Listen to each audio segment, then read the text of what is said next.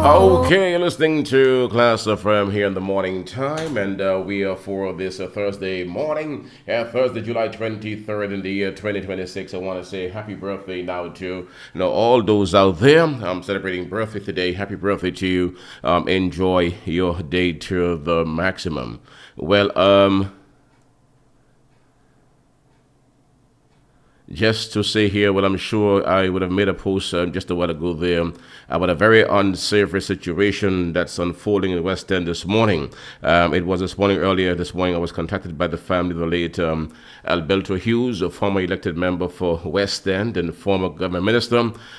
Today would have been his birthday as well, but some person or some persons out there would have gone to the gravesite sometime last evening, and they would have removed the headstone. The tombstone would have been a boat, a replica of a boat, his boat light in peace. And some person or persons last evening would have gone to the gravesite last night and removed that boat. It's a very touching and a very sad situation. I beg you, persons, actors, actors would have done that stuff. Please return that boat. It is despicable. It is downright nasty. It's terrible.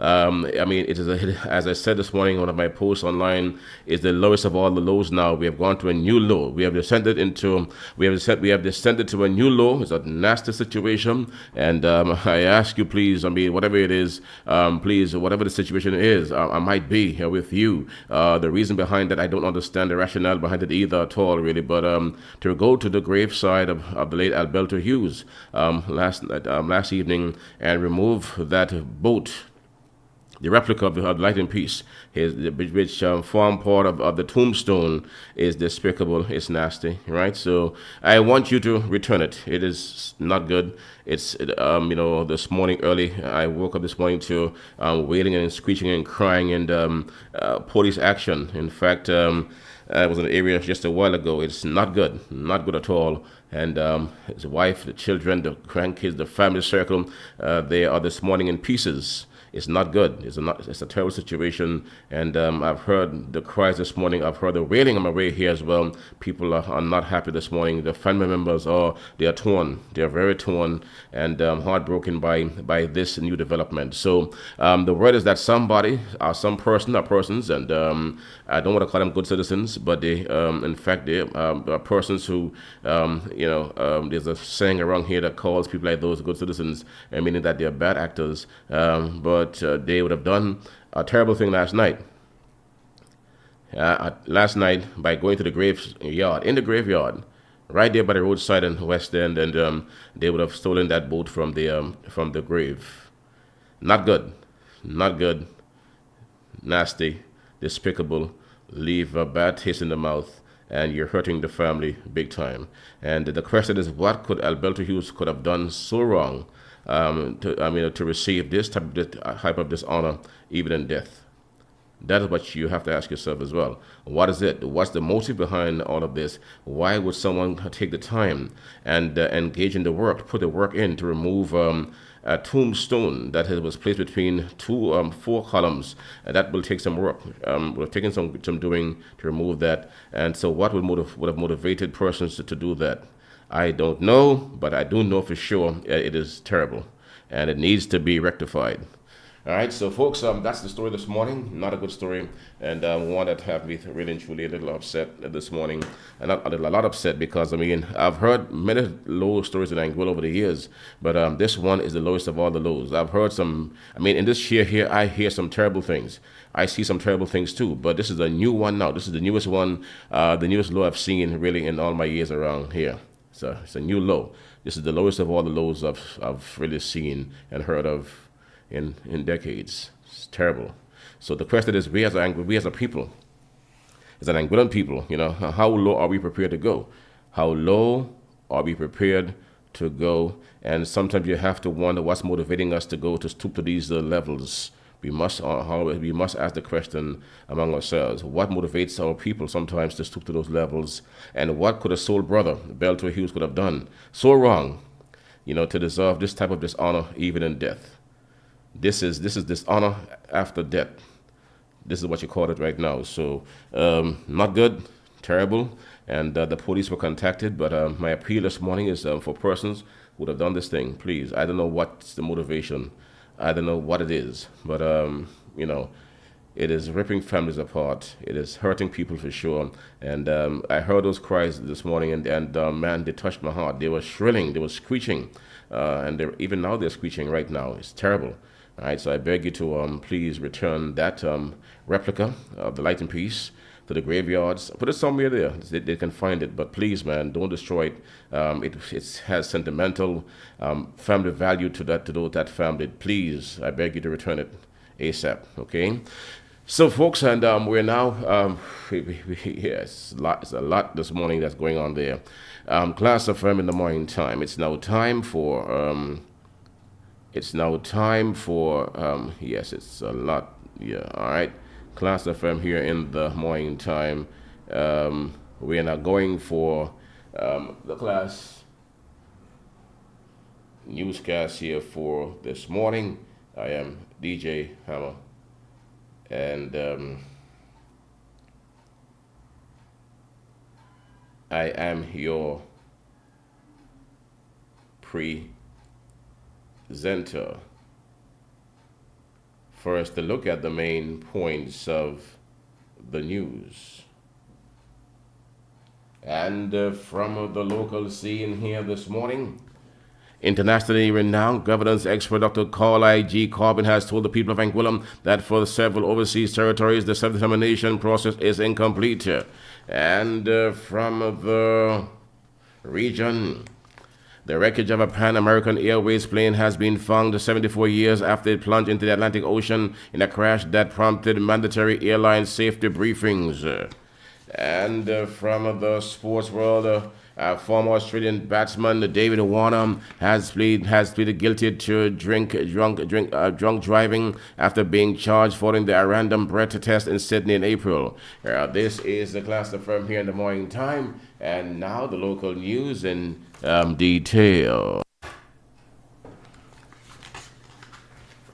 Internationally renowned governance expert Dr. Carl G. Corbin has told the people of Anguilla that for several overseas territories, self-determination process is incomplete.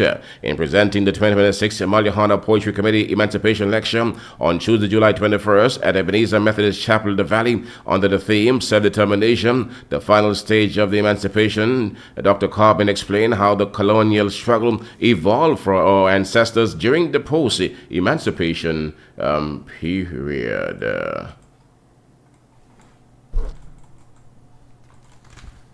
As this post-emancipation period evolved and as hard-fought incremental rights were gained over time, a new struggle began to emerge across the region, the struggle for self-determination.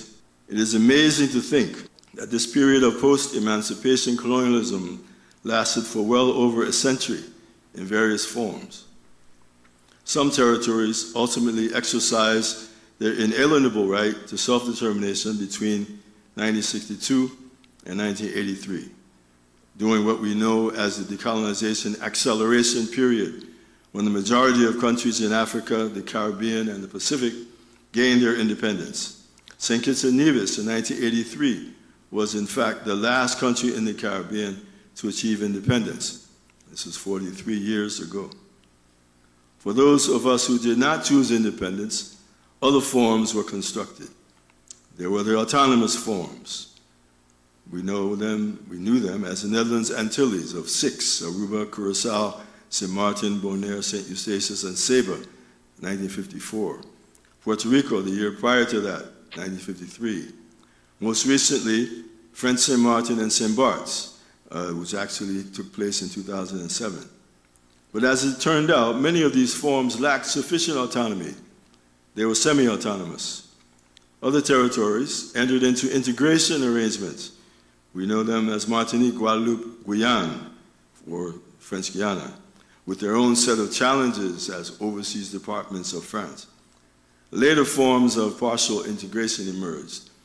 And I say partial integration, as in 2010, when the 5 islands of the Netherlands Antilles dismantled.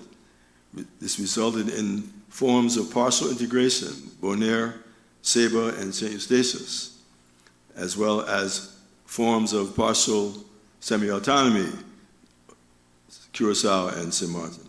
And then there are the rest of us who will follow the path of, we call it dependency modernization.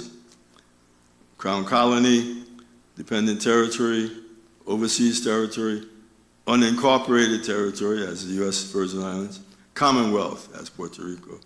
You name it, there are many, many ways of characterizing ourselves. These have been our designations at different times up to now. We have remained in these arrangements, which were actually never meant to be permanent, but rather they were meant to be preparatory to full self-government. This is the requirement under the United Nations Charter. Patience that we do not remain forever in the preparatory stage. Some would suggest that we have been in a period of dormancy, whilst we hear a consistent narrative that seeks to legitimize our present dependency arrangements. Thus, we are considered sufficiently self-governing. I'm not sure what that means. But an objective assessment of our arrangements suggests that it is insufficient. This is the second quarter of the 21st century. Administrative self-government is not political self-government. It may surprise many of us that the Caribbean has more dependent territories than any other region of the world in such a small geographic space. And I work in the Pacific, which is a vast area. There are many colonies and dependencies there as well, but we are concentrated in a very small space, which means that we have many connections and interpersonal connections.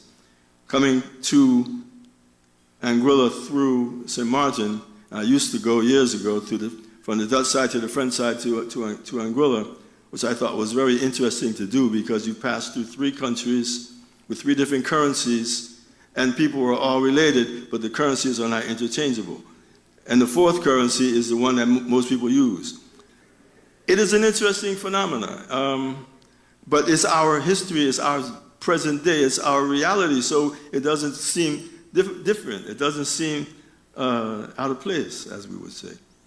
But it might surprise us that, in many ways, we have 6 British dependent territories, 2 U.S. territories, 2 French collectivities, 3 French overseas departments, 3 Dutch partially integrated territories, and another 3 Dutch semi-autonomous countries. If you look at the map and zoom out or in, you can distinguish it. But I'm trying to find one of the young content creators, they call them, and to actually produce a map which shows the distinction in color-coded, and I'm working on it. My daughter is actually an animator. I'm trying to get her to do it, but she's too busy. We have been called the remnants of empire, and so we are. Now, for those of us in these remaining political dependencies, the process of self-determination has not yet been completed. So let us speak a bit about this term, self-determination, what it is, perhaps what it is not, and what it may or may not mean to us. Self-determination, first of all, is a right of a people under international law to choose their political status and to determine their own form of economic, cultural, and social development. The right is contained in the United Nations Charter, in its various human rights treaties, and among others, the International Covenant on Civil and Political Rights, the International Covenant on Economic, Social, and Cultural Rights, the Convention on the Elimination of Racial Discrimination, the Universal Declaration on Human Rights, among others.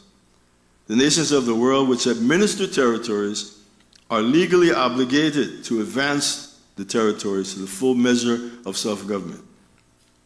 Some equate self-determination with independence. I hear that a lot. This is not necessarily the case. The exercise of the right to self-determination can result in several governance models, ranging from independence, yes, to full integration within an existing independent state. Thus, self-determination is the process which provides for the people to make an informed decision on a permanent status, providing for the full measure of self-government. And there are minimum standards for the full measure of self-government. Internationally renowned governance expert Dr. Cole I.G. Carbon speaking there. Infrastructure Minister Joseph Vanderpool says the airport development program is steadily progressing with a formal construction contract on course for completion this weekend. Minister Vanderpool also provided a comprehensive ministry update during the government press briefing on Monday afternoon. The airport development program continues to progress well. The first phase is expected to include apron works, runway widening, and the relocation of the runway lights. The formal construction contract is expected to be completed within the remainder of the week. As it relates to roads, invitations to bids have been issued for the Raphael T. Lake Drive as well as the Albert Lake Drive road projects, with submissions due by mid-August 2026. I would encourage all eligible local applicants who are interested to register their interest for this project. Design works are currently underway for the Albert Lake Drive to Campus Q Road and expected to move to procurement around September of this year. Surveys and designs are also underway for the roads identified as priority for 2027 so that they can be costed, included in this upcoming budget process, and put out to procurement by the end of this year. Work continues on the road from South Hill to Jeremiah, where one of two major pourings has already taken place at the South Hill Junction, marking the approach towards the completion of that road project.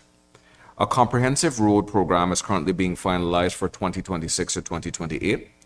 This comprehensive program will encompass road reconstruction, road rehabilitation, as well as roads identified for chip and seal pavement. As it relates to vehicles, I can confirm that 4 new SUVs, Ford Interceptors, have been arrived, are fully outfitted, and are on island for addition to the Royal Anguilla Police Force's fleet. During the course of this week, we expect the complement to be increased with the addition of some Broncos, which are currently in St. Martin and due to be shipped to Anguilla by the end of this week. These investments are arriving at an important time as we approach the upcoming summer festival season. While we're also in the heat of the summer season, which I encourage all of us to enjoy responsibly, I, and on behalf of the Minister of Education, am happy to report that 6 new school buses have been purchased. The first set of 3 of these school buses are expected to be shipped from Florida to Anguilla by the end of July, with the second set of 3 expected to be shipped during the first week of August, with the hopes of all of these buses being encompassed into the fleet for the upcoming school term. The government continues to work towards having the buses available to support our needs. As it relates to CCTV, the National CCTV project remains on track, with the overall implementation schedule adjusted by approximately 1 month following engineering enhancements to the camera pole infrastructure. So the end date was supposed to be in October. Shifting 1 month, we're expecting the end date of this project to be completed by November. The revised pole design incorporates improved outreach arms and factory-installed mounting provisions, ensuring that all fabrication is completed prior to the galvanization. This approach significantly improves durability, reduces the risk of corrosion, and minimizes future maintenance costs, providing a more resilient long-term national asset. The National CCTV program continues with approximately 60% of the required materials now on island. As it relates to government office accommodation, the government office accommodation report is expected during the week of 20th July, this week, following the submission of additional information which was requested by the consultants. The government is also reviewing immediate accommodation requirements for several departments that have been put in, as well as ministries, while also considering the longer-term plan for the consolidation of the public services. The ministry is currently engaged with Anglic conducting a streetlight audit. The aim is to complete this comprehensive audit and report on a number of the streetlights throughout the island and to identify the areas where lighting is most needed. We are aware that there's a number of applications for streetlights that are currently in, a significant backlog at that, and we're asking the general public to remain patient as we go through this process. The audit is expected to be completed by the end of August.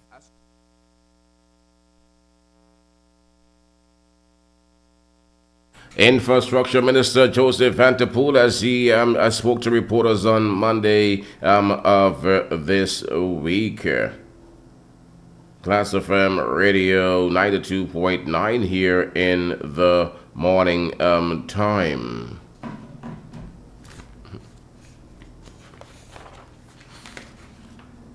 The Anguilla Summer Festival Committee and the Miss Anguilla Pageant Committee are proud to announce the National Commercial Bank of Anguilla (NCBA) has committed 81,000 East Caribbean dollars in sponsorship towards the Miss Anguilla Pageant 2026, reaffirming its long-standing commitment to youth development, culture, and one of Anguilla's premier national events. NCBA hosted an official sponsorship and check presentation ceremony at its headquarters, where representatives of Miss Anguilla Pageant Committee, the Anguilla Summer Festival Committee, contestants, and invited guests gathered to celebrate the partnership.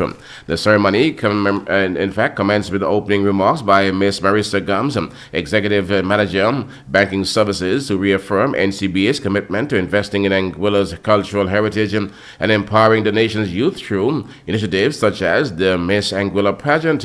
She emphasized the bank's belief in the continued growth of the pageant and expressed confidence in the future as a platform for leadership, personal development, and national pride. Miss Anguilla Pageant Committee Chair Ms. Amber Woodley expressed sincere appreciation to NCBA for its generous support, noting that the bank's significant investment demonstrates a strong commitment to preserving Anguilla's cultural traditions while creating opportunities for the island's young women to excel. Also delivering remarks was Miss Anguilla Summer Festival Chairman, Mr. Fitzroy Brigid Tomlinson, who thanked NCBA for remaining one of the festival's valued corporate partners. The official check was presented to the committees by the National Commercial Bank of Anguilla Limited and accepted by the reigning Miss Anguilla, Ms. Jasmine Rowan, and the 2026 Miss Anguilla contestants, symbolizing the bank's commitment to the continued success of the pageant. The audience was also introduced to the contestants competing for the coveted Miss Anguilla 2026 crown. Contestant number 1, Akeem McCarty. Contestant number 2, Sheriana Francis. Contestant number 3, Amelia Olivachi. Contestant number 4, Ashley Delrich. And contestant number 5, Kishanti Kana Akati. Each contestant briefly introduced themselves and shared excitement as they prepared for the upcoming event. The Anguilla Summer Festival extends its heartfelt appreciation to the National Commercial Bank of Anguilla, NCBA, for its generous contribution and unwavering commitment to the development of culture, youth, and arts. The committee looks forward to strengthening this valued partnership for many years to come.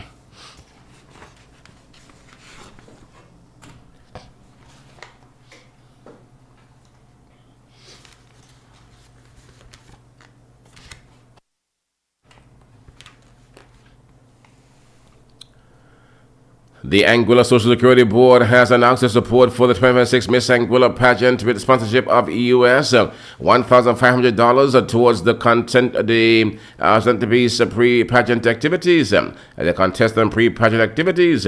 As a committed corporate citizen, the Anguilla Social Security Board is proud to invest in this initiative that celebrates Anguilla rich cultural heritage and empower and develop the island's young women. That is, the Miss Anguilla pageant provides an important platform for contestants to build confidence, demonstrate leadership, develop public speaking skills, and serve as ambassadors for Anguilla at home and abroad. The sponsorship is part of the board's ongoing commitment to corporate social responsibility and its continued support for Anguilla's summer festival events that foster community engagement, cultural preservation, youth development, and national pride. The ASSB extends its best wishes to all contestants and the Miss Anguilla Pageant Committee for a successful and memorable 2026 pageant season.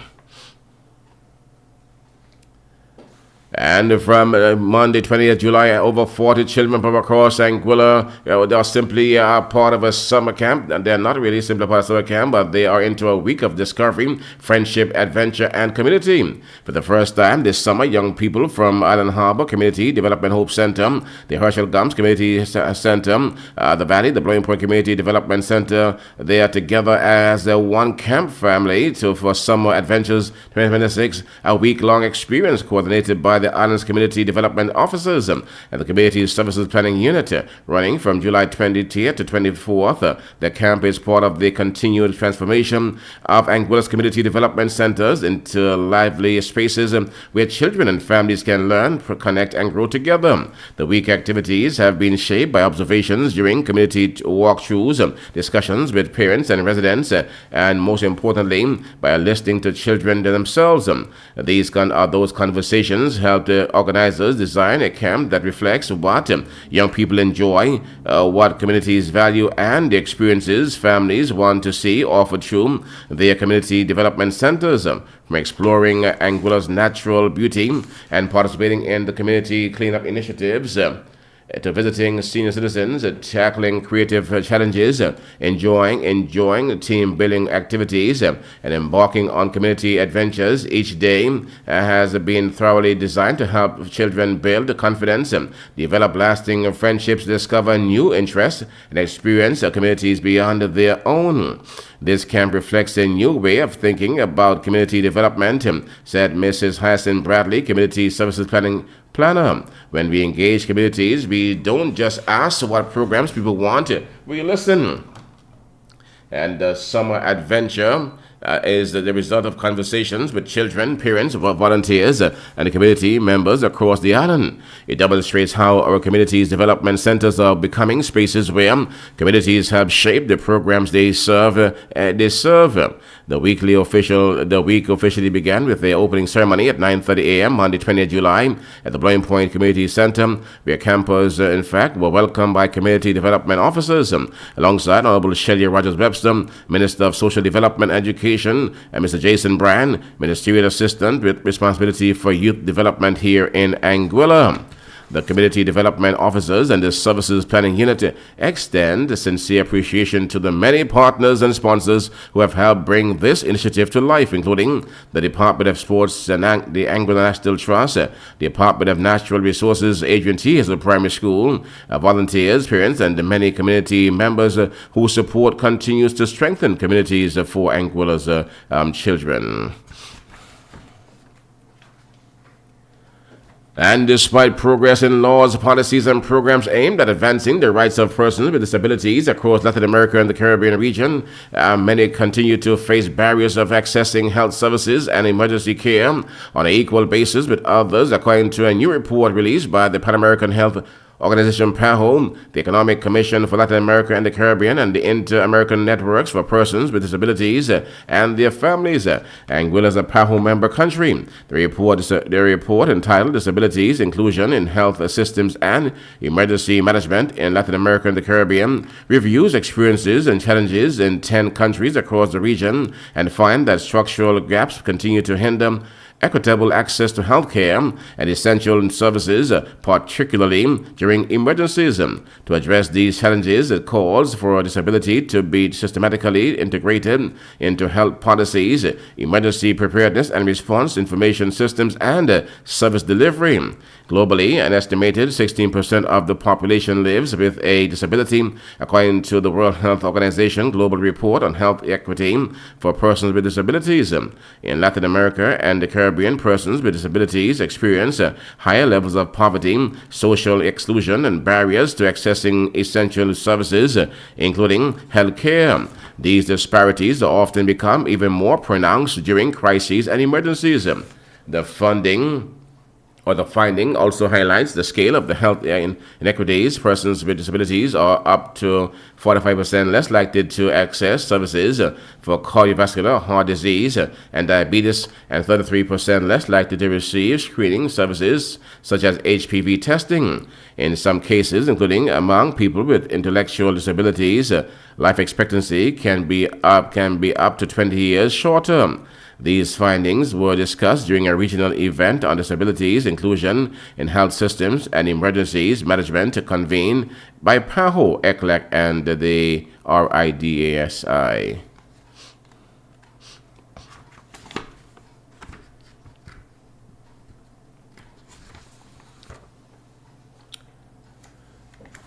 The Caribbean Development Bank (CDB), of which Anguilla is a borrowing member country, has approved $233,000 in grant funding to strengthen capacity of development finance institutions across its member countries, enhancing the ability to finance small and medium-sized enterprises, climate resilience, resilience, renewable energy, and sustainable development.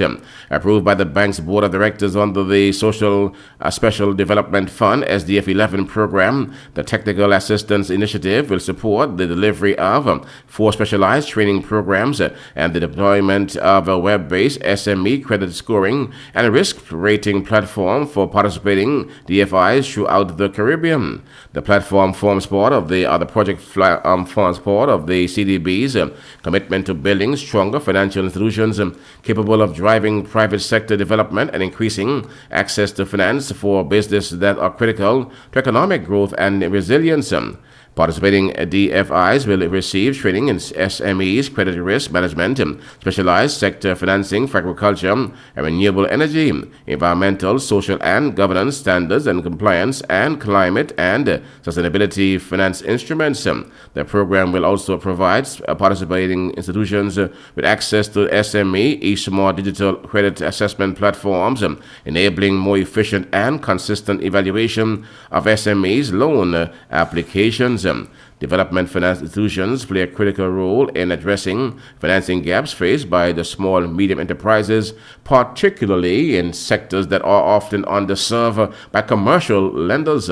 This initiative responds to identified capacity needs across the region DFI network as expected to strengthen institutions' ability to assess credit risk, structure financing for climate and renewable energy investments, integrate the ESG's considerations into lending, and mobilize finance for sustainable development. With that item from CDB, we've come to the end of our local news this morning. We are now at 3 minutes before 9. That's our time check here in the morning time. And time check brought to you here by Leon's. Yes, Leon's at Meads Bay. Celebrate Meads Bay all day. Leon's at Meads Bay blends Southeast Asian flavors with classic island favorites in a relaxed beachfront setting. Guests enjoy toes in the sand dining, handcrafted cocktails, and island breezes along beautiful Meads Bay. Whether enjoying effortless chill during the day or indulging in vibrant nighttime fun, Leon's at Meads Bay is the place to unwind. On Thursdays, enjoy a flavorful barbecue experience from 6 to 9 p.m. at the Meads Bay Barbecue, offering a delightful mix of gourmet grilled specialties, delicious cocktails, and live entertainment. On Sundays, embrace the energy and enjoy the island's best weekend lime, Sunday Fun Day from 4 to 9 p.m.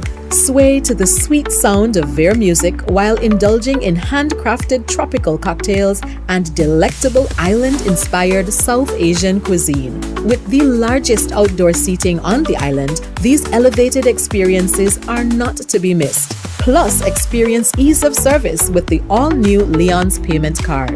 Leon's is open from 11 a.m. to 6 p.m. on Tuesdays, Wednesdays, and Fridays, and 11 a.m. to 9 p.m. on Thursdays and Sundays. Leon's remains closed to the public on Mondays. For more information, call 1-264-497-6111 or email concierge@maliuhana.com or visit www.maliuhana.com.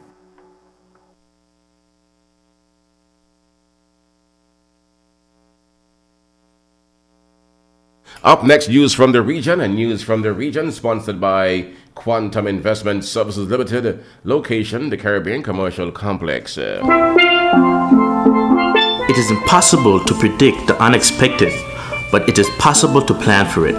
By having insurance or financial security, you can lessen the burden to you, your family, or your loved ones in the event the unexpected happens. Join our many satisfied customers at Quantum Investment Services Limited, where we provide you with valuable peace of mind.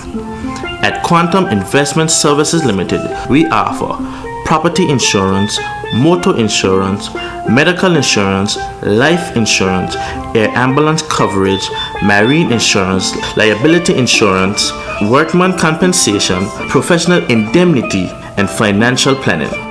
Don't delay. Contact us today for your free quote by calling us at 264-497-7500 or 264-497-7510 or email us at info@quantumaxa.com. You can also visit our office at the Caribbean Commercial Center, Unit 12.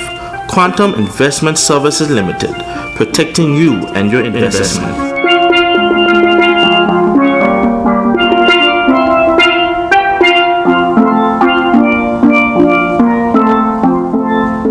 And now the regional news in detail.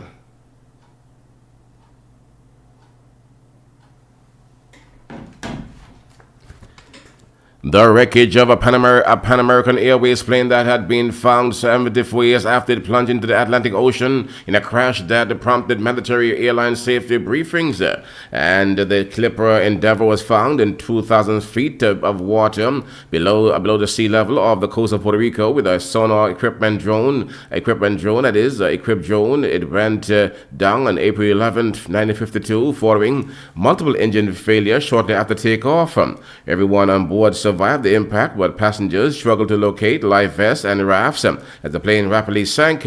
Of the 69 passengers and crew on board, just 17 survived. The disaster led to sweeping reforms in aviation safety, including compulsory pre-flight safety briefings in every commercial flight. The organization did find the wreckage was led by the ASC Heritage Foundation in partnership with the Discovery Channel, Expedition Unknown Show, and several other organizations. Last month, explorers discovered the ruins of the Douglas DC-4 aircraft using an autonomous sonar drone that detected the aircraft fuselage and tail.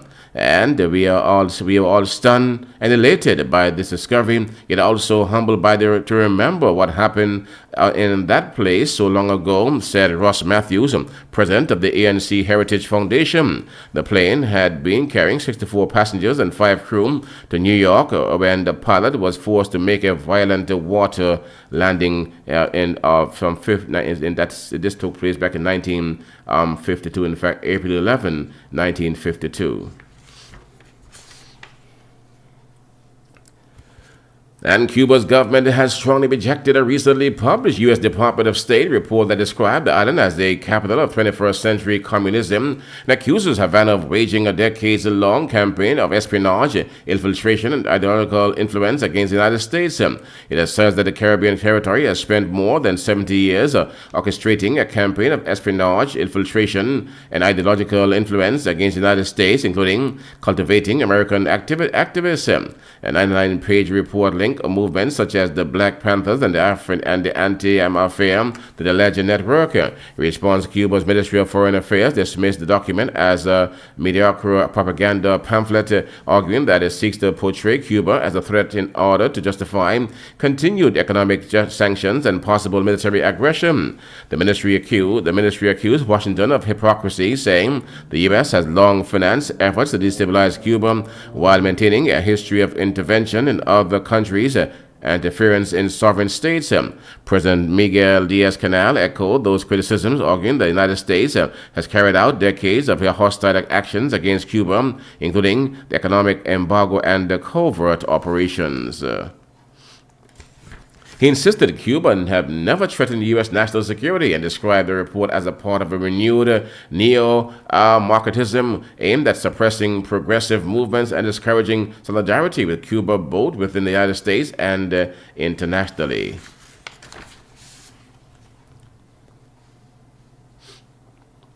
The trial of ousted Venezuelan President Nicolas Maduro and his wife Celia Flores is scheduled to begin on June 1st next year. A New York judge ordered yesterday, Wednesday. U.S. forces seized Maduro and Flores from their compound in the Venezuelan capital Caracas in a dramatic nighttime raid on the 3rd of January and brought them to New York to face allegations of weapons and drug offenses, which they deny. Judge Alvin Hellison scheduled a pretrial hearing for the 17th November to hear motions from both parties. Maduro's attorney, Barry Pallock, signaled that he will argue that the trial that his client was protected by sovereign immunity, a legal principle shielding heads of state from prosecution. The courtroom was packed with spectators, with some people lining up for hours for the chance to glimpse Maduro in person. Before the hearing began, a court officer warned the public to remain seated and that they cannot say anything to him. Anyone who disobeyed the decorum might have a legal issue on their own, the officer warned. The gallery mostly followed his instructions as Maduro and Flores were led into the chamber shortly after noon, but some murmured or inhaled breaths as he walked past. Maduro, who wore a beige jail uniform but was not handcuffed, gave the gallery a nod as he walked to his seat at the defense table. He and his wife sat quietly wearing headphones for translation while the attorneys conferred with the judge. When it was time to leave, Maduro stood. He faced the public and gave a single wave of the hand before disappearing into the bowels of the courtroom into the custody of U.S. Marshals. Outside the courtroom, anti-war protesters condemned the U.S. military operation that resulted in Maduro capture, holding up signs that read, "Free President Maduro," and decrying, in the words of one protester with a bullhorn, the sham trial taking place inside. The U.S. is endeavoring to bring Venezuela, Latin America, and the Middle East under its thumb, said a speaker with the Anti-War Action Network. Some Venezuelans draped in the country's flag supported the prosecution. Maduro is a criminal, said Wilmer Garcia, 53, who moved to the U.S. about 30 years ago. He's a part of the government that they destroyed my country completely, he told the media.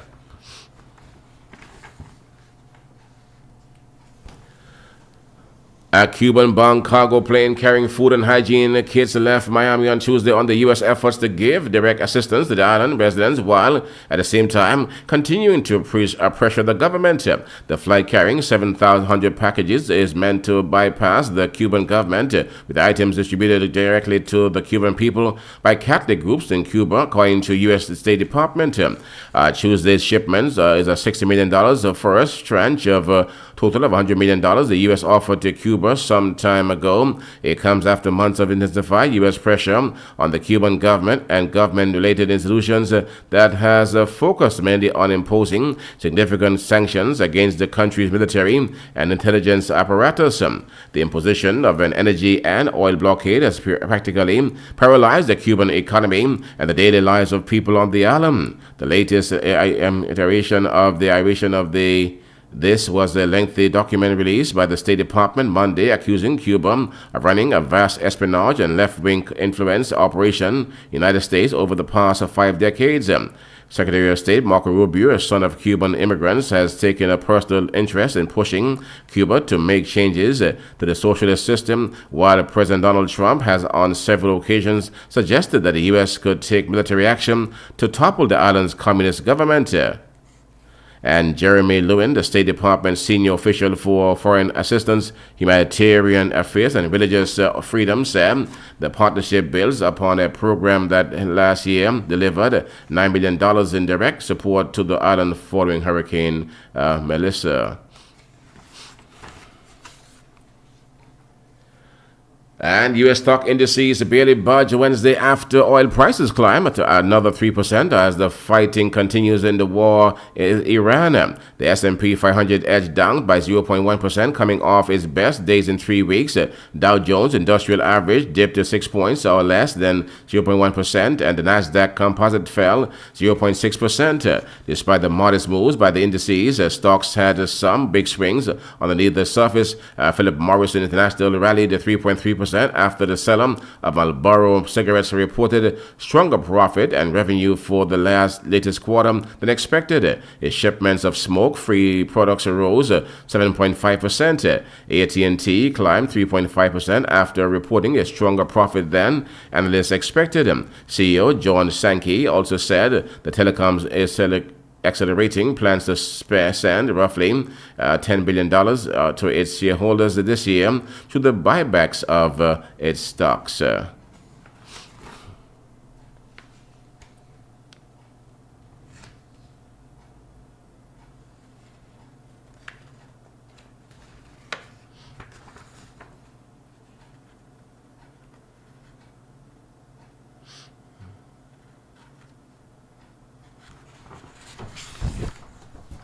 United Nations Secretary General Antonio Guterres has urged the international community to strengthen the governance of natural resources, warning that illicit exploitation of valuable minerals is increasingly fueling conflict, instability, and humanitarian crisis around the world.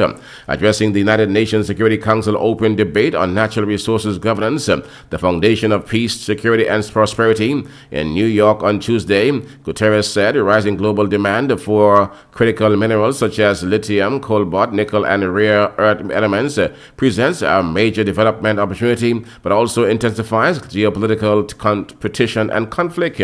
He pointed to Eastern Democratic Republic of the Congo, where armed groups continue to profit from illegal mining and mineral smuggling, and Sudan, where competition over resources including gold and gum arabic have contributed to widespread violence and displacement of millions.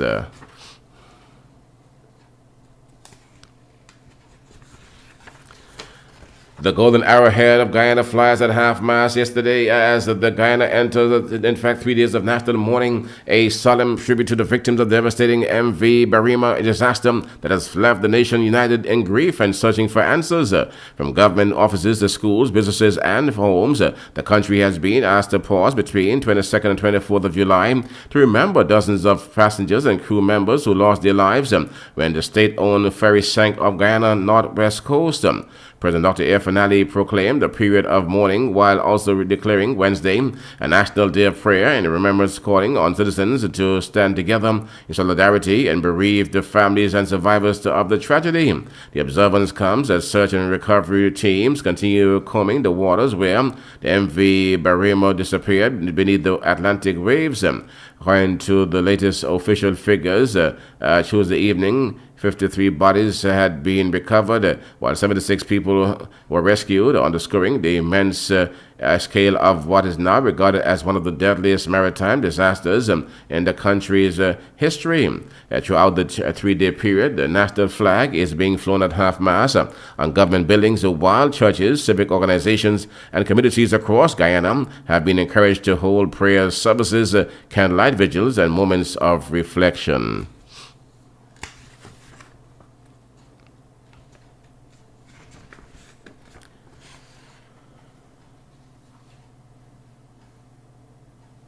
And over in Barbados, the public officers preparing for a new school year are facing erupted access to credit after government temporarily halted salary deductions and authorizations, prompting concerns over how families will meet back to school and other essential expenses. The Labour Party has said. Criticism follows last week's directive from Accountant General Ingrid Blunt instructing the permanent secretaries and heads of department to temporarily suspend the signing of the salary deduction and authorization forms while legal advice is sought on the use of the document. The directive affects repayment of to 9 third-party lending companies. The National Union of Public Workers has since said it is investigating the suspension before advising its members on implications of the decision.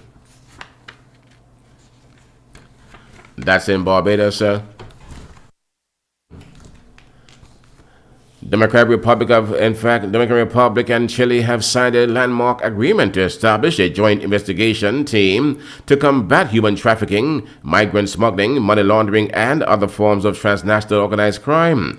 The agreement was signed by Attorney General Yenny Bernice Renzo and Chilean National Prosecutor Angel Valencia Vasquez, who highlighted the importance of strengthening international cooperation against cross-border criminal networks. According to the Dominican Republic Attorney General's office, this is the first time the country has created a joint investigation team under the framework of United Nations Palmaro Convention Against Transnational Organized Crime. Renzo said the initiative reinforces the Republic's prosecutor's strategy to combat human trafficking, described as a form of modern slavery, through coordinated efforts with institutions including Ministry of Foreign Affairs, the General Directorate of Immigration, the National Intelligence Directorate, and the Ministry of Defense in Dominican Republic. She noted that the prosecutors from both countries had already been collaborating before the agreement was formally signed.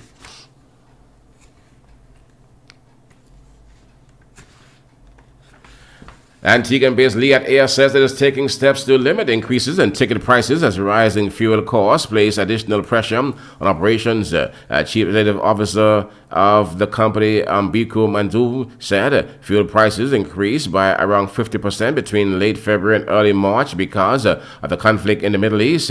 He said passengers are bearing only a small portion of the additional cost. We are trying to make sure we make these prudent decisions so we can keep the ticket prices down for customers, even with the rise in fuel prices. Mazembu told at ABS News during the airline's inaugural direct flight from Guadeloupe to Montego Bay, Jamaica. He acknowledged that passengers are already facing financial pressure and said the airline must also consider competition within the regional travel market.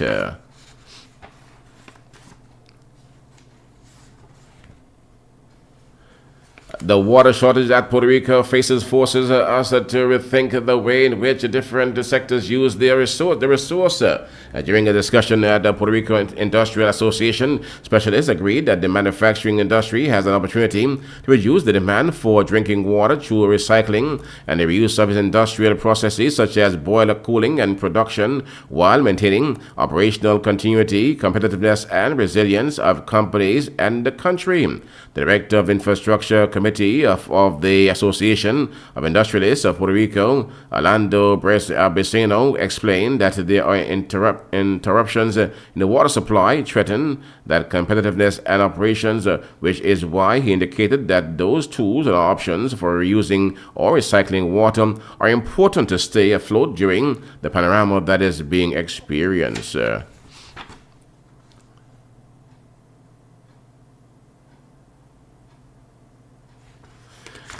With that, we've come to the end. We've come to the end of our news from the region, and our time now, we are 17 down after the 9 o'clock hour, and time check brought to you by Aurora Anguilla Resort and Golf Club, the place to be at for sure.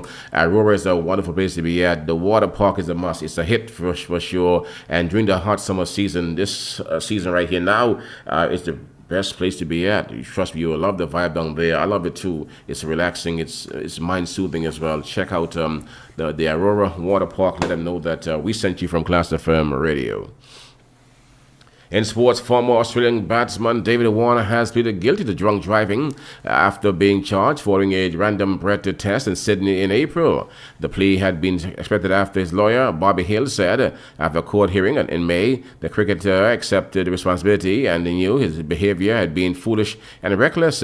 Warner had drunk 3 glasses of wine at a friend's apartment before getting into his car on Easter Sunday, Hill said the earlier hearing. Sentencing had been set for 18th of August when Warner faces a minimum disqualification for driving for 6 months, a potential fine of up to $2,000 and a potential prison sentence of up to 9 months. Warner, who retired from international cricket in 2024, is currently captain of the Pakistan Super League side, Karachi Kings, as well as being captain of the Sydney Thunder. Cricket Australia Chief Executive Officer Lee Gorman said after he was charged in April that this allegation was concerning and that the body took them very seriously. At Cricket Australia, we are strong advocates for safe driving, not drinking and driving, he said. Hill said that at the May hearing that Warner knew what he had done was wrong. He accepts that it was a reckless decision, a foolish decision too, to get into this car instead of taking an Uber.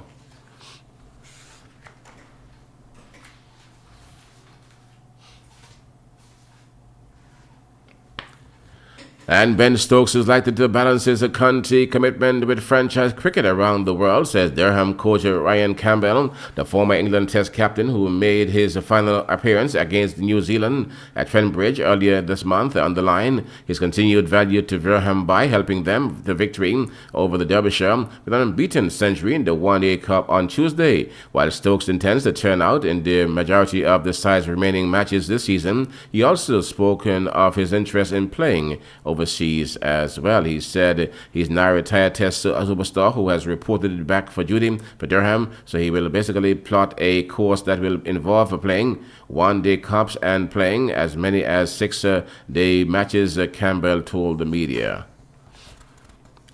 And Stokes, age 35, has had stints with IPL and the Big Bash in the past, but has not played any franchise cricket abroad since 2023. West Indies Select 11 head coach Riyad Emirates praised his players for standing up to Pakistan on what he described as a very, very flat wicket, saying the drawn four-day match showed that regional players have the talent to compete once they are given more exposure against international opposition. The former Trinidad and Tobago captain came away encouraged by the performance of the home team at the Queen's Park Oval, which was made up of a core of TNT, Red Force, and West Indies players after his side matched the tourists for 4 days there. And with that item, we've come to the end of our, in fact, the Barbados government, in fact, yesterday said that a state funeral of national hero and former West Indies captain Sir Garfield Sobers will take place next Wednesday, July 29th, at the Kensington Oval in Barbados. The cricket legend died last week Friday, 11 days shy of his 90th birthday. The state funeral for the Right Excellency Sir Gary Sobers is going to be held at the Kensington Oval at 10 a.m. on July 29th. This is the Mecca. This is the where Sir Gary is best known. This is one of the iconic cricketing grounds, and so we will send him off in a Thanksgiving ceremony that will take the format of a state funeral on 29th of July. Health and Wellness Minister Lisa Cummings told the news conference yesterday. But we will also have to acknowledge that this is our own. He's a Barbadian first and foremost. He's loved by our people, but he's also a family man, she said. And on this basis, we have also in the core planning a team representative of the family, the Sobers family, and this is the person of Lady Carol Jacobs, who is representing the family, ensuring that the family wishes are incorporated into the planning of the state funeral, she added. So Gary, considered as the greatest all-rounder in the sport of cricket, passed away at his home in the Highgate, Barbados. Since his death, the world has been paying tribute to the Barbadian and West Indian cricket legend. With that item, we've come to the end. We've come to the end here of our sports. Also here where we conclude the news package as well for this morning. Going out now, we take a look at items that made our headlines.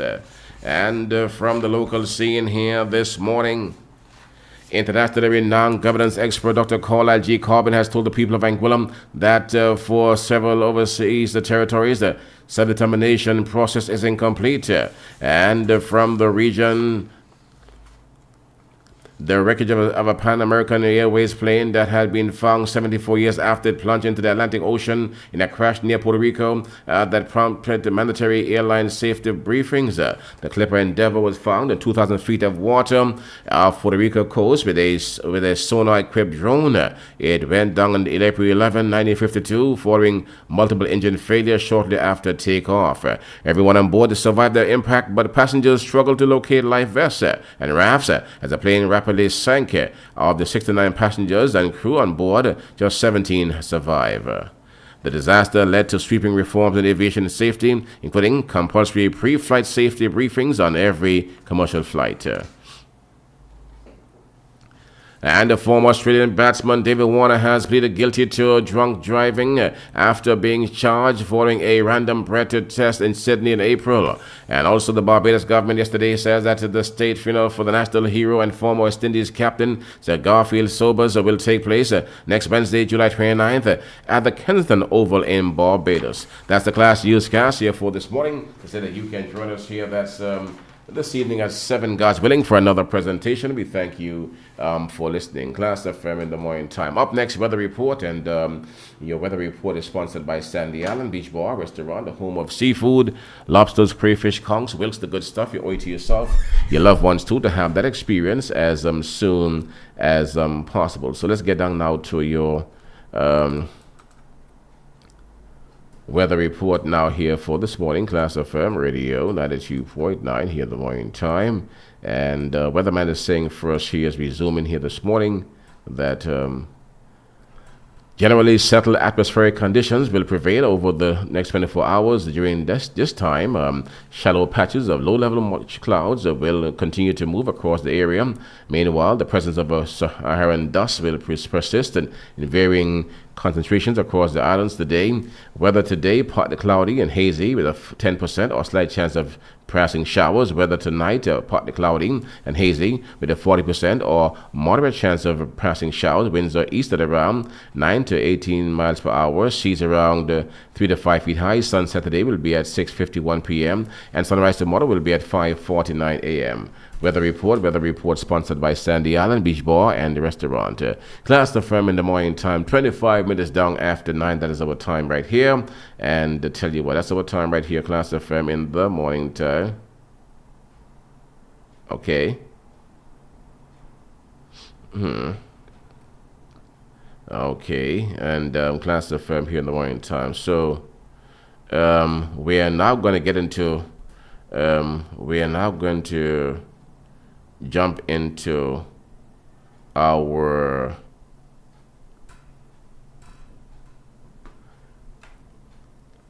Gab celebration program. We're gonna backload our obituaries in a bit after we take care of our Gabs, and we have an event coming up too.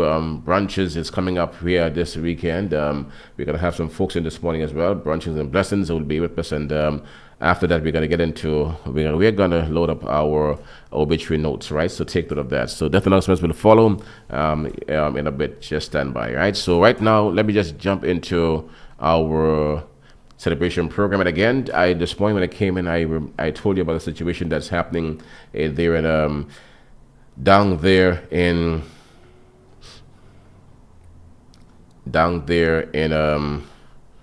West End, where some persons last night would have gone to Belto's grave site to Alberto Hughes, Belto, and they took the boat from the grave, the tombstone. The boat formed part of the Lightning Piece replica, formed part of the tombstone, and some persons, actors would have gone to the graveside and taken the boat from there. And the family members this morning, just after 5, reached out to us here, screeching. They were bawling, and it's a lot of distress, and it's very terrible, though, that some persons can stoop to that level to take the boat. The boat was there for years, actually, after his passing, after the funeral.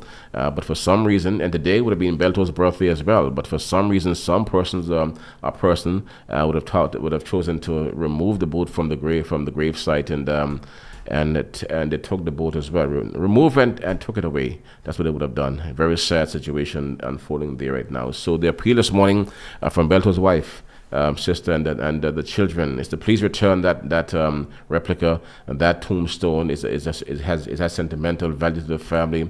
It was done by the late beggar many years ago. That both need to return ASAP, and I called it at this point a new low. We have seen low this in Anguilla. We have seen low mania stuff over the years in Anguilla. This is a new low. This has gone way past low manias. It is downright terrible. As I said earlier, somewhere too, it needs to be rectified as soon as possible. So that boat was taken. This is no joke. This is a very serious matter. Every day in Anguilla is something. In Anguilla, every morning you wake up, you wonder what will be next. And I have a brother of mine, Frankie, right here next door. And in the morning time, when I open the door, he's always out earlier than I am. He said, "My brother, what should I expect to hear today?" Because every day is a story. Every day, Frankie tells me the same thing. What should he expect to hear today? And today, when he heard this one, it was a shocker.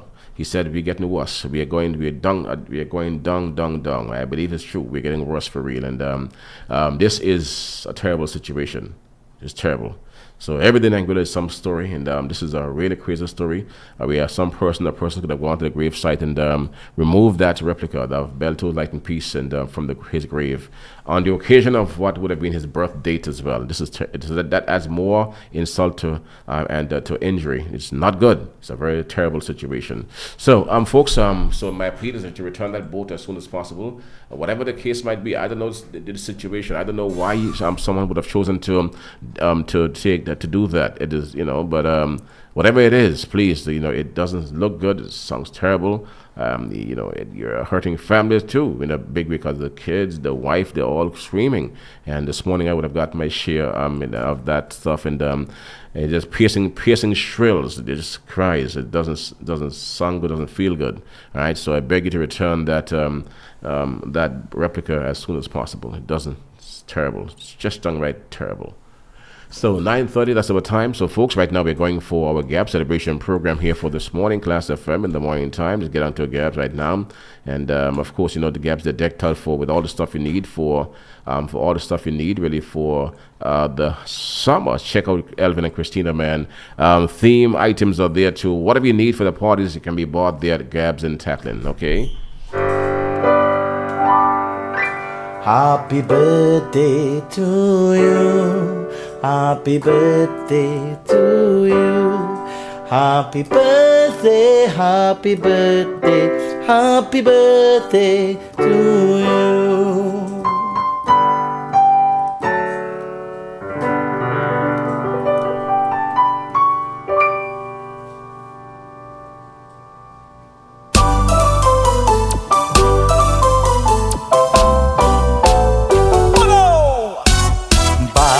बाद दिन ये आए इससे पत्ते सुने भी पाते बाद दिन ये आए इससे पत्ते सुने भी पाते let's gather to cut the cake cheers to your life let's celebrate happy birthday to you another great year for you.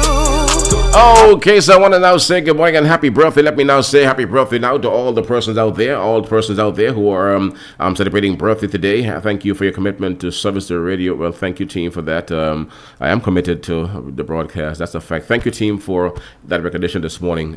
Thank you for that. Now, it is today's Thursday, 23rd July. We are saying happy birthday to Claudius Ramos, Rich Hudson of Northville, yes, and also Violet Singh, Marcia Forbes from your family circle, Lelia Connor from your family circle, Brian, the Christopher, the Simpson families, and also the Tajay Haja Connor, Alexandra Hadley, Alex from Alexandra, yes, from your siblings, the children, the Adams family, and Nurse Nantum. We have Kemoy Connor from your family circle, the clergy of the congregation of the Ebenezer Methodist Church, Angelica Richardson. We have from your family circle, the Busbys and the clergy and the congregation of the Ebenezer Methodist Church, Janelle Frank. We have Cadian Brooks, also Lynn Bryan, Delvin Fleming from your family circle, Victor David, happy birthday, Brianna Warner, Angelica Bridge Hudson, Fabian Brooks, happy birthday to you guys as well. One time, Afia Hughes, Verna Bryan, Grace Barbara, Grace Bryan, Verna Bryan from Grace Barbara Bundy and your family circle. We have Layla Adams, happy birthday from your parents, Alex and Marzam, the siblings, your aunts and uncles, the family circle, Teacher Janice and Grace, Barbara Bundy and Nurse Nantum. We have Carolyn Harrigan, Urette Cunham, Brianna Warner from your family circle, Daphne Rouse Cardi, Anthony Adams Jr. from your parents and the Hodges family as well.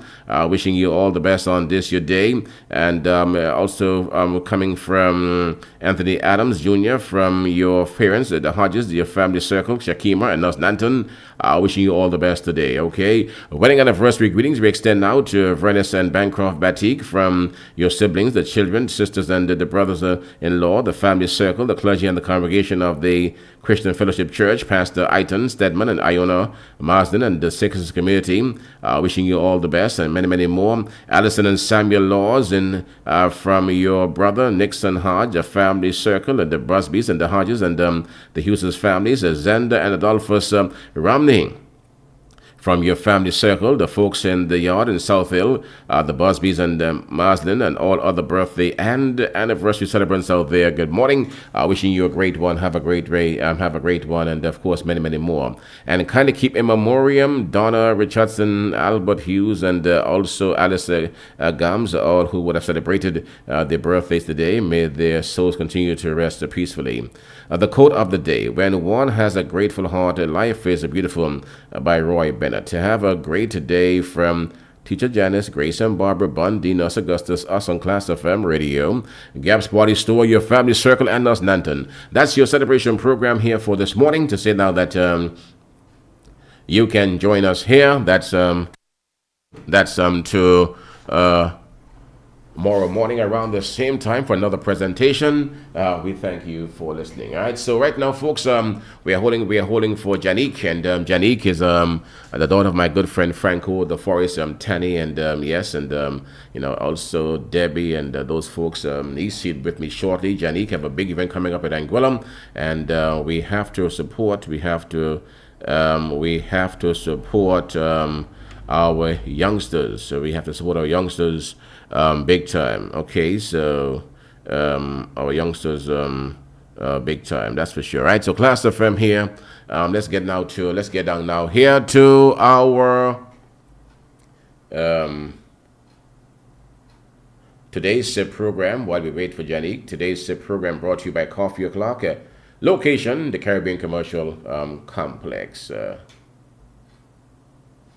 Blessed and beautiful day to one and all. This is today's sip, and it's brought to you by Coffee O'Clock. Your word for today comes from Ephesians chapter 2, verses 4 and 5, and it reads, "But God, who is rich in mercy, because of his great love with which he loved us, even when we were dead in trespasses, made us alive together with Christ. By grace, you have been saved."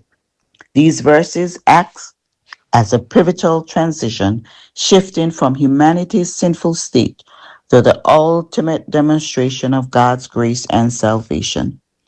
In the preceding verses, the Apostle Paul describes humanity as spiritually dead due to trespasses and sins, driven by worldly desires and naturally deserving of wrath. But there was a dramatic turning point when God stepped in, his divine intervention of abundant mercy and profound love, which prepared the way for salvation by grace. Contrast, but God. But God. This is a phrase that marks a critical shift. It highlights that salvation is entirely a work of God, not something human could ever achieve on their own. Mercy is God withholding the penalty and judgment that sinful people justly deserve. Paul specifies that God is not just merciful, but rich in mercy, meaning his compassion and forgiveness are limitless and abundant. God's decision to show mercy is rooted solely in his unconditional, profound love for humanity. He loves us even when we were actively in rebellion against him. Today, let's go back to that God of love who gives grace and mercy each and every day. As we go about this day, don't forget to relax, sit and sip on these truths. These are the things that we need to go forward, to trust more in God and to hold on to God, knowing that he is rich in mercy and slow in anger. And everything that we do, he wants us to do better. So as you go about your day, just think on God's goodness, just bask in it, and give God all the glory and all the honor, and be grateful for his goodness and his mercies that endures forever. Do have an amazing and a blessed day. Okay, so that's your today's SIP program brought to you by Coffee O'Clock, the Caribbean Commercial Complex. And to let you know that you can join us here tomorrow morning around the same time for another presentation. We thank you for listening. Well, we're getting ready for a Thursday program. We have a long day here. I'm not sure how I'm going to work it out, though. We have a lot going on today, a lot of activities to pack into this Thursday program today. It will be an extended version in for the long haul. I'm going to take the break in a bit. But before that, before we get into that, today we expect to have some of festival activities. Committee members from here should be in today. Also, we're going to have Rasay Wasi, Evan McDeedy Rogers will be with me as well for a bit. Banky Banks and the Sun, Sea and Sand Festival will be here too today. The Move Your Body Ministry of Health campaign and also the Troops Committee will be here kicking us off this morning. So it's a full day I have here with you right here on the deck, right here on Klass FM. All day. And this afternoon after 5 there about the Mighty Gospel Gossip will be with us today as well, right? So dropping his track number 2 on you. So it's one of those days when we're going to be moving a whole lot around here. Non-stop action right here on Klass FM Radio 92.9. So right now, I'm about to bring to our platform a young lady, Janique, and of course, I told you before, she's a daughter of one of my partners, really, Franco in the Forest, Tanny, and Esme, their granddaughter, Debbie, and the whole crew, yes, their niece, and she's going to come your way. A young lady trying a big thing for sure, doing big things right now in Anguilla, and there's a big event coming up here. It comes up on the 25th of this month. It's called Brunching and Blessings, man, and you're going to learn a whole lot more about that. Who's coming to town? Evangelist Bridget Blucher. Yeah, Bridget Blucher. I'm still here. She's in Anguilla this weekend. Also, Brent Hoyt and Onique is coming. Danielle and DJ Versatile. It's going to be something big happening in Anguilla. And you can't afford to miss that for sure. Blessings and brunches and blessings. It's going to be big. Yeah. Chin on Blessings 2026. Yo, Anguilla, are you ready for the event everybody's going to be talking about? This is not just brunch. This is a whole experience. Get ready for Brunching on Blessings 2026. Saturday, July 25th, 2026 from 11 a.m. to 6 p.m. at Dames Tanglewood, Anguilla. We're bringing together faith, food, fellowship, worship, and positive vibes all in one place, featuring the powerful ministry of evangelist Bridget Blucher. The dynamic sounds of Brent and Oni.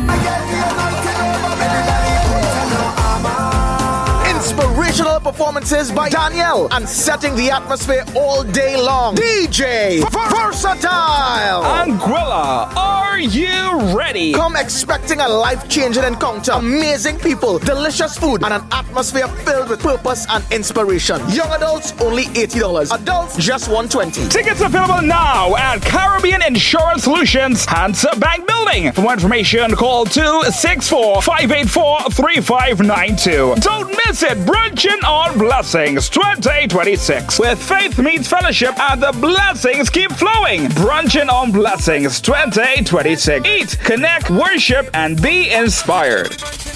Yeah, man, that's for sure. Klass FM in the morning time here, guys, and that's for sure. This guy will be right here in Anguilla. He's coming. He'll be in town, man. I love this one right here.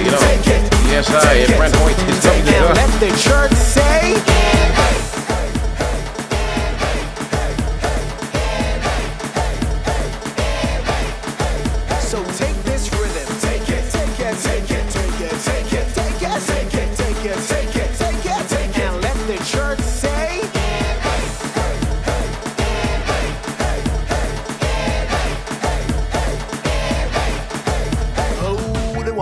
Sound like this when I'm singing in the church with my friends and family, stiff like bread, don't move at all, you're in church. How dare you move your body to the beat like God gave you permission? But that's the thing the Bible says, praise his name, dance unto him. Give me the rhythm. So take this rhythm, take it, take it, take it, take it, take it, take it, and let the church say.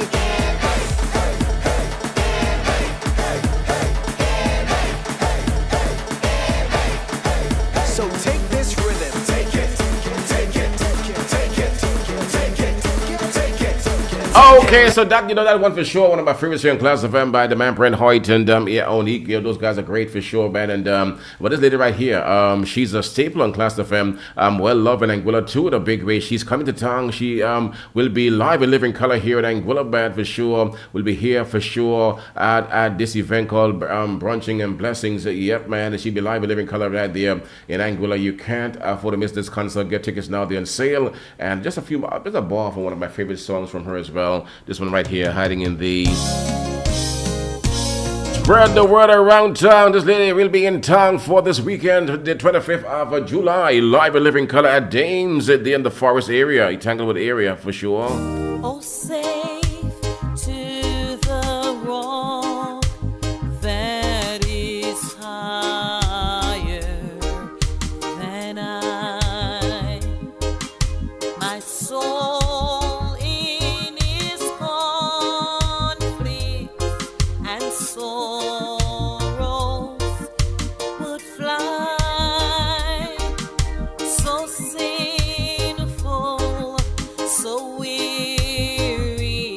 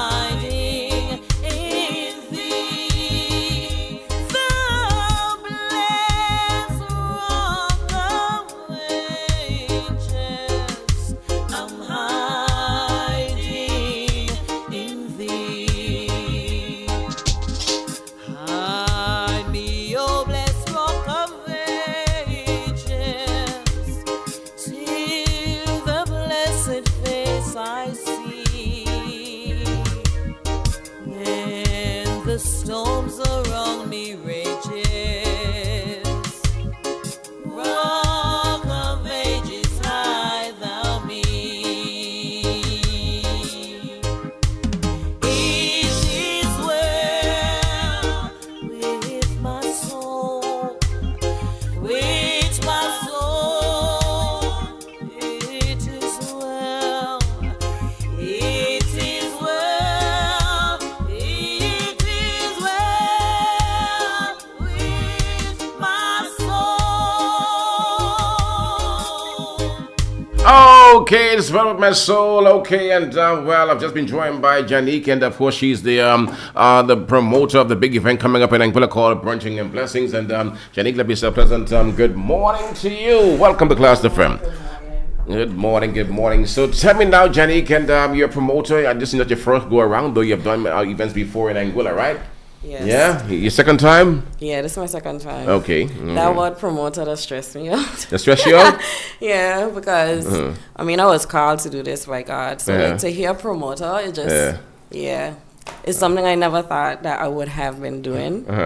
So just to hear it out loud is like, I hear you. I hear you. All right. So tell me now. I'm Brunching and Blessings now is that event. A bit about that Yes. event now. Tell me, it goes down this weekend, this Saturday. Saturday, yes, at 11 o'clock where? to 6 at Dames. That's down Tanglewood. So yeah, it starts from 11, it finishes at 6. It's an all-inclusive gospel brunch. So when you pay your 120, you're eating and drinking all day. Wow. Yes. Okay. Now, so who'll be appearing at Brunching and Blessings now? Who'll be appearing there? So we have a DJ from Trinidad. I collab with them a lot of artists from Trinidad and DJs. So he's Okay. DJ versatile. Okay. Brent and Onik, you know, they've been in Anguilla Yeah, many man. times. So those guys are good. So I definitely had to get them on. Yes. And Bridget Blutcher, she's very, very, very famous from back in the day. And a local here in Anguilla by the name of Danielle. Yeah, she'll be performing as well. Performing as well. Yeah. The Blue Chef is show, and Janique, I'm not sure if you're aware of that, but she's loved in Anguilla by a lot of people. I heard. So I it is hope well everybody done, come so. out in them numbers. Yeah, they're out in the numbers for sure to see Bridget Blue Chef, and she put on a great show. Yeah, very powerful artist. Very powerful artist. We're gonna have right there Brent Hoyt and Onik as well. Those guys are very energetic as well. Yeah. And, they represent a fresh gospel kind of a sound. Yes, now that's taking yes. the world, the Caribbean by storm. Really, that guy Brent Hoyt ain't easy at all. Really, and you said the DJ versatile is also the guy is also a top-notch gospel DJ as well, from right? Trinidad. Trinidad yes. and Tobago. So Okay, he's good definitely looking to connect with a lot of Anguillians as well. Good. So tickets on sale where? How can you get tickets now for the big event? So you could get your ticket at Caribbean Insurance Solutions. That's in the Hunter Bank building. We have tickets there, so you can come on out and get your tickets. That's for sure. They're on sale right now. And the cost again for tickets, tell me? So we have a special for young adults between the ages of 16 and 25. That's $80. And for adults, we have it for $120. Yeah, for 120. Yes. 120 as well. Okay. So again, Brunching and Blessings involves what meals? So in terms of the menu, we have an extensive menu. We have steak, we have omelet station, we have fruit cups, we have plantain cups, we have jerk chicken, we have a lot of different things. Trust me, they're gonna leave with their belly full. Belly full. So, okay, Yeah, in terms of drinks, we also collab with D&D Natural Drinks. So we have ginger and lime, turmeric. We have a special mocktail as well. That's our signature mocktail. Okay, good. We have a non-alcoholic mimosa bar. It's non-alcoholic. Okay. Everything. Clean fun. Clean fun. Clean fun. All right. Okay, good. Yeah. All right. Okay. So good stuff, guys, happening. And and again, up at Dames, right? Up at Yes. a perfect spot, eh? Nice view of the whole. Nice of breeze. the forest breeze and nice lawn and Yes. a nice place to be at. It will be transformed. Yep, Trust man. me. The historic It will be home transformed. of the late Dame Bronnie Lake, one of our prestigious and renowned legal minds. I mean, that's a great historical site to be at as well. Yeah. Ooh, lovely. Yeah. I love the setting for that now. So yes. you come out too, right? You come here. Yeah. So obviously 11 o'clock you say, right? Yes, 11 o'clock. 11 o'clock on To Saturday. 6 p.m., yeah. To 6 p.m. Okay, Yeah. so Brunching and Blessings, and you chose that. How you came up with that name? Just I don't. To be just hit honest, you one time. yeah. It just you want to eat and you want to feel blessed. Okay. That's what we're going for. Brunching and blessings. Brunching and blessings. All right, Yeah. right. Brunching and blessings. So again, folks, so again, just to let you know what's happening, guys. So again, this is the first of its kind for Anguilla. It's an event being brought to you. Say, so you're the promoter. You're not promoter. I'm the organizer. Organizer. Okay. Yes. Yeah. Organizer. Okay. Yeah. Organizer. Okay. So it's called again. So it's let me get it right now. It's called Brunching on blessings. on blessings. Brunching on blessings. It Yeah. goes down on Saturday, Yes. July 25th, from 11 a.m. Where at Dames. At Dames, At Dames. Tanglewood. Okay. Come on out Yes, sir. and experience fun. And who'll be appearing there again? Quickly. Who'll be So we appearing? have Brent and Onique. They're from Tartola, bringing the fresh modern sound. We have Bridget Blucher, who would bring you all the old time goodies. And we have Danielle, which is our local here in Anguilla, and DJ Versatile, all the way from Trinidad, making his way here. Yes. Tickets on sale right now. So folks, you must come to see Bridget Blucher. I mean, in Anguilla, she's loved by so many people. I expect to see a full house up there at Dames, really. Yes. Yep. So tickets are now on sale, and they can be bought where? Tell me. At Caribbean Insurance Solutions, that's in Hansa Bank Building. Okay, right there. And Yeah, in the for valley. $80 for what? Tell me the price. So $80 for young adults between the ages of 16 and 25, and for adults $120. All inclusive. Do not forget, all inclusive. We have a variety of food and drinks for you to eat, carry home, do what you gotta do. Just come, show up, and have a good time and connect. You mentioned omelet stations. What do you have again? Omelet station. So we have ham, cheese, you name it. And I gotta big up my chefs. I cannot forget them. My cousins, Gerard and Ren. Oh yes. Those are big time chefs. If you don't know, Gerard's for Oliver. I know for sure. Yeah, He's good. my He's good. family, they He's love good. to cook. So if One you was time. there last year, you know, people bought their tickets already from last year. So Okay, good. yeah. So you got steak, is it too, right? Steak, Yes, we have steak, jerk, chicken, plantain cups, shrimp. The works. Yeah, check out Inspire page on Instagram. The menu's there. It's on Facebook. It's all over. You cannot miss it. Brunching and blessings for sure. On Hammer. Brunching on. Brunching You're on blessings. on Okay. blessings. Oh, brunching on blessings. I love to hear that one. All right, well, sounds good to me. And I gotta wish you a great show. I have to support Thank you. youngsters and you're a young woman, and you're Thank trying you. a thing. Yes. Really and truly, and I love the whole idea. And for sure, as I told someone earlier, that you're the daughter of my good partner Franco. Frank, you know, for Esme and Tandy in the forest, and good people, and Debbie and the whole crew, great people. So yes. I have to big you up. Shout out to my aunts. They're really on board with everything. Yeah, Marlon. Yes, sir. Marlon on board. Marlon on board. Good. That's good to know the aunts are on board. Aunties are special to the people. Yeah. Well, thank you again, Jenny. Can have a great one. Okay. Thank you so much for inviting me, Hammer. Bye. Okay, Klass the firm here in the morning time, folks. You heard Janik there for sure, and so the event is on in the big way, brunching on blessings. Yes, man, it goes down this Saturday there in Tanglewood by Dames. Yep, and you can't afford to miss that. Check it out for yourself. Blessings Check it out. 2026. Yo, Anguilla, are you ready for the event everybody's going to be talking about? This is not just brunch. This is a whole experience. Get ready for Brunching on Blessings 2026.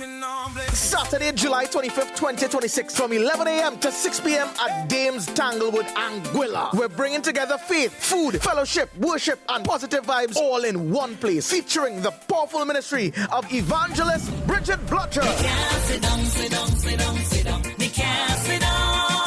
The dynamic sounds of Brent and Oni. Inspirational performances by Danielle, and setting the atmosphere all day long, DJ Versatile. Anguilla, are you ready? Come expecting a life-changing encounter, amazing people, delicious food, and an atmosphere filled with purpose and inspiration. Young adults only $80, adults just $120. Tickets available now at Caribbean Insurance Solutions, Hansa Bank Building. For more information, call 264-584-3592. Don't miss it. Brunching on Blessings 2026, where faith meets fellowship and the blessings keep flowing. Brunching on Blessings 2026. Eat, connect, worship, and be inspired.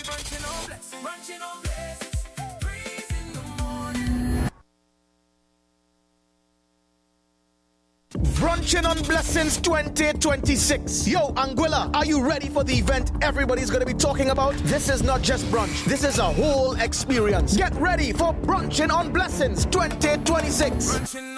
Saturday, July 25th, 2026, from 11 a.m. to 6 p.m. at Dames Tanglewood, Anguilla. We're bringing together faith, food, fellowship, worship, and positive vibes all in one place, featuring the powerful ministry of evangelist Bridget Blotcher. The dynamic sounds of Brent and Oni. Inspirational performances by Danielle, and setting the atmosphere all day long, DJ Versatile. Anguilla, are you ready? Come expecting a life-changing encounter, amazing people, delicious food, and an atmosphere filled with purpose and inspiration. Young adults only $80, adults just $120. Tickets available now at Caribbean Insurance Solutions, Hansa Bank Building. For more information, call 264-584-3592. Don't miss it. Brunching on Blessings 2026 with Faith Meets Fellowship and the blessings keep flowing. Brunching on Blessings 2026. Eat, connect, worship, and be inspired. This is Summer Festival. Exodus HD and Motorworld are proud to present their 2026 Summer Festival Raffle, created to support the continued growth and celebration of Anguilla Summer Festival. For just $20, you can drive away in a brand new, fully loaded 2026 Cherry Tiggo 2 Pro Lux, finished in stunning khaki pearl white with a black roof. But that's not all. Second prize, a brand new 10th generation iPad. Third prize, a free vehicle service. 3 amazing prizes, all for just one $20 ticket. Remember, you're only one ticket away from the lucky draw that will take place on Sunday, August 9th. Purchase your raffle tickets today from any Exodus HD member or authorized ticket outlet. Exodus HD and Motorworld. Supporting Anguilla Summer Festival. Rewarding our community one ticket, one chance, one lucky winner.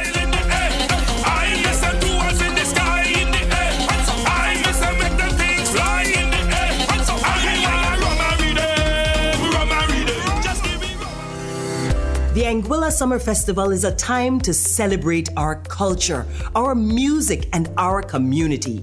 Let's make it a safe and enjoyable experience for everyone. To our festival patrons, if you're under the age of 18, drinking alcohol isn't just unsafe, it's against the law. Alcohol can impair your judgment, affect your health, and put you and others at risk.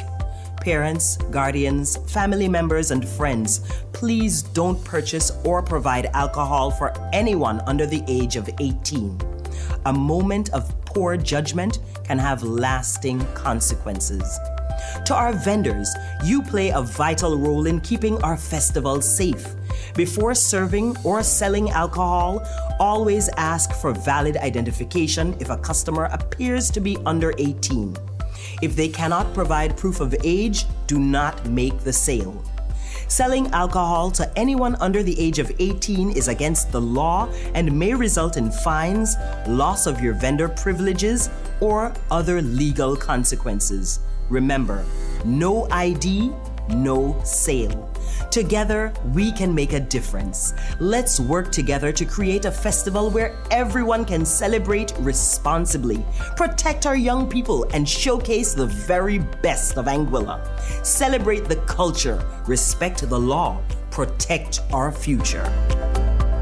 Okay, so while we were doing the stuff there, while we were into our programming there, I would have gotten some video and audio call messages from the Hughes family, and they sent me a video a while ago there of the boat return. Someone sent the boat back in the, put a boat back on the ground face down.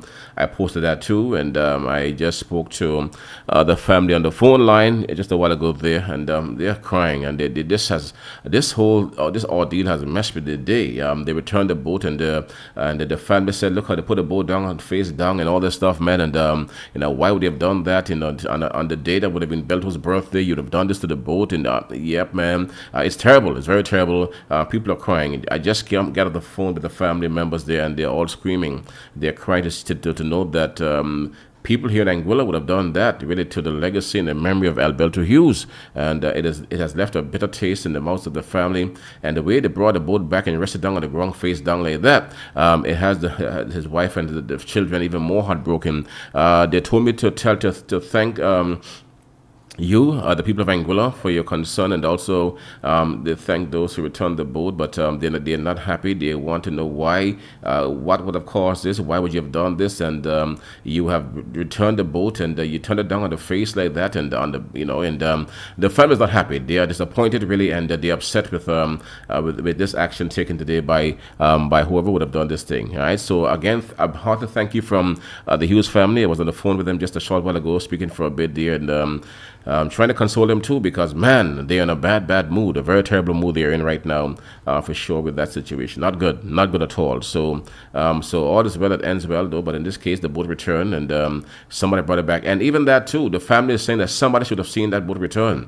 Somebody in the area would have seen something, because it just couldn't disappear and return like that. Somebody would have seen something for sure. It doesn't just happen like that. All right. Well, but this morning too, I got another call from some other guys in the area who said they believe it's Obia now. The fact that the Wizard and the Lightning Piece are doing so good. Somebody came for the replica of the boat, and from as a head Belto's tombstone to work Obia. And that's now the talk down there too. People are working Obia again. So I know that we like Obia and Anguilla, but if you'd have taken that replica to to work Obia somewhere, I hope the Obia turn on you. That's my hope. I hope that that it turns on you for a person who believe in that stuff. And if that's the case, because you're hearing it loud and clear now that this is what we're doing right now. So folks, we're here, Klass FM in the morning time, and coming. Yeah, okay. So all right. So I hope it turned on you because you deserve that stuff. Okay. So boy, I'm having a rough morning here. Look like no break today.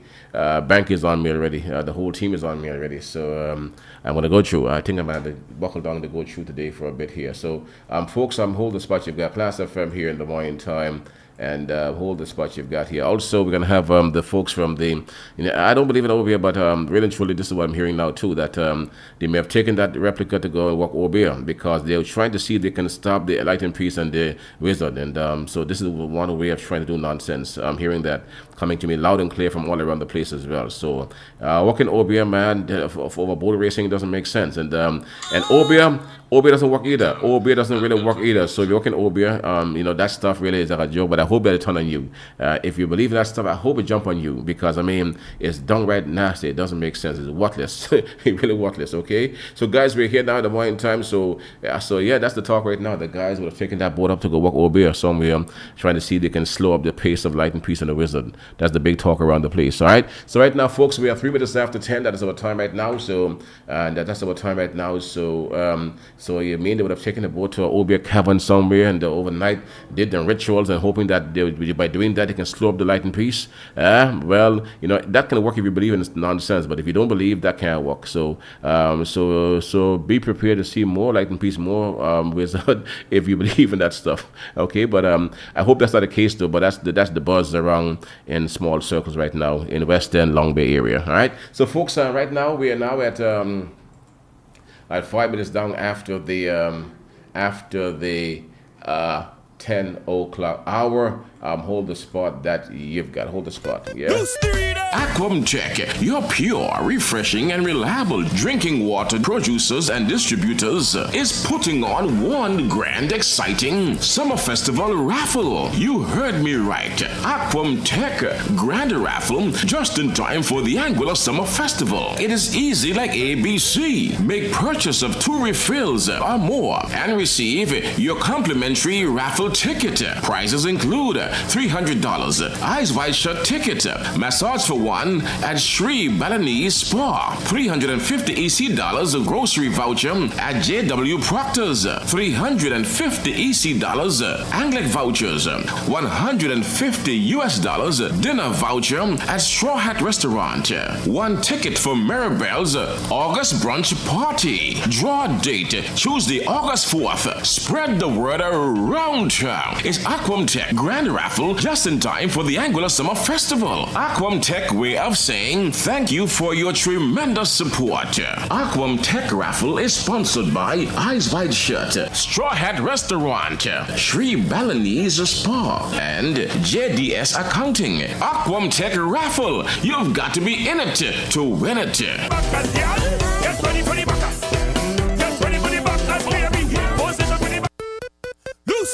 Aquam Tech, your pure, refreshing, and reliable drinking water producers and distributors, is putting on one grand, exciting summer festival raffle. You heard me right. Aquam Tech Grand Raffle, just in time for the Angular Summer Festival. It is easy like ABC. Make purchase of 2 refills or more and receive your complimentary raffle ticket. Prizes include $300 Eyes Wide Shut ticket, massage for one at Sri Balinese Spa, $350 EC grocery voucher at JW Proctor's, $350 EC Anglic vouchers, $150 dinner voucher at Straw Hat Restaurant, one ticket for Maribel's August brunch party. Draw date Tuesday, August 4th. Spread the word around town. It's Aquam Tech Grand Raffle just in time for the Angular Summer Festival. Aquam Tech way of saying thank you for your tremendous support. Aquam Tech Raffle is sponsored by Eyes Wide Shut, Straw Hat Restaurant, Sri Balinese Spa, and JDS Accounting. Aquam Tech Raffle. You've got to be in it to win it.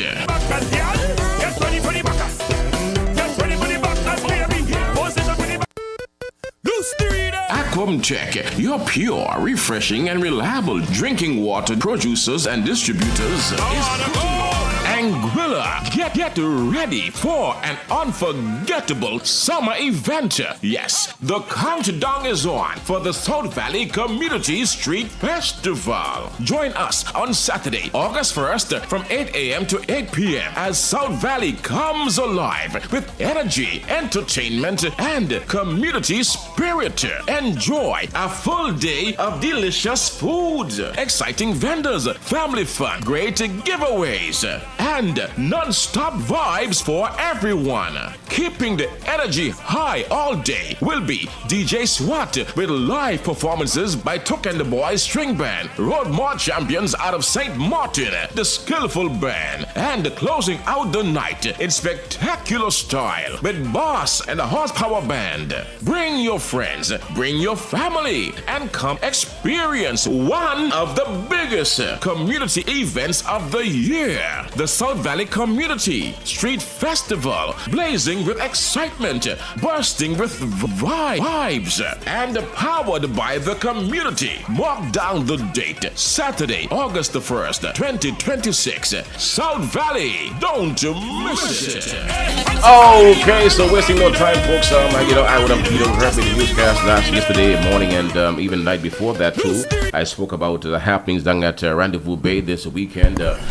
Tomorrow, Friday, and also Saturday, 24th, 25th is a big event going on down there.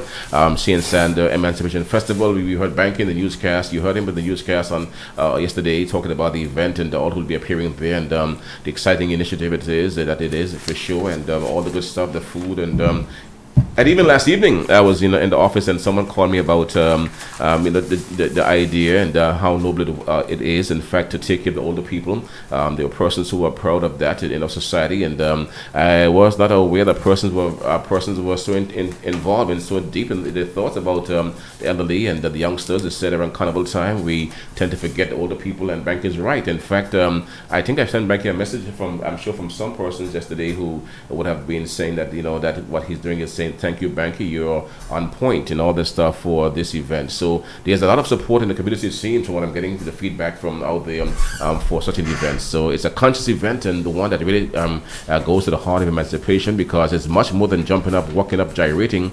It is a celebration of our freedom as a people, as a black people. Our ancestors endured 400 years plus of slavery, and this date, when they signed the proclamation, 1834 on August 1st, Emancipation Day means a lot to black people. So, banking the team, we're here. Let me go, of course, with my guest that we set present.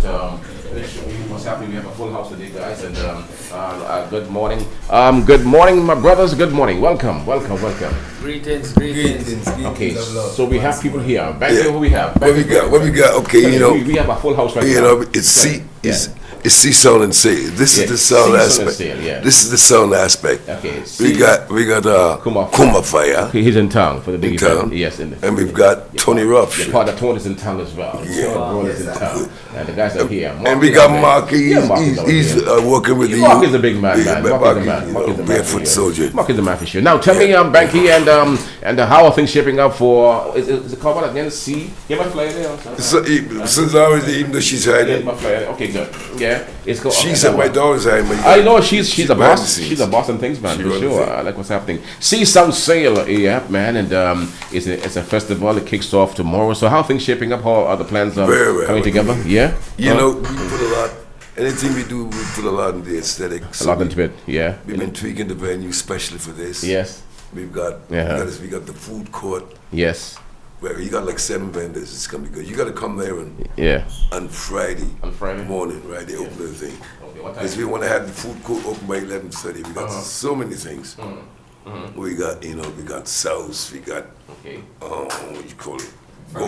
Fried fish and Johnny cakes. Okay. Shoot goat rice and peas. What? Dumplings and mackerel. You got food, all that food. But Mark, bring a chair to the table. Come to the table again. Mark, you can come to the table. Come to this again. What is that? We do the food court. Come to me here. You say you got what? The food court will be opening 11:30. Let me hear you. We got Mona and Uncle's fried fish and Johnny cakes. Remember Mona and Uncle? Yeah. We bring it. Opposite the Tasties. We got Carmen's 2 goat with rice and peas. We have Andy's sauce and sweet potato pudding. Andy got her. Wow. Yeah. Wow. The police love to eat up all that. Yeah, we have like the sauce. We have Renicia's, conky dumpling and mackerel. Yes, sir. We have our Shake Shack saltfish and dumplings. What? And we have pepper seeds, steamed fish, and fungi. We have to get try that steamed fish and fungi. The last food stall I was setting up yesterday. Ruption pulled me aside and was like, "I'm okay. I one thing missing, I say, "What? Tell me." You see, with the idol. So we do have an idol. So we have Elijah idol spot. Okay. Yeah. I mean, Elijah, Don, those guys. Boss on that. Yeah. The rest of Elijah's a boss on cooking idol. What you forget about Don? Yeah, Don is gonna be around as well. Don is great. Yeah. So. Wow, that's good and stuff. food court 11:30. We must try that food by Don and Elijah together combination. That will be off the chain. No doubt about that. Okay, good. So that's tomorrow. We're telling the vendors to make the prices reasonable. Nothing above $12. Nothing you can eat, right? Yeah. Nothing above $12. That's basically. Good. That's good food. Okay, because we're helping out to get things together. We don't want anything from it. We're not. We ask them to basically help to feed the cast. We got all these kids. Mark, you talk about what's going on after that now. Oh, with the kids? Yeah. So we're inviting the kids to come down, gather in front of the Dune or Aurora. We'll be chilling there from 10:30. We would like the kids to come down, get them organized. A lot of beach activities for the kids. We have boat race. We will take some kids out sailing, introduce them into sailing, If you're an island boy, living on an island, you should learn these things. Tying knots, we're going to do that session as well. We're going to have sandcastle competition. And then later in the day, we're going to get into more organized sports. Don't forget the triathlon. The sailing academy. Yeah. So we're gonna get more into organized stuff now. During the day, we're gonna have the sailing academy down there. Those guys gonna put on a show for us. We're gonna have the cycling club as well. So those kids are gonna do the swim, bike, and run. We have one kid that says he's gonna do all three by himself. So I'm encouraging him. I used to do triathlons when I was younger, so and the kid that will lead into around 3:30 will be our treasure hunt at Rendezvous Bay. And then for the kids, that will lead into 4:30, which we have live music and stuff like that going on from there. 4:30. Jambalaya. Yeah, we got a band at the Dome, but then the beach jam starts like 5:30 from Garvey's. We gather with we got 3 kind of troops, as we would call them. We got specialized troops. We got troops, the Maroons. You know the Maroons are. Yes, of course. We got the slave them that jump off. The rebels jump off. Went in the hills of Jamaica. The hills of Jamaica. They were never slaves. Never slaves. Right? You know, and you know they actually helped the British to kick the Spanish out of Jamaica. You know that. In the history, yes. The Maroons. They fought a battle. The first guerrilla soldiers in the world. They taught the British and all of them to fight. They left an attack on the Spanish. They did. That's what I'm telling you. Hell of an attack on the Spanish. So, and then we got the indigenous people, like the original people of the Caribbean, They were fierce. Arawaks. That's another troop, which we're putting a lot into that. Wow, oh my God! Because we're using the kids, you know, and it's artistic too, like carnival should be. We got face painters who's gonna. We're creating our own costumes. We're not going buying anything. And what else we got? Pirates. Then we got the pirates of Seaman, you know, the pirates. We got to, you know, at least they in some kind of way they were like the Robin Hoods of the sea. They fought against the empire. You know, even though Sir Henry was a crook. He was a smuggler too. No, he was a crook. He was a pirate. And then they made him governor, and then he hung. And he hung the rest of the pirates. So he was Sir Henry. He was a warrior, gangster man. He was for real. Tell us about his Henry. Yeah. All right. Okay. Okay. So you're gonna have all this stuff going on the Friday and Saturday, 2 days of action down there. Okay. But hear this now. It's actually with those different. The Friday now we're doing. This is why Tony's there mainly because we're doing organic drum beach march. With the troops from Garvey down to the Dome. What? Just drums. What? And parade of our troops. That'll be nice, man. So you gather at Garvey like 3:30. Costumes. What day? Friday. All this happening Friday? Friday, yeah. All this activity. Saturday, Saturday. All this stuff happening on Friday. The morning is mainly the kids to get the kids. Can't have the kids in some of the activities that we may have. So amazing stuff, yes. So that's Friday, right? Friday? That's a Friday? And at night now. The nighttime at the Dune Preserve. That's when Kuma flying. Yeah. That's Kuma's going to do a special appearance of my normal Friday night show, which is like, you know, interact with them. But you know what I'm seeing here though, the fact banking, and I mean, this is to your credit as a man, as a legend, someone who have done it for years, and I'm highly respected in the music circles across the Caribbean and the world. You're having one of third world lead men in Anguilla for the event. Kuma Fire, a young international reggae artist out of Jamaica, is also here. These guys came home here to Anguilla, you know, to support the event, you know. That is a big deal in the world. We have to do that. Big deal in the world. I mean, that speaks about a lot of respect. That speaks to respect back here. That speaks to the people who understand you. We have to represent. The bank is serious, you know. Serious thing. These guys are here. It's mutual respect. We respect each other. I know you do. You love them too. For sure. We look forward to coming down with every time. We love this place because, you know, Cat Core brought me down here the first time. And me and Banky are friends from long time. Man. You know, I met this guy in the road in '83. He was the drummer for Jimmy Cliff. And that was on stage with That's the Street Band. We used to open for them in the night. 20 cities, that was that tour. Every night. Every night we open for Jimmy. From after that, I meet Tony in the airport. Banky bang down on the corner. Down by the corner. Because every night we used to play that one. That was his song, right? Down the corner. Yeah. He used to call. He used to come in bang. He used to get down on the corner. Yeah, down the corner. Yeah, down the corner. And then he end up in third world. So cat call. So it's a lot of respect, really, truly, and the guys understand the vision. Because again, in Jamaica, right, this stuff is part of the culture. What you do, you can develop enough cultures and festivals and art form and theater and all these things are very important. And in fact, they're taught in schools, you know. What you're doing, Banky, is something that happens elsewhere in the region. We are slow to get it. You're doing it, and I'm appreciated big time for sure. You're showing us the way. This is how it should be. You have to be able to embrace these things. Yeah, really, Here's the thing. Some people think when I talk that no, I am against carnival. No, I love carnival. I grew up in carnival. I know.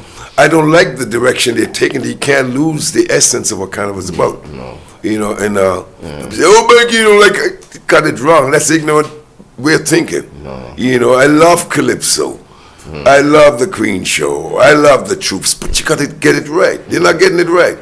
You know, you can't. Don't dilute the thing for Don't get twisted with the message, though. The message is important to have the message, the narrative, because it's about freedom, and you're right about that. Sometimes we miss that by a big way because of our merriment. But I'm happy though that you see what you're doing is important too. I think you're lending to the overall festival celebration because you must have the conscious side of things also celebrated.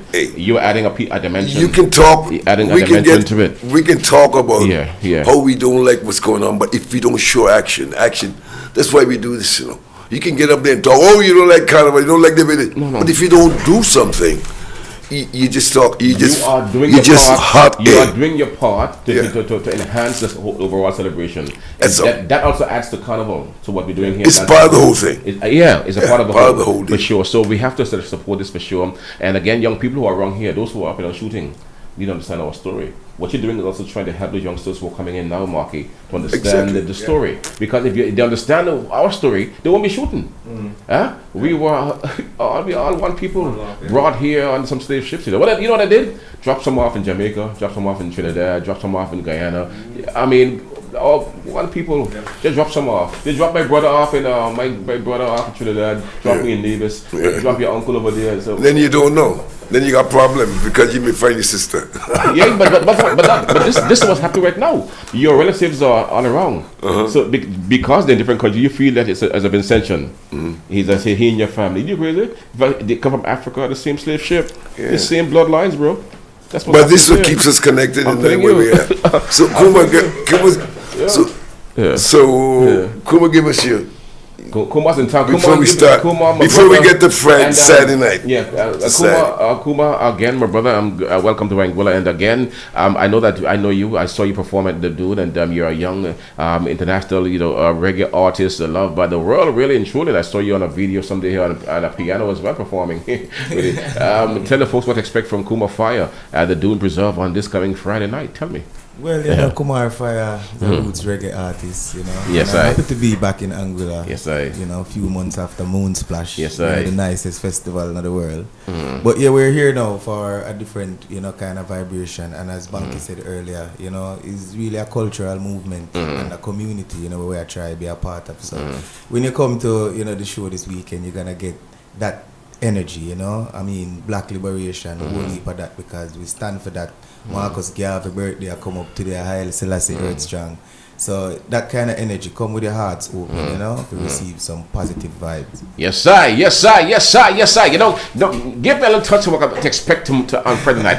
I know the vocals, they're up now, you're up and going now, and your vocals are all cleared and clean now. You have time to clear the vocals, I'm sure of that. Give me a little bit of the vibes, man. On Judgment Day, I'll be playing music for the rebels, Yes, I. Roots rock reggae music, playing sweet in heaven, Yes. On Judgment Day, Banky Bank play music for the rebels. Yes, Roots rock reggae music playing sweet in heaven. Yes, I. Kuma Fire there for you. And the Tony Eruption, my brother, Tour the Wall, brother is in the building as well. And Tony, a bit about the banking ideas, and you're here to support for sure. I know you're your partner for real, but you're honest thoughts about this Emancipation, the festival that we are now building.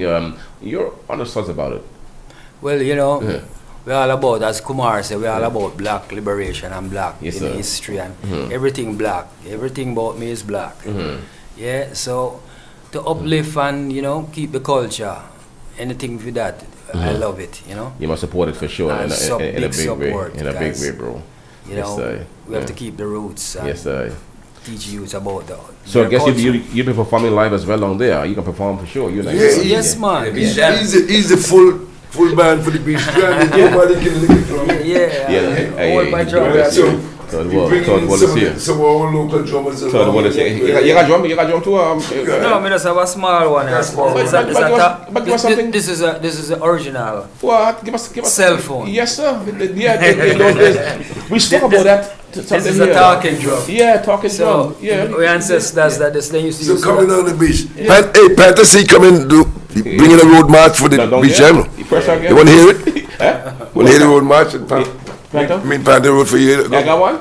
Mama go, mama sa, mama go, masa, mama go, mama sa, mama go, masa, mama go, mama sa, mama go, mas, mama go, mama sa, mama go, mas, mama go, mama sa, mama go, masa, mama go, mama sa, mama go, mama go, mama sa, mama go, masa, mama go, mama sa, mama go, mama sa, mama go, rasta, mama sa, mama go, we can't share, mama sa, mama go, masa.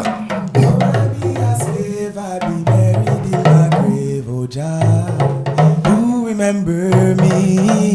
Yes, before I be a slave, I'd be buried in my grave. Oh, Jah, do remember me.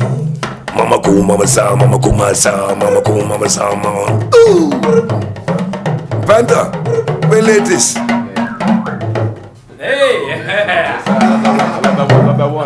Love that one there. Wow! I didn't say some of that natural stuff. I want to hear my brother Star Evans up in Canadian Parsons. Star locked in, my brother Star. He locked in? Yeah, He loves Star. Yeah, Star one time. The guys are locked in, man, for sure. They entered one time. Wow! The band is there. Oh, look at that. So natural and nice, and natural and cool. Look at that. Okay. Imagine coming on the beach with all of that. Uh-huh. Come on. Okay. Okay. No violence. No dust.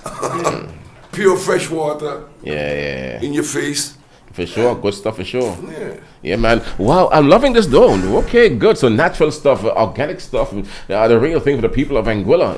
Okay, good. So guys, make plans to be down there. So from tomorrow, 11 o'clock you say in the morning? 11, what time kick off? Yeah, 11 o'clock. 11:30. 11:30, thereabout. We want the food court open as soon as the celebration starts. We want to, Yeah, bring the kids down for sure. Kids, and we're going to have, even got kids from the school are going to sing. Yeah. Lois Hazel is bringing in some kids. Okay, good. We're going to sing. We're going to open with Cherish to Walker. Okay. With them. Okay, good. But the biggest thing of the day, which of course, the B class boat race. Oh yeah, man. Saturday, yeah. Saturday, yeah. Okay. Mark have the schedule lined up already there, right there. Yeah. Pretty much finished right just now. Yeah. We start Saturday. Saturday starts 10:30. Reaction is spearfishing guys in the competition to come down. Okay. And get them sorted out. The guys say 3-hour window is good for them. Okay. And some guys want to do buddies, which is cool actually. You go out with your dive buddy. 3-hour window, biggest catch, most catch. Anything else, Banky? Coolest fine. You're fine. Jersey's gonna do that. We're honoring my Uncle Chippy, and he's a dive.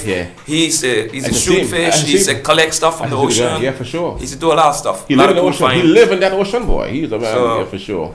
I got some. Honor him. Yeah. Okay. Good. Okay, good on that day. So you got roast fish too, right? We got roast fish. Yes, I promise you that. We got roast some fish. I promise you that. So we got to spot everything. Yeah. Sand pit, everything. Yeah. No problem. Good. Roast some fish. That'd be good. Some nice doctors and things like that. I mean. I did promise you that. Good. Okay, good. All right. Yeah. Okay. All right. Continue. You were gonna say something, Mike? After that, on Saturdays when we got the situation for the elders. That's a hit, yeah.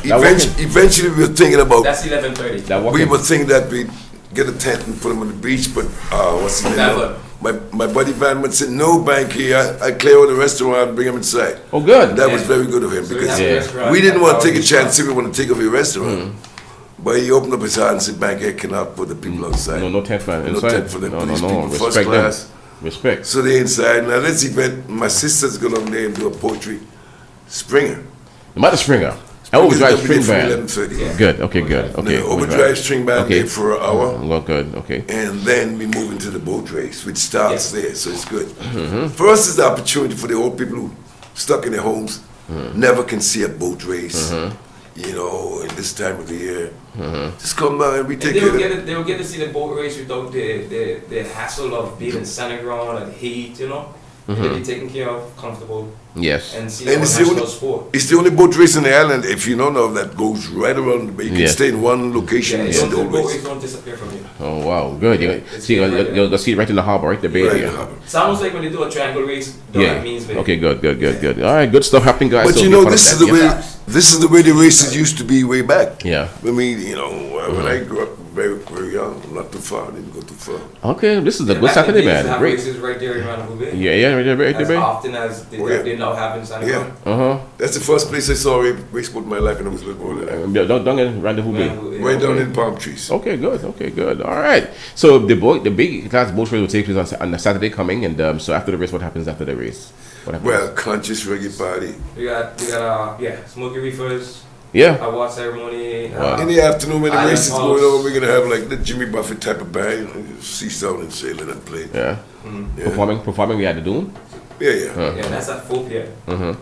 Okay. And award ceremonies are around 7. Okay, good. And then we have a reggae band on Pulse at 8. And then we go into conscious reggae party featuring these guys here. Kumar, Featuring everybody, featuring everybody. Conscious reggae parties and banks, special guests. It's a good event, man. Yeah. It's a great event. Just a great event back And it's here. kind of like free form. You know what I'm seeing here this time around though? Last year when you first started to talk about the idea and you brought it into fruition, I'm seeing more form now. Got structure. A lot of structure now. And this must For be sure. A lot to do with my. Last year we just daughter. tried to throw this thing out and try to make market myself, trying to make this. A lot of structure here now, boy. This year, Yeah. I got my daughter involved. I say, help us pull this thing together. So it's more. Last year was just like a. You know, in the test tube. You know. Yeah. Not this year for sure. Test tube, not this time. This time it's out the incubator now. It's walking. Yeah, totally. It's outside now for sure. Yeah, it's working. I got to say, big up to all the sponsors. Most people, everyone who was there came back this year again. Yeah, you can see it. Yeah, and everyone came back and we got to add in. We got some other people who came on board. And made it easier for us. At least we know what we're doing. Yes, good. We're not. It's a small festival. We don't have huge funding. Yeah. We have to keep it within what we can do. You know. Yeah. And by the sponsors coming back on board made it more comfortable that we can know that okay, we take your stuff before it. Yeah. We won't die doing this. Yeah. We won't bleed. You know. Yeah. So we're picking up the sponsors. We got Arnell, High Tech, Xerox, Angular Tourist Board, Liberty Credit, Liberty Credit Union, Malihana, Means Bay Beach Villas. We have Department of Youth and Culture, Solier, Coral Beach Club Angular, Tropical Distilleries, Savvy Beach, Frangipani Beach Club, Santosa Villas, Blanchards, Long Bay Villas, Aurora Angular, Sunshine Shack. Coral Beach Club, you got that? Yeah. I'm a band one of the boys. Okay, good. They're all there. Is that everything? Yep. All day. Yeah, No, this is a we're great very idea. grateful, thankful to youth and culture because they help us to put together everything. Yeah. We are going to tell board to give us a tent and some feather banners. That's good. That's okay. That's what we okay. can do with the feather banners. Yeah, that's okay. But they, you know, at some point they'll get it together at some point. But we're getting there for sure, though. And I love that another festival we're launching, and that's the great one. We launched last year, but this year now it's getting better. We're seeing more forms, so I get the impression this is going to be here for the long haul, and it's a welcome addition to what we're doing in Carnival. But the message of emancipation and the history of us as a people need to be taught some more. Will there be some of those lectures going on too while we're down there? Are you going to have people speaking about emancipation or Black history? We're making little statements and whatnot. Okay. There's enough of that going on. You know, the rhetoric and what we're making statements. Our statements are in art and form. Okay. The drums. It's a lot and of other talk. stuff. We showing the action. The action. Okay, you show some action for them. Okay. And in our media stuff. For instance, when we launch the troops and media, we talk about who are the Maroons, who are the Indians, because that's what we talk about. Okay, good. Who are the pirates? So okay, good. We educate people. Okay, good. That's good. You're working still. That's good. But it's not much more we can say because everything is being said. Yeah, it's being said. We're in the church, my sister-in-law Phyllis and those guys that like the message. Oh yeah, they're talking all the time. They did a lecture that just the other day here. We're on another level, you know. I hear you, brother. I hear you. Bringing what's going on. All right, so folks, it goes down from tomorrow. 2 days of activities. It's called the event is called what again? It's called See Sound and Sing. Yeah. Okay, so be a part of that, guys. In 2 days of action, July 24th and 25th from 11 o'clock tomorrow morning, 11:30. When the food opens down there at Rendezvous Bay, and then it continues the following day as well with a big B-class boat race. And the highlight, though, for many people out there, they love the idea of you taking care of the elderly, man. That's hitting right now in Anguilla. Taking care of the elderly folks, the older senior citizens of Anguilla. That is going well with our people across the land. I've heard some of the persons who have commended you yesterday for when they heard me spoke about that and heard the news clip. A lady cried and all. She brought tears to her eyes to hear those things, because she said to me that over the years in Anguilla, the older folks have been forgotten. They pushed aside for the most part. She said that to me. And to hear that you are catering to older people, the older folks in our society, several people who really... I mean, the whole event, there are several persons who really love the idea and are now in support of what you're doing here with that. Actually, God and myself were sitting down when we get the initial thing together, and I said, look, why don't we do something for the elderly? It's so hot. It was a hot day. I said, look, imagine those people in the houses, concrete houses, who can't afford air conditioning, whatever.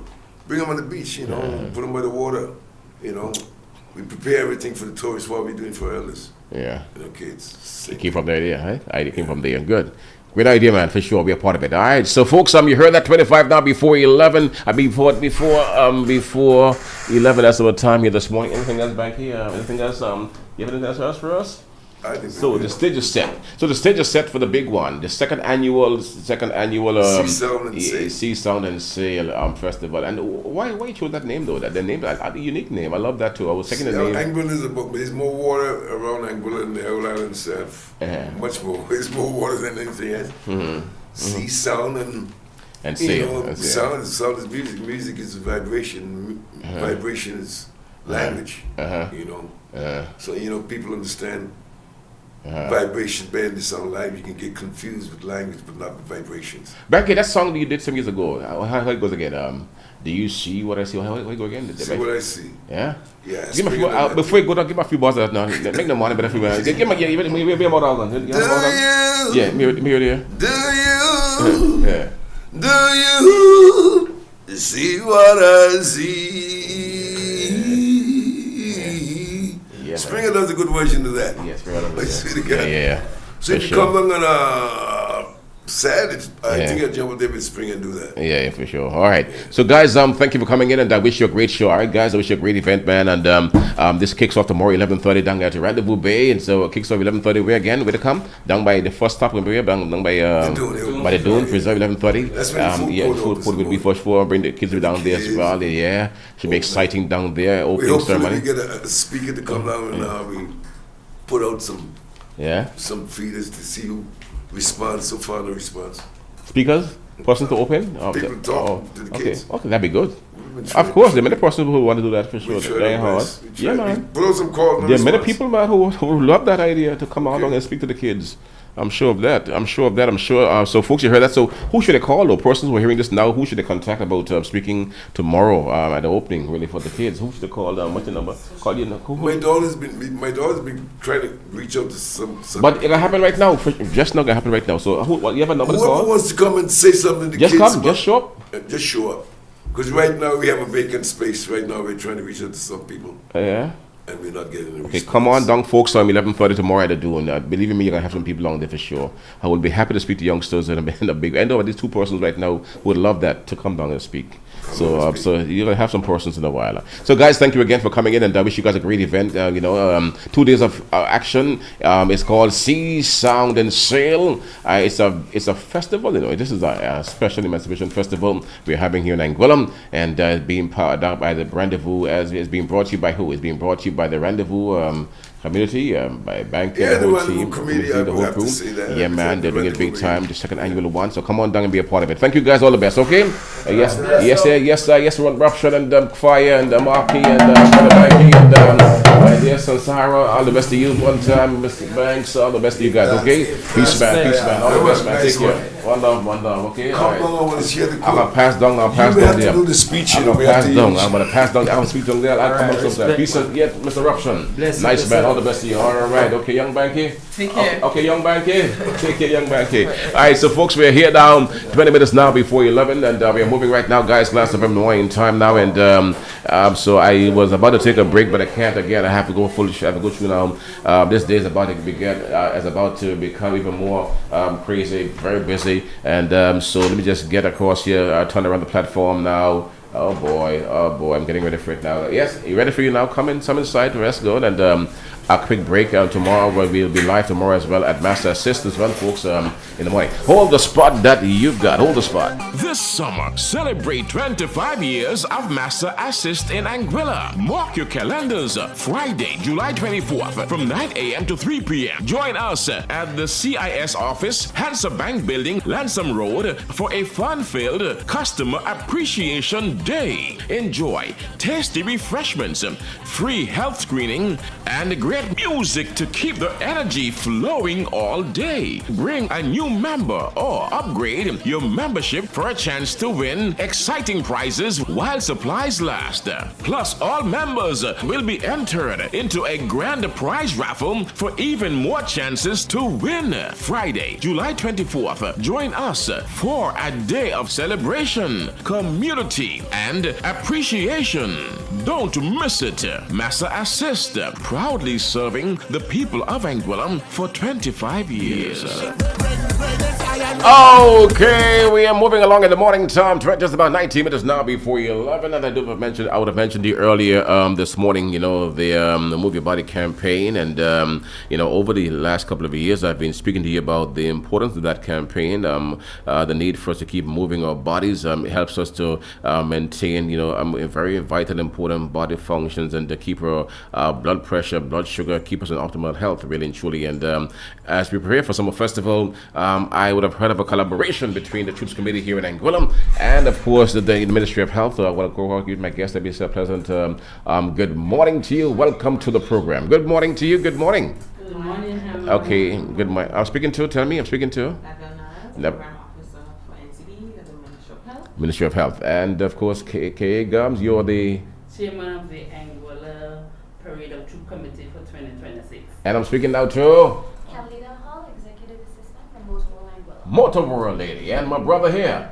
Jared Maynard, an assistant of the Parade of Troops. Parade of Troops. All right, we're all here, and we're here to discuss a very exciting initiative, right? It's called Move Your Body campaign. We have a Move Your Body for summer Festival. Yes, tell me. This is the Move Your Body in collaboration with the Parade of Troops team, and we have a fitness event called Test the Route, and it is basically a walk. People can run if they would like, but we start at the Carnival Village and we head down to the road by the trough. We come up on the road through the agriculture. Hold on there. What date? The date? Oh, Saturday. Sorry, Saturday. This coming Saturday. This Saturday. July 25th. Yes. From what time? 5 a.m. But we assemble at 5, but we step off at 5:15. I come to that one now. For how long now? For a mile and a half? How long are we doing? I'm not sure how long the distance is, but it's the parade route. Okay, so we start there and then we come around. That's an easy walk, man. Yes. Okay, that's easy. I like moderate walk. Okay. How about you say that every time and I don't see Okay. So I'll hold my breath. So tell me again, so it kicks off at 5:30, yeah? At 5:15. So we want persons to be there for 5 and we leave at 5:15. And I think it might take us an hour and a half, depending on how quickly persons walk. But it is in promotion of physical activity, but we're partnering with the parade committee to just do the parade route to incorporate that carnival element to it, and we'll have some sound system. We have cars will be with music. We'll be stopping at the judging points to do different activities, and then we end back up at the Lansam Board. Lansam Board. Wow. Okay. Good stuff is happening, guys. So again, do you have to sign up? But how do you enter this to walk? What do you do? Have to register to be a part of it? No, just show up. Set your alarm on Friday. Just show up. Yeah. Brush your teeth. Just and come on Saturday morning. Just show up there one time. Okay, in a big way. All right. So it's also a good workout for the so inviting inviting members of the troops members. Yeah, asking the troops to send out their teams in numbers to participate. There'll be some incentives for the troops. Yeah. Such as. You can reveal something? That's just for the troops, their participation. Okay. There are going to be some incentives. Okay. We also have with us our platinum sponsor, Motorworld. We just want to give them a little shout out here with us. They've been good to us. They gave us in cash. They gave us this year 30,000 EC dollars. That's good, man. Yes, they're also giving us 6 vehicles for the parade, free of cost. What? 6 Wranglers to display our winners. That's good. For the parade, and they are also giving the Carnival Committee itself, the executive, 2 vehicles for 10 days. For 10 days. So, and they give us in cash and in kind. And we want to really appreciate. Thank you, Motor World. And they'll be on board with us. Their team will be out on board with us on Saturday. They also have a vehicle there. We'll have some drinks and hopefully some fruits. I'm coming outside here. Yes. Motor World. Saturday coming, guys, from 5:50 in the morning down. So you got to start away again. At the Lansam Bowl. And we end back at the Lansam Bowl. So you're walking from there, going up the street. Up the street. The same route. We're going through the route. Same as parade. So around. through by the library, up to Albert Lake, well, when we coming back, we come to the strip. Strip side. Okay, good. To the strip, and then we end back at the Carnival Village. Yes. All right. Okay. It's just to get persons out. We know that persons are gearing up and getting ready for carnival, so it's good to get active. And we are happy to put on this event. This is the first time we're doing this with the parade committee, so we would like to thank them for also reaching out. And, thank you to Motorworld as well. And we hope to see people out on Saturday. And Hammer, I hope you're the first there. You have no excuse because you're right here. Yeah, I'm right here. So, I know one time, 5:15, I'll be out there for you supporting the big red band. But it's also a good chance for persons who are getting ready for Jubilee morning. To get set up, practice for the big one, because you got to get your lungs walking. You already know, you're going to do it one and two. So this is a good time when to get together and get yourself together get for this the big troops one. out with the numbers. Man. We Get just your heart inviting pumping. all the troops out to send out their teams in numbers to participate and be able to win some of the incentives that's going to be given out. Folks, they got some things for you over there, so come out. So if you don't come, you'll get them, right? Yes, the troops participants must be out in their numbers. In the numbers, okay. Yes, so that they can win some of the incentives that will be given away. All right. So how many troops we have this year? Okay, please. We have 5 adult troops. Okay. Unfortunately, we didn't get back 1 or 2 of the adult troops. Hoping that they'll come on board next year. But we have 5 adults so far, and we have 2 children troops. Okay. That are all registered. And the same route just like last year. And I know that I also would have heard somewhere. I heard you were bringing this year that this year will be different, right? You're gonna have events in the morning at yes, we are trying to start. From 9 we should be at the Lansam Bowl with a breakfast fete, asking all the booths to take part to serve breakfast. We're doing the King and Queen judging at this on stage at 10:30. And right after we want to kick off the parade. The parade, we have at least 6 hours through the streets of the valley. Nice, and we got permission from the police department to go through the strip this year. So it's just depending on all the bands, the troops. We're heading straight down the strip to the Lansam Bowl. Lansam Bowl Cultural Center, that's for sure. All right. And Motor World, you guys have it going on as well. Motor World, again, and the Evangelist Carnival, and a bit about again your support towards the troops this year. And I heard what Kay said, but in your words, now what are you providing? Let me hear you again, please. So we will be providing some vehicles at the Parade of Troops, and we will also be at the event on Saturday. We're there to support, come out, get some exercise as well as the bonus, and just be a part of the culture. Be a part of the culture, and the Motor World is a part of the culture, has been for some time now. We have to commend them for the job they're doing. And the job, your job is to what? To keep on going, you walk into the You walk into you walk over you walk to the Of course, Hammer, I will. Okay. So I'm just responsible for the vehicles from Motor World, ensuring that everyone is following the protocols and be there on time as well. Be on time. So you heard that folks will be there for you. You're going to see Javi, you're going to see Khalid, you're going to see the entire sound system too? Yeah, we have 3 sound systems confirmed. Yeah? 3 sound systems? Yes, we have 3 cars. Who will be on the road? I know Bull for sure is confirmed. The Bull is on the road? Yeah, wow, the beast he's is on the confirmed to be with us. And there are Yeah, the and beast there. Yeah. And there are two others will be with us also. Oh, Reaper, no Grim Reaper? No. I think Reaper is taking part in something in St. Martin or somewhere, so they'll not be able, but they will be with us for the parade day. Good. Okay? All right. But Bull is going to be with us along with two other small cars. Yeah, that's good. So we have the beast, you have a big song. Yes. So now, like you say with the music, this is like our own pre-Juvie. Our unofficial Juvie, right? Big Juvie. Our unofficial parade. So we hope to see people out, come out in your numbers. Be festive.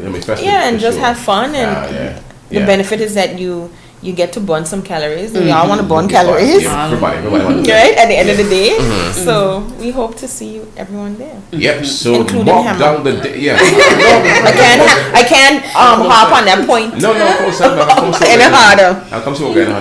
It's right there, man. Right there. Right here. No, actually, we should start here. Yeah, you don't be on the road. All in the morning. Maybe outside for sure. God willing. All right, so folks, be a part of it. So this Saturday coming. So again, just show up. Just show up in your clothes and show up in your shoes, ready to walk and do the walk. It's a moderate walk. It's not a big walk. It's a nice walk. It's a nice one. Up your heart rate a bit, around the corner. You're there by Apple Lake in that area there, right across there. To the airport, coming down by the Catholic Church. For sure, yeah, man. Yeah, that should be a nice walk, a nice moderate walk. So be a part of it, folks, and get your heart rate going in because you need exercise before Carnival, for sure, to get yourself ready for Juvie morning and all the activities out there. Must get your heart pumping. All right, so guys, thank you for coming in, and I wish you guys a great event for sure, man. And so people of Anguilla, again, the importance of this is that you need to get your blood pumping. Very oftentimes we sit in these offices and they don't move, and that leads to high blood sugar, high blood pressure, all sorts of things, right? But the more you walk, the more you move, the better for your body, better for your health. Your health will thank you for that for sure in a big way. So move your body, right? Move your body campaign. Ministry of Health collaborating with the Troops Committee. Yes. The Summer Festival. Motor World is there as well, and presenting this pre-carnival Move Your Body campaign, Walkington, right? On Saturday, 25th of July, 5:15 p.m. 12 a.m. outside of a.m. in the morning, only folks outside Lansambula, right? Yes. And just look for the Move Your Body signs. We'll be gathering at the front. Okay, at the front area. Yeah. Well, guys, Label, Kay, and Kalida, and Javid, all the best of you guys. Have a great one, okay, man? Thank you, Emma, for having us. I appreciate it. Have a good day. Bye-bye. Okay. All right, good. Klass FM in the morning time now, folks. Just about 7 now before 11. That is the time we are moving along here, man, and we're now running it, guys, and we're now working the magic for you here on Klass FM 92.9. It's your station, of course, and when it comes to information, when it comes to the happenings around here, we cover this country, Anguilla, in a profound way, right? So, Brother Wasi, and yes, sir, should be in the building. Brother Wasi, his team should be close by, and we're going to have a few here today with us. And I do know that where's Wasi, 11:30, we're going to have Evan McNeely Rogers for a bit, and following that, I believe that following that session, based on what I'm seeing here, we should have some members of the Summer Festival Committee, based on the documentation I'm seeing coming in here. And coming in here, the committee members should be with us for a few, and should be here for a few, and then that will conclude our happenings here. So Klass FM, just hold the spot you've got, folks, and so once Wasi gets here for in a bit, we're going to do Wasi's segment, and then we're going to have Evan McNeely Rogers coming in, and after that I should have Briggy and some other members of the committee in here as well today on the program. That's what I'm seeing on my paper here. So Klass FM in the morning. Just hold the spot that you've got. At Lavish Boutique, fashion is our passion. Visit us on Port Road Sandy Ground and discover thoughtfully curated women's and men's fashion. Hats, bags, jewelry, sunglasses, swimwear, dresses, souvenirs, and home decor. Every piece is chosen for its quality, style, comfort, and effortless wear. We carry sizes small to 3XL. With our in-house stylist and makeup by Irish Beauty, we look forward to helping you discover your signature look so that you stand out with confidence. We are on all socials at Lavish Boutique Anguilla. Opening hours are 10 a.m. to 6 p.m. Monday to Saturday. Telephone 1-264-729-6792. Lavish Boutique, where luxury is a lifestyle.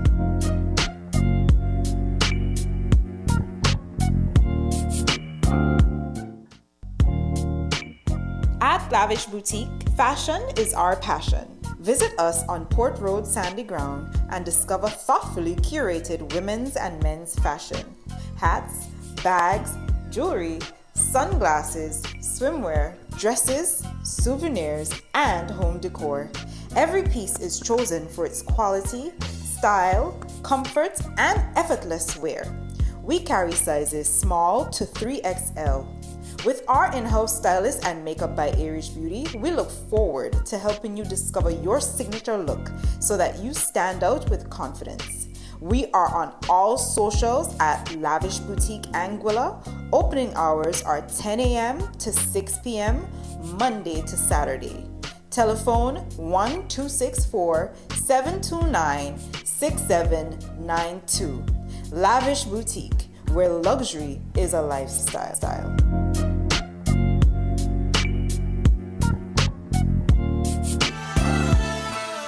Get ready for the summer.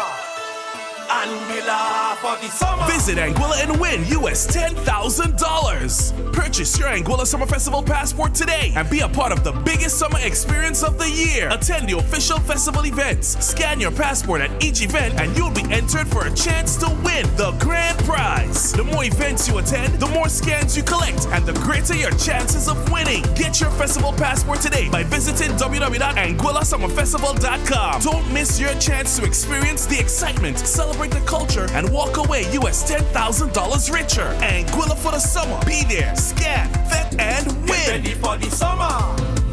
Anguilla for the summer. Pasta Tuesday with Chef Vinci. Wow, this sounds magical to my ear. Am I hearing right?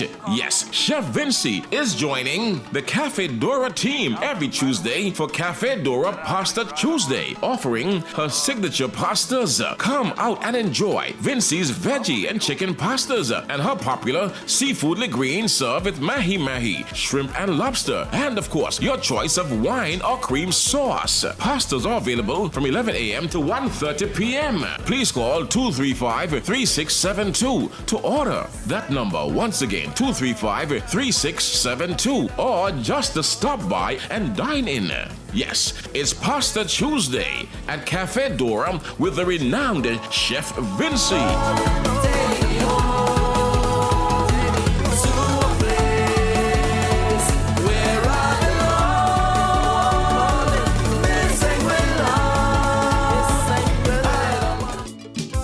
Support the Anguilla Cricket Association Grand Fundraiser Raffle 2026 as they raise funds to aid in the development of cricket on the island. Fabulous prizes up for grabs. Third prize, a brand new high-quality and spacious stove. Second prize, a high-quality stainless steel refrigerator. And the grand prize, a 2026 fully loaded Cherry Tigger 4 Pro Premium Jeep. Get your tickets now from any member of the Anguilla Cricket Association, Tacklebox Sports Center, TJ's Cafe, Publix Supermarket Rock Farm, or from Klass FM Radio for just $20. You heard that right. Only $20 gives you a chance to win bigger. You can't afford to miss out on this amazing raffle. The draw will be held in August. I say, get your tickets now. Special thanks to Motor World and Expand Company Haskins Limited.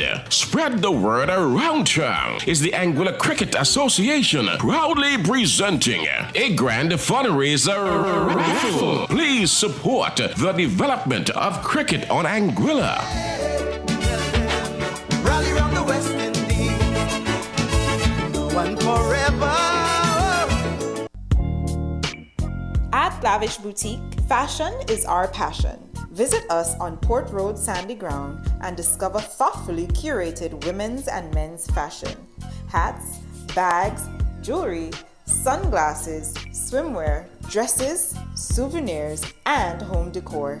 Every piece is chosen for its quality, style, comfort, and effortless wear. We carry sizes small to 3XL. With our in-house stylist and makeup by Irish Beauty, we look forward to helping you discover your signature look so that you stand out with confidence. We are on all socials at Lavish Boutique Anguilla. Opening hours are 10 a.m. to 6 p.m. Monday to Saturday. Telephone 1-264-729-6792. Lavish Boutique, where luxury is a lifestyle.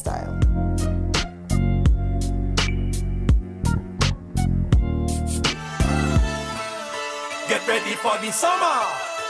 Anguilla for the summer. Visit Anguilla and win US $10,000. Purchase your Anguilla Summer Festival passport today and be a part of the biggest summer experience of the year. Attend the official festival events. Scan your passport at each event and you'll be entered for a chance to win the grand prize. The more events you attend, the more scans you collect, and the greater your chances of winning. Get your festival passport today by visiting www.anguillasummerfestival.com. Don't miss your chance to experience the excitement, celebrate the culture, and walk away US $10,000 richer. Anguilla for the summer. Be there, scan, vet, and win. Get ready for the summer.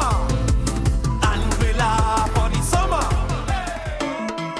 Pasta Tuesday with Chef Vinci. Wow, this sounds magical to my ear. Am I hearing right?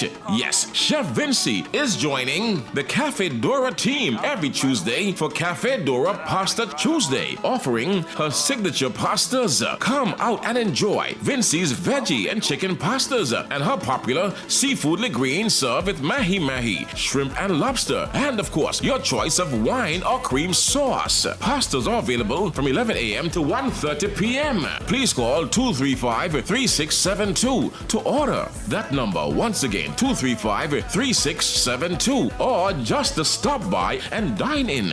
Yes, it's Pasta Tuesday at Cafe Dora with the renowned Chef Vinci.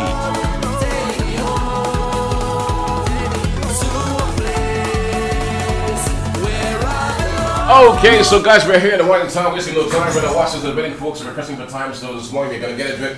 My brother, he's here for sure, and just a few boys have watched this song, man, just to in his team song, he let you know he's in the area. He's already here, guys, but I'm sure that this team song will wake you up as well. A few boys have watched it. Here we go this morning, guys. Yeah.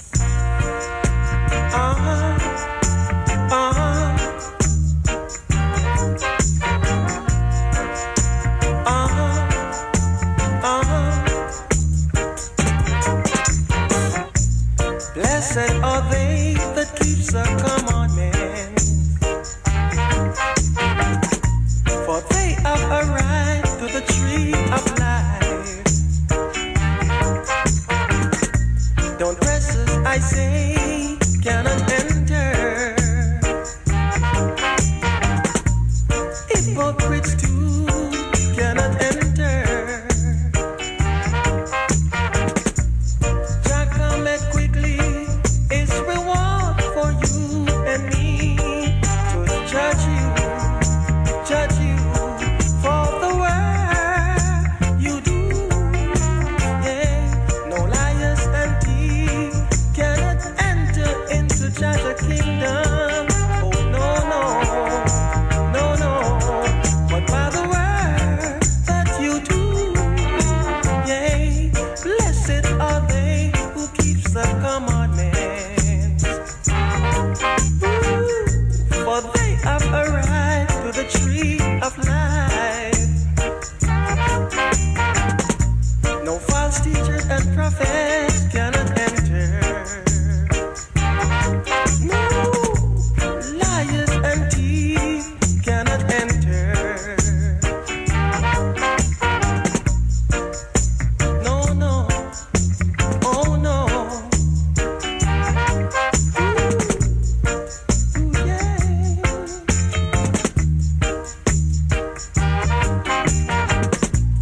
Blessed are they that keeps the commandment, for they have a right to the tree of life. Don't press us, I say, cannot enter in the kingdom of Jah. Oh no, no. No hypocrites too can enter. Jah cometh quickly, it's reward for you Yes, the man Wasim, the morning time here. This is his theme song. He's in the building right now, brother Wasim. Let me say a pleasant good morning to you, brother. Welcome to the program. Good morning to you also, Brother Hammer. Thanks for having me. And once again, me and my wife. Yes, good morning to all the positive people on this planet. Yes, all the positive people on this planet. 360. Here. Good morning to you all. Good morning. Okay. Yeah, respect, Okay, so brother, tell me now, and what's on your agenda today now? I mean, West End this morning was the one thing for me. It was a crazy story this morning, West End. I know that must be part of your agenda too. But West End had a very unique situation that unfolded this morning. After 5, I got a call from the family of West End, the Hughes family, and they was screeching. I asked what's happening, and I was told that some actors, as cardigan gums by partner, the fighters would call them good citizens, meaning that they are bad actors. Would have taken the replica of Belto's Light in Peace on his tombstone from the grave and moved with it, went with it.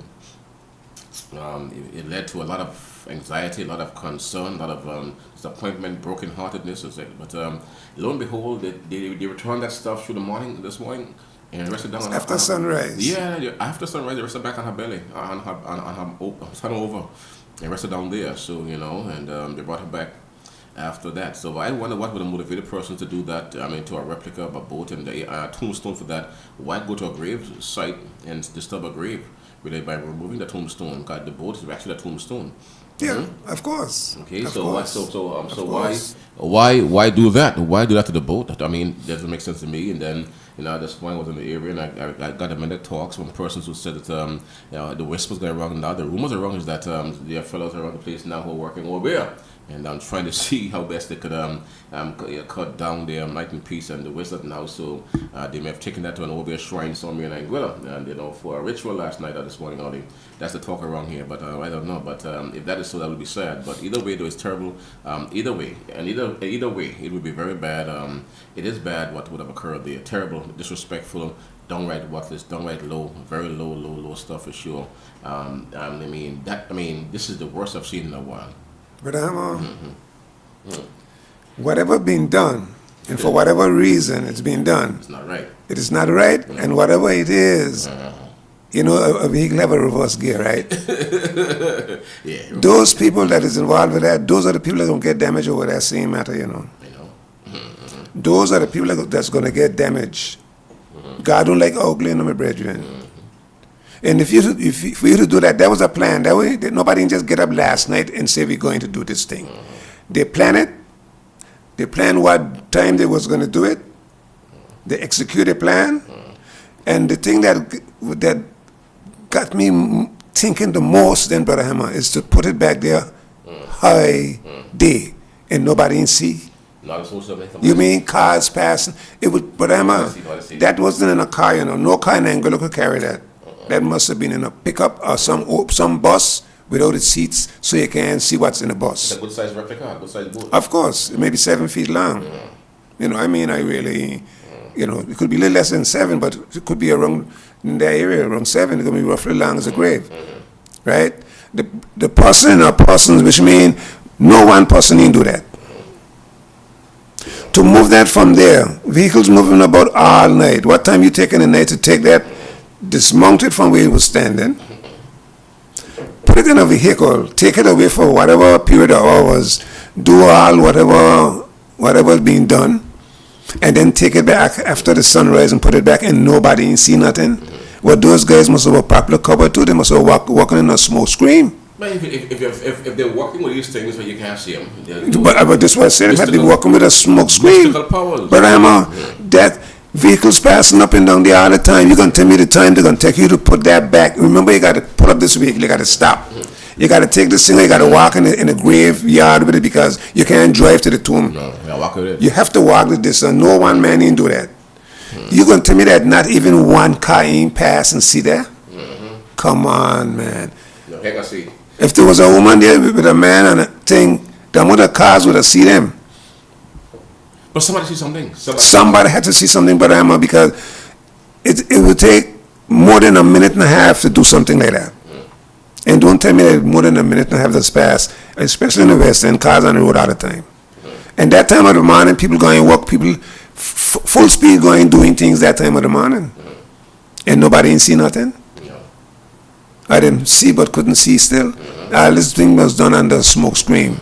Night and day, a smoke screen. A smoke screen? Yeah, man. Yeah, because how nobody ain't see. You know, how nobody ain't see. But until you know, anybody on this planet that is walking over here is in the depths of hell.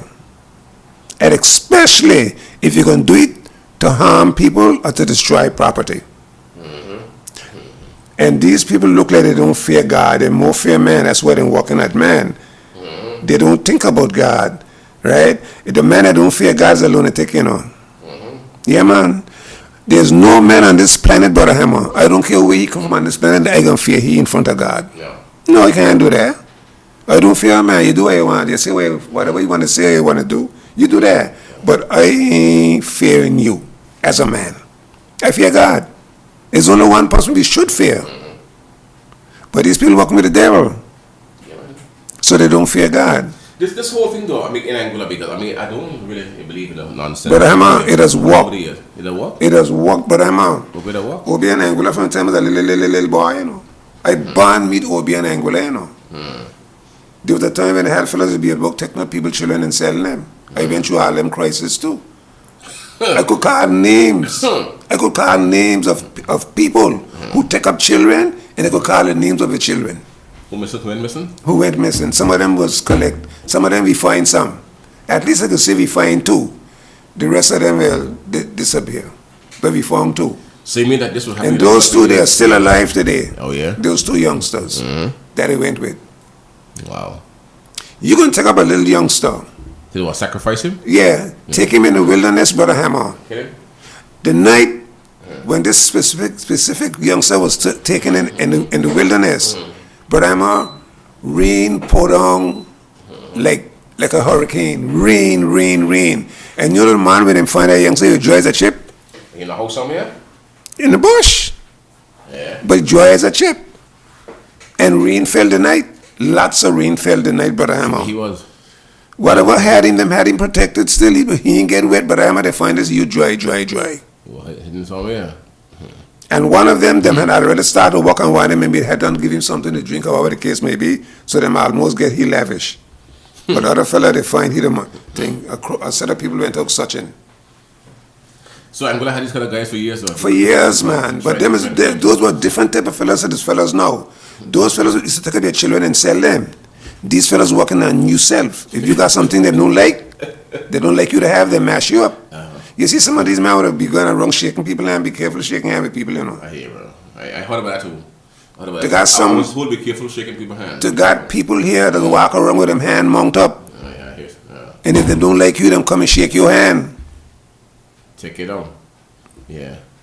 You understand where I'm coming from? But be careful shaking hands, especially with people who are suspecting them kind of thing. Don't play with them people. Wow. I know a lot of them here in Angola, you know. I could call dozens of names. I've been around long enough to learn about them. Okay. I learn a lot about them. I ain't involved, you know. But I know these people. Sometimes you could smell them. Because they have certain things rub up on them skin and thing. You could smell the funniness on them, some of them. You understand? And you could listen to conversations. You know, a Obia man or Obia woman, them love to call Jesus' name, you know. The cover, to hide the darkness. Yeah, man, a rebuke in the name of Jesus. That is not walking Obia, you know. Wow. But in rebuking you and me in the name of Jesus. Everything is Jesus, and then walking over here. So you see, no, you can't. If you ain't collective in your mind, you can't think that I'm really walking over here. Cause them calling on Jesus. Them leave you to the foot of the cross. Them do all kind of thing. They got some serious Obia people in Angola, you know. Them all over the planet. But they got some serious ones here. Back in the day, they had man turning in rooster, man turning in dog, man turning in different animals, you know, and walking up and down the night. And I like on them compound like them got business and thing. Be careful. You walk I wouldn't want to call the name of the island, but not too far from here. This brother, he lived here in Angola for a while after leaving from there. And he told me that he was a watchdog in a certain place. And the owner now, he used to come around in the night in the form of a dog. He said this night, he see this dog a few times, you know. But this night he get close enough to the dog to hit it a lash in the head with a stick. Really happy. You know what he tell me happened the next morning? The boss man come on with the head tie up and tell the partner, if you're seeing the thing around here tonight, don't hit it. Oh, wow. You understand what I just said? Turn that dog? Yeah, turn that dog and walking up now, watching to see what's going on. You know, that this whole thing about Obia, though, I mean, it came from Africa with the demons. The black people believe in that stuff, and the Haitians for sure took it to a different level. They take it to a level that you will be surprised if I tell you how far they take it. The Haitians took it to a different level. Let me tell you something. There was a war going on there many years ago. And these guys turned into like a trunk of a tree, you know. Like a dead trunk of a tree. And we just be waiting till the soldiers pass. And when the soldiers pass, they ambush the soldiers and kill them. When the soldiers understand that that was the problem, they know what they start doing? Every trunk, every branch, them see them dig them bayonet in it. Yeah, kill it. Yeah, make it kill it. Yeah. You understand where I'm coming from? Imagine that. So that's to show how serious some of these people are. That kind of obeying got nothing to do with God. That's not godliness. You understand where I'm coming from? But if you don't believe, though, it can't happen. Because, I mean, No, but I'm sure there are persons who fight for me over the years. But I don't believe in that. But so if I don't believe, you can't get to me. I do not believe in that thing. But I got to tell you something, right? Me or you or other people might not believe in it. But even though you don't believe in it, it can still happen to you, you know. I can show you something. God don't really care about flesh and blood, you know. God care about your spirit, your soul, your spirit. God looking at many people being destroyed by other people with Obia, and he intervened. He let it go. You understand? I tell you. He let it go. But at the end of the day, the spirit that dwell in that body that you destroy, that God didn't really protect the body, but he can protect the spirit. Yeah, he wants his spirit. You understand where I'm coming from? So a lot of people, a lot of us who don't believe in this thing could get hurt still. You understand where I'm coming from? They tried that with me in Long Bay too. What? Yeah. Some years ago. They might have been trying different thing, and I might have get touched too. But I'm on. One morning, and this is facts, you know. I walking down in my yard. Now, I drive in a vehicle in and out, but if you're walking out, you can use one half of it with vehicles drive. So I got my half that is used. The other half is only when I drive in. Okay, I walking down. I meet a young man with a fire light just in my walk pad. In my walk pad. And I said to him, young man, you're trespassing. He said to me, you, I'll give you 2 effing bullets in your head right now and I'll go to jail and sit down for you. Oh, yeah? You understand? But I'm now, my mind didn't rent to nothing. I walk in the area up and then walk all in the ashes up, backward and forward, till to even wear off away from in fact, they disappear from in the walk path. How long it was there and I walking through it. And you know, that young man that put that there, he get it from a family member, you know, but I ain't gonna say who. But he get it from a family member. You understand where I'm coming from? Okay. I walk on, like I say, I walk on until everything disappear. One day, years after, somebody told me that he heard that same young man saying that I's a Obia man. Yeah. Because whatever he did to mash me up, it didn't work fast enough for him and for whoever he was working with. And then decide, no, I's a Obia man. Yeah. Because I ain't get thing. But that thing could affect, I don't know, it could be affected by it. Like I say, God don't really care really much about the flesh, you know. Because they're going back, you know, where I'm coming from. Yes, I God is, he's interested in the spirit, the soul. So if you're going to destroy this body, you can't destroy the soul. You can't destroy my spirit. You could poison out my body and kill it out. No problem. You understand where I'm coming from? And I know that thing might have touched me. To just that thing bring me down one time. But whatever it is, that might have touched me too. Well, I hear, but my thing is that, really, I'm more than certain that there are persons out there who would have tried that with me too, but I don't believe. Maybe I'm affected by it too. I can never tell. You don't know, Emma.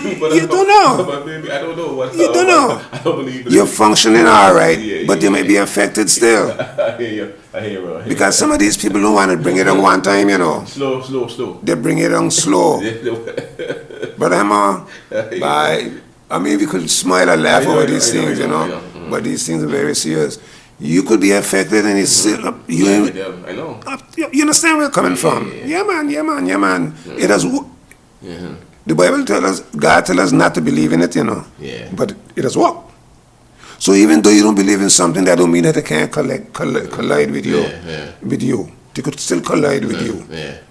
You catch it? Yeah. You see, so a lot of us may be walking around, people walking at us, but they're mashing us up slow, so we don't pick it up in a rush. Some people get it in a rush, other people get it slow. Yeah. You understand? But you just got to keep praising God still. You understand? Just keep praising God still. Regardless of what happened, talk with God still, you know. But people are hot people. And some of them does it through ignorance. Some of them does it because you may be a person that, you know, qualify in doing a lot of things. Maybe most of the things you learn on your own, and this form of jealousy and them kind of thing. Them people don't want to see you around. I know. Want to go. So they go to Martin, go out and look for somewhere in Angola because they're here down in Angola too. You have the Haitians who are here and the Spanish who are here. And a lot of that going on here in Angola, you know. Let me say something. They got people here in Angola. They got people in Angola that ain't belongs to Angola. Got high jobs, and they're working over there to hold them jobs, you know. You could go and you could complain to management a million times. The management, like he himself, he know what's going on. You can't control it. You can't control it. Yeah, but they'll make sure that every Angolan leave the job. And they could bring people from their own land and from other lands, make sure that Angola ain't got no job. What that God that we serve though, I mean, what did we really allow these things to work on us by? It is, but God has allowed good things to happen to people. He doesn't allow bad things to happen to people. Look at the Westlife Road what they in Guyana here today. You think God could have prevented all that from happening? That's carelessness though. But he leave things happen. He does leave things happen. Good things, bad things. All them bombs about what them man about bombing and blowing the place. God could stop all of that. Yeah, for sure. Of course. But he leave things happen. He leave good things happen. He leave bad things happen. Like sometimes a man might thief and he don't get catch. But God know he thief and he didn't get catch. But God didn't give him up. Well, when God give you up, you're well given up. But God don't interfere with other things, but he keep a record. Wow. There are things that God don't touch, you know, but he keep a record. Yeah. So these guys in Angola now, young people walking over there too, apparently. I heard young girls into the over there too. Yeah, man. They're trying to hold out the guys, young guys, and they're having this thing. So this thing back again in Angola. You don't see... It went quiet for a while. Right. It's back again now with young people walking it now. If you go around and notice well, you'll see some people with tattoos on them. I've seen them. Of some demon or something. What I think it is, brother man, if you're a conscious man, if you respect God and you love God and thing, you're going to have a tattoo with some kind of beast on your skin somewhere. No, sir. The Bible, you know, spoke about tattoos. No man can enter the kingdom of God with tattoos. God didn't make us with tattoos. I ain't going to tell a man not to put on, you know, but for sure I ain't putting none. But this tattoo thing is an ungodly something. So then watch it, if this now, back to this boat now, so if this boat now begin to lose races, that means we're walking. I mean, they like peace begin to lose now. We will see. Yeah? We will see. You'll see the difference. Because there's a deep suspicion around the place. The guys who spoke to me a while ago said that they believe that what took place, and they are thinking about these things really. You will see, and I'll tell you something here to make it so they might get even more serious than that. You understand where I'm coming from? For years and years and years, we've been having sailboats here, sailing out there and sinking. Never lose one man yet. Because God now still looking out for these people. But that don't mean that they're going to last forever, that one of these times that somebody ain't going to get drunk. Because a boat could sit, there's so much of people inside of one boat, Brother Hammer. Listen to me good, you know. There's so much of people in one boat. You could get a sheet rope, wrap around you when the boat sink. What can happen to you if they wrap around you? Can't get away. So far, these guys being, with the help of God, because God have to be looking on, they survive. They're surviving. But that don't mean that tomorrow, the next day, the next day, the next year, the next month, next 20 years from now, that somebody mightn't get drunk. Things has happened. They got some demons walking on this planet. They got people will watch you. You ain't do them nothing. But if you got a bike, then broken egg on it. Set up something broken egg. That's sad though. We got them kind of people. But how we got to this point though, and good though? But we whenever this way, I mean, I grew up around here. I heard about the guys you mentioned who were taking kids and doing sacrifices and all that stuff. But that has stopped too after a while. But now you're saying the youngsters are back now. People are back now, and having this for a real thing, trying to work it every day. And the people who are here and are working this over here for them are making money. I see one lady who they say work over here have a brand new car. Of course. And she has clients in our country. And of course. She works for people in here. Of course. So so they're making money from these people. Of course. Fooling them off too in plenty cases. You believe in it and you got a person working, you believe that they're working on autism. They got man who pull away from you because they realize and spend too much money in it, you know. They got man who pull away. They had a brother, he died now. You can't win, bro. He had a brother, he died now, down there on Blind Point. He was, them invite he down there 9 years ago. We know that Angola don't have no lions. But to put this man in a dark room next to the man, say he see a lion in the room with him. They does that thing to see how strong you know. If you're strong, you know, and if you break down on that, then you ain't good enough to be a part of them. You see how funny it is? A lion. Yeah, the partner, but he tell me, he said, bye. He said, I went there with them damn stupidness, and he said, them put in a dark room next thing you see a lion. He's mine, man. He's mine. No, don't worry. He's mine. Don't worry. Yeah. Them could force your imagination if they want to. I hope your man could make you think where you shouldn't be thinking. You understand? What a lion doing inside a dark room in Angola, and Angola don't have no lions. There was another human being, a part of the whatever, testing his strength to see if he could take on so this. Maybe they put on a lion costume and when they harass him. You understand? To see how strong he'll be and if he could pass. Yeah. So I guess he didn't pass. You understand? That's sad though. A lot of things, Brother Hammer. So sad. Brother Hammer, Tell me, go ahead. that been going on in Angola for many, many, many years. There are people in Angola that sunk vessels, crashed planes. You understand where I'm coming from? All them things, you know. Wow. There are people in Angola who crash planes and sink people vessels. For that same thing? But that same thing, Brother Hammer. This, you know, ism. I've been around, Brother Hammer. I learned a lot of things, you know. I learned things that I will be dead and gone for all kind of years and didn't get a chance to talk to them. What? As a young man growing up, them other things I absorbed. You understand where I'm coming from? Man, crash plane on here. Cars with the crash over here. Sink boats as well. Yes. Yes. I know there was a time they had some vessels. One vessel to dominate all the cargo. They'll go to the country where they're getting the cargo from. Another Angola boat they tie up. They go there, they load up leashy right there, tie up, go back and meet at their tie up still. Get no jobs. And get no jobs. Yeah. Walking the magic, yeah. The people who got cargo, the sun didn't even see in your vessel there. Your empty vessel, but they could come and load up and go. Just about nobody saw the boat this morning get reached back to the graveyard.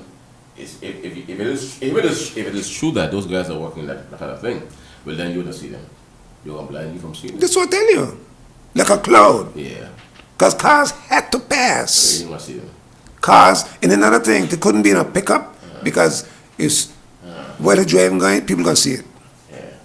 So that would have to be maybe like in a bus. But maybe pickup too. Couldn't fit in a car. If we are saying that they had protection. Well, of course that could be the if case that's true too. at all, that could be true. They could have been in a pickup, you don't see it. You don't see it neither. No. If that's true. So when you hear me saying many years ago that Angola's in hell, don't think I was joking. You mean hell, right? Yeah, this place is not the hut itself, but the people. The majority of we people in Angola is in hell. The majority of us. I ain't gonna say the majority of those people. Us. So I include. I ain't gonna leave out myself as a part of the number, but I could leave out myself as a part of this attitude. I don't have to get involved. But we got a lot of hell people in Angola. My hope though is that the talk that's coming from them areas that I hope is not true. I just saying what I've been hearing from from several quarters that it might be that, but I'm hoping it's not going to be for real. I'm hoping it's just somebody who would have gotten in a bad mood for some whatever reason and did that nonsense. But that's my hope. But to go to that length of extent to lift a vessel from a boat between some columns. Yeah, she between some columns because she did in case a little weather comes, she wouldn't move. You see. Can't move. No, You see, you take a real, like hurricane to really damage it. Yeah, but lift her out from there. Mm-hmm. So she was like she was in a crate. A crate, yeah. Like in a crate. Yeah. So how she can get on less and stick around? Stick on there. And lift her out of there. And there was a plan.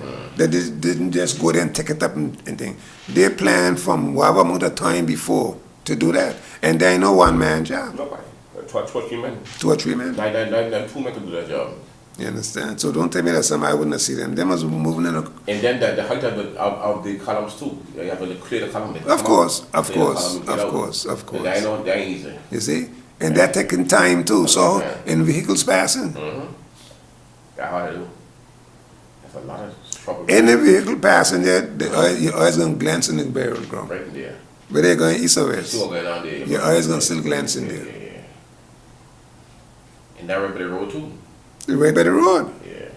That boat was less than 40 feet from the road. But while we talking about boats, I want to mention something, but we having, sometimes, I notice sometimes when I say certain things, and some people respond, to say them respond in a positive, they just want to make it seem as it was as their idea. I listen to them all the time, I just be listening to them all the time, making it sound as if their idea. I would like to know this, man, if this is someone's idea out there right now. But we know that we just have a Albert Romney race. We just have a Peter Parkins, we just have Egbert, we just have the guy from Island Harbor race. Okay, good. In Soul Brother. Now let us say we're gonna draw our attention to West End. Soul Brother was a captain. Why, when we having Soul Brother race as a captain in honor of Soul Brother deceased, why we don't have all other names, all other captains who's deceased from the area too, and say, well, this is for all of them. Okay, that is family though. That's a family idea. So maybe that's a good idea. Maybe you should give it to the family. That's a good one to incorporate all the other members. But they're doing that for their father. Good. So maybe they can. It need an extension. Okay. And they're gonna make the races even better, and more people could gather. Because I'll tell you something. If you name all the deceased captains in West End, they're gonna be about 5 or 6 or maybe more. That good. Yeah. So even though you're gonna say, well, this is Soul Brother race, you put all these under the same chart. So then the families of the rest people know could say, well, we're going up there too to be a part of our grandfather because he was a captain too, but he died. You can share to them, I'm sure that they didn't cross their mind because they want to honor Belto, the soul. We need to honor all. Yeah, the family want to honor their father and their grandfather. Good. So we need to do that in all the districts. So in Island Harbor, instead of just Elliot Webster, put all the names of all the other deceased captains on the same page.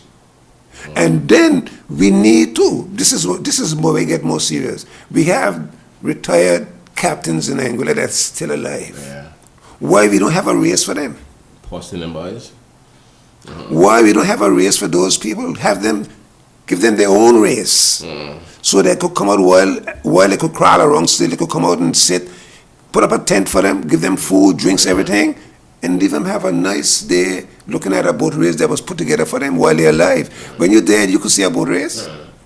Even though people will say, if you're going to do it in honor you, we don't have you around to even have a little conversation with you. You know what I'm saying? You don't think that a brother like Ed and George and them fellas them there wouldn't be happy to sit and look at a boat race that was put together just for them? I'm telling you, they would love it.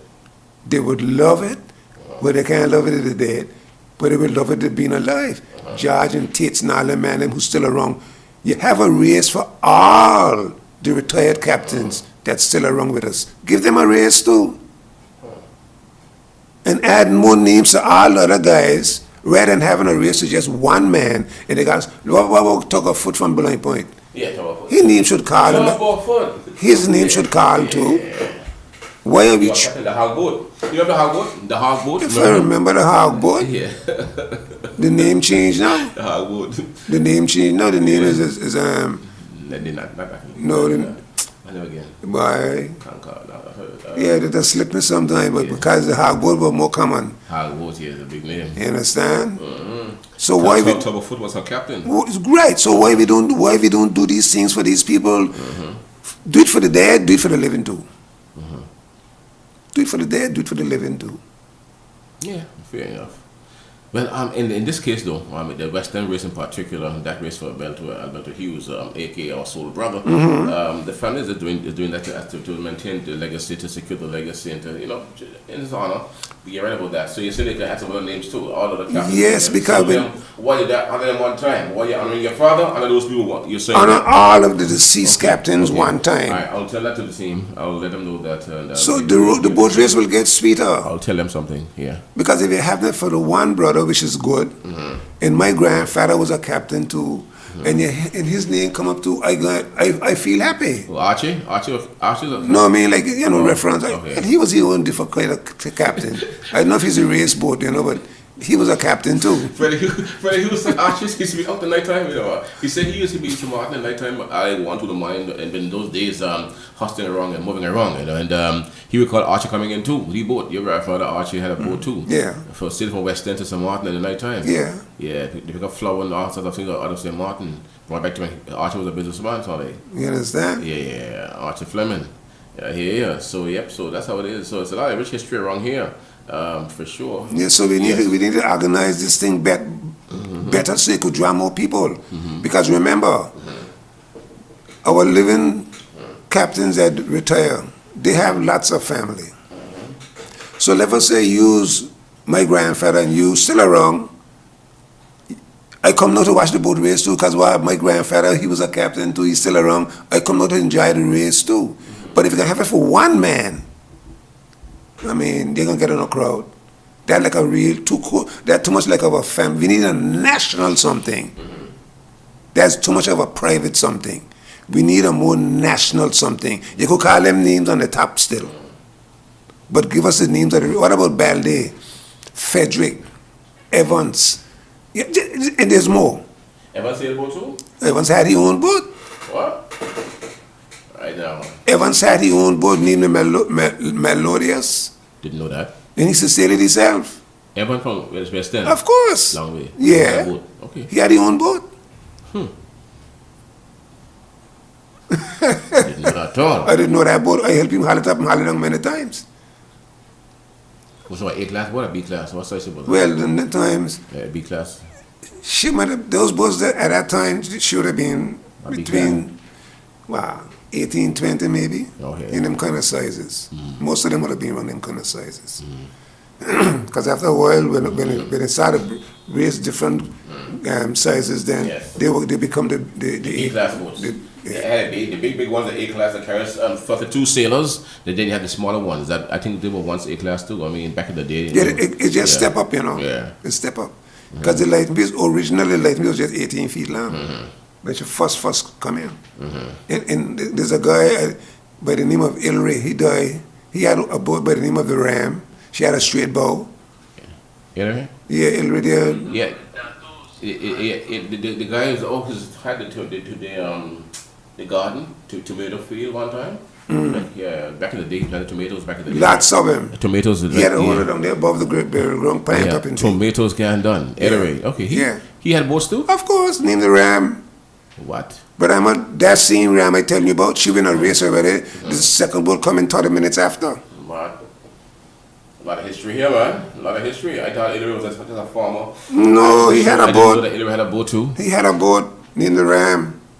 The name of the Ram because the bow was straight. That man had tomatoes every year for you? All the time. Eggplants, cabbage, peppers, tomatoes, potatoes. What a food. Yeah, he grew a lot of stuff. The other fellas on there grew a lot of stuff too. But even Samuel was a stay boats too. He was a captain too. What? So this is why he's saying that these deceased brothers, all of them names should come up on in these races, so the race will be better. It will draw more attention. More people will come out. You understand where I'm coming from? It wouldn't be just like one family gathering and then a few friends coming in. No, you'll have a crowd of people coming in. You know. Okay. Yes, I'm not fighting minutes. So what about Evans and Ilray? They were brothers or relatives? Or yeah, no. I always thought Evans and Frederick. Okay, all right. He was a captain too. Okay. Ardley, Evans' brother. Yeah. He used to sail boat too. And then there was another brother. I don't remember the other guy actually sailing sailboats, but they had another brother named Elton. Okay. Other sailors, man. In the Western had pure sailors. Don't they have a lot of boats one time? Yeah, I realize that. Yeah. And then the youngsters. Which one? The name of the boat. The hog boat. But those boats used to go to Martin with cargo in those days. The hog boat in the Light and Peace. And they give her the name of the hog boat. The hog boat? And the whole Light and Peace and the Ram and the Love and Voice of West End. All them man them used to carry animals and things in Martin to sell. So that's how that boat get the name Blumper in the hog boat. Because it always used to have a lot of hogs on that boat. Right. I once had a boat named the Melodious. That boat used to be out in the cove. We used to see they have the dock them now. Yeah. And they had another guy from Anguilla, Lambe named Hobby Hodge. Yeah. He had a boat too. Yeah. Yeah. Hobby they had a boat. He had a boat in his wife. The name. But Hobby had a boat too. They used to go Dominica for bananas, plant. You name it. Oh, the Delia. Okay. That was Hobby. Hobby's boat. Yeah. Okay. Delia. What? And even after his wife. It's a rich history down there, man. For sure. Rich history down there. For sure. But Rama, we could talk a lot more things. A lot more just having got the time. At the time right now. A lot of time. Wow, look at that now. I say, okay, oh man. So Neva knows the history down there too. All the people who had boats in down there. So maybe you're right about that. Let me run this by the family though, the Hughes family, because I mean, I think it would raise the profile of the race too, of the whole. Of course. Of course. Race everybody, put them all in the. Of course. Yeah, I think so. Because all these captains got people that's alive, family members that's still alive. Yeah. They would love to go and say, well, this race is my grandfather, this is a part of my... I mean, you must draw a bigger crowd, Brother Hammer. It's a big crowd. No. You must draw a bigger crowd. Serious thing. Serious thing. Yeah. And the guys know that in the seaside, they need a race too. So them could come out, like I say, you have a tent for these people. Free food, free drinks, and this is our your race. Thanks for whatever you have done for us in the boat racing thing. Yeah. Now, my brother, we have to move along now. We have a long day. We still got a lot going on today. I'll be here until around 2, maybe today 2 o'clock. We have a lot going on. It's a rough day. But I want to thank you for your little time here. Next week, I'm not sure yet what's happening next week. Next week what? Is it the 30th? It might be Carnival week, so we'll see what happens. But maybe do culture next week, maybe more boat racing or something else. Of course, because I come here this morning to talk about boat racing. Yeah. Most, sure. All right, good. So maybe next week we do some other cultural things as well. A bit about the culture back in the day. So let's plan for next week, the 30th, for a few minutes, okay, on that day. I think that's what next week I will have you only basically in here at a time to discuss that, because this is your spot on a Thursday right here in Klass. Okay? So bro, peace and love. All the best to you, though, right? Enough respect, Brother Hammer. Thanks for having me once again. And thanks to all the listeners who listen positively. Not the crooks and the critics and things. Keep away from them people. They're crooked. I know some people are very crooked. And, I happened to hear this morning from you, though, that they were people that were working in the OBA for years. I didn't know that was a real I grew up in there. Beside the Hyde. Yeah. But and you said I should not shake these people's hand, because often they become, hey, bro, shake your hand. And, I was told by somebody recently that's the wrong thing I'm doing. You have to be careful. Yeah. You have to be careful, especially if you're out in the light. You have to be careful with that. You have to be careful. Master you up one time with a handshake. Yeah, I could sense them people. Some time ago, I know we got to go right now, but some time ago, a woman who I know involved with that, me and she don't get along. Yeah. The woman meet me in a shop and say the woman rake herself hard on me, you know. Wow. And I could smell her. Yeah. You smell the vibes. Yeah, but whatever she rub her skin about, she wash her skin with. But Hammer, thanks again love, to all the positive people on the planet. Rest of man gonna say ciao for now. But you guys keep on smiling. Keep on looking in the direction of the Almighty. Don't look in the direction of Jesus, because God is a jealous God. Jesus came thousands of years after God. So call on Jesus, but don't forget that God is the number one. Thank you, bro. Okay, man. All right, so Rapsy, what's it for you? Thank you, Sharon. You guys all the best. Have a great weekend, okay? Peace and love, my brother. I can shake your hand. Yeah. You can shake my hand. You got clean hands. Clean hands, boy. I don't do over here. I don't work over here at all. Yes, I. Thank you, bro. All the best, man. Take care. All right, so guys, we're here now just about 15 now before the 15 now before the 12 o'clock hour. That's our time now, and we're gonna get into another segment there. Another segment now. We're getting ready for a talk now with my brother Evan McDeely Rogers, the health czar in the government of Anguilla, will be our guest next year on Klass FM on our Thursday program. Stand by for that. Evan McDeely Rogers will join me next year on the program. So really and truly, also, I want to bring you a note from Brother Briggy, Fitzroy Briggy Tomlinson, and that note came in this morning, and I want to advise you that as of today, no unauthorized vehicular traffic will be allowed at Lansing Bowl Cultural Center. This is to facilitate some road works at the entrance area of the LBCC, as well as to allow the production team from Titanium Audio Visuals to complete the setup of equipment without interruption. Right. So be advised of that. So as of today, be advised, folks, coming from the Summer Festival Chairman, Mr. Fitzroy Briggy Tomlinson, no unauthorized vehicular traffic will be allowed into the Lansing Bowl Cultural Center today. As of today, this is to facilitate some road works at the entrance area of LBVCC, as well as to allow the production team from Titanium Audio to complete setup of the equipment without interruption. So please take note of that information. All right. Also, John's Beach Boy in Sandy Ground returns, and this Sunday it'll be Boss and Hospital Band down there from 2 to 5 p.m. down there at John's Beach Boy in Sandy Ground. The return of John's is real, and they're up and running, serving the finest foods, steamed fish and fungi as well, green bananas, and the sweet potato is all down there for you for sure at John's Beach Boy in Sandy Ground. So I have the pleasure of having with me on the deck next Mr. Evan McDeely Rogers, and of course I told you earlier he's the Anguilla governor of Anguilla Health Czar. He's responsible for health in our country, Anguilla, and you would have heard me before here on Klass FM talking about the brother and the good things that are happening at the hospital here in Anguilla, at our public hospital, the Princess Alexandria Hospital, the equipment that is there. You would have seen us before as well live on camera showcasing equipment as well. But he's in today for an update, and I'll go across here and say, Brother Pleasant, good morning to you. Welcome to the program.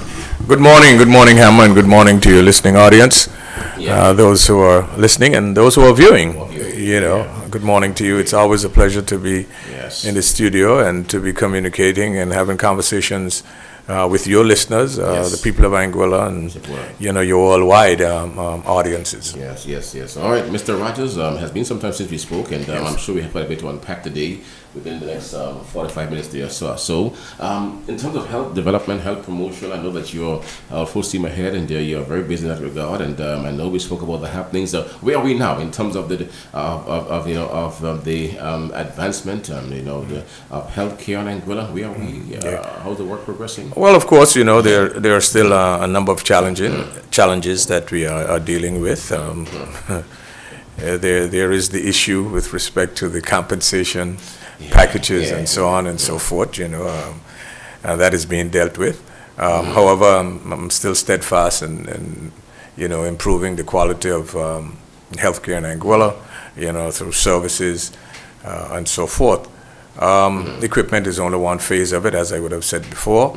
Of course, you can have all the modern day gadgets that you want in terms of equipment and instruments, but you've got to have the human resource capacity in order to be able to perform the required services. That being said, Hammer, is that they are part and parcel of each other. You can have the human resource capacity and you don't have the equipment, you still so they are dependent upon each other. So we're working on that. I must admit that, encourage a number of Anguillians, if they're interested in the healthcare field, to make the applications to the various universities. Once they're accepted in the universities, then they can move on and apply for scholarships and so on, because at the moment, we're trying to increase our local cadre of healthcare workers. That's a step in the direction that I think we ought to be going, and we will be going. There are a number of other initiatives. We are looking seriously at improving the level of services to our mentally challenged. Just to indicate that we have on island for the first time a psychiatrist, a doctor out of Nigeria, Dr. Irin. We are going to assist him in getting, what he needs to be able to reach out, to our mentally challenged over there. We're looking at setting up, a team, including the psychiatrists and the psychologists and so on and so forth, a number of counselors, as to give us some sort of direction from a professional standpoint where we need to go in that direction. The budgetary exercise is coming up now, and that is one of the things that I will advocate for, to have an entire, sort of department whereby, we can pay a specific focus, to our mentally challenged. For one reason or another, those professionals would know whether those who are drug dependent and other things and so on and so forth. We cannot, hide away from this, so we have to address it. We were making sure that you would have the tools, and the wherewithal to be able to reach out, because, of course, folks wouldn't want to voluntarily come up by the psychiatric ward because of the stigma and so on and so forth. You know what I'm saying? And we all have have issues. Really. So we're making sure that we are able to reach out, to them in their own environment, in their own surrounding. We probably will be able to get them started on some medication and so on and so forth. So we're going to stick up in there. Recently, I would have been to that center recently to see a friend of mine who had a mental challenge, had a little breakdown, and they were there. But what I observed, though, and this is my second time passing there to see people, to visit patients, I observed that we have an issue of space, though. I mean, in terms of we need to expand the space as quickly as possible. I noted that, to my mind, a bit of overcrowding is happening there.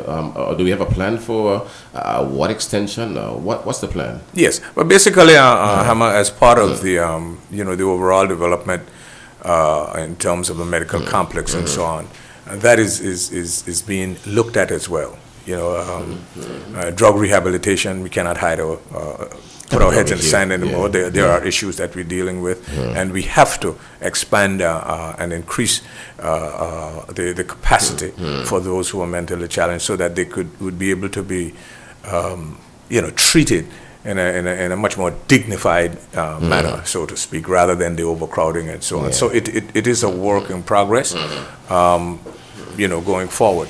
So we're looking at it. Of course, it is a challenge, in order to be able to track the specialists in that area, because psychiatry is a specialist just like, OBGYN or surgery and so on and so forth, and you will require personnel to be able to treat those folks as well, So the expansion is there, the expansion of the overall healthcare, and one of the things that we're looking at in treating our folks and the people who visit us from time to time is, the quality of care in a dignified manner. So the doctor from Nigeria, is he here now? Yes. On attachment to us, or permanently? No, he's employed by us. That's right. He's on island. On island. And for the first time, rather than Zoom and so on, he can, he'll be able to go and visit the patients, and stuff.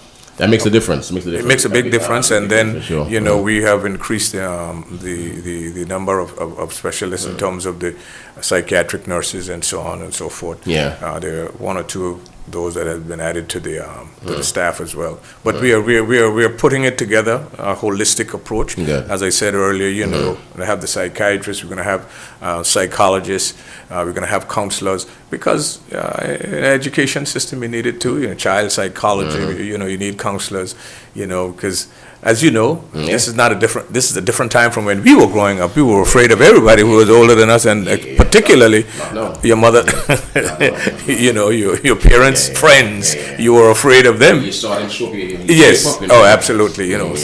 So these are times when we have to look at all of those sort of things, coming through. In terms of surgery, we are looking just about finishing up the surgical suite at the hospital, where we, have the modern gadgets, the laminar flow, and the C-arms and stuff like that.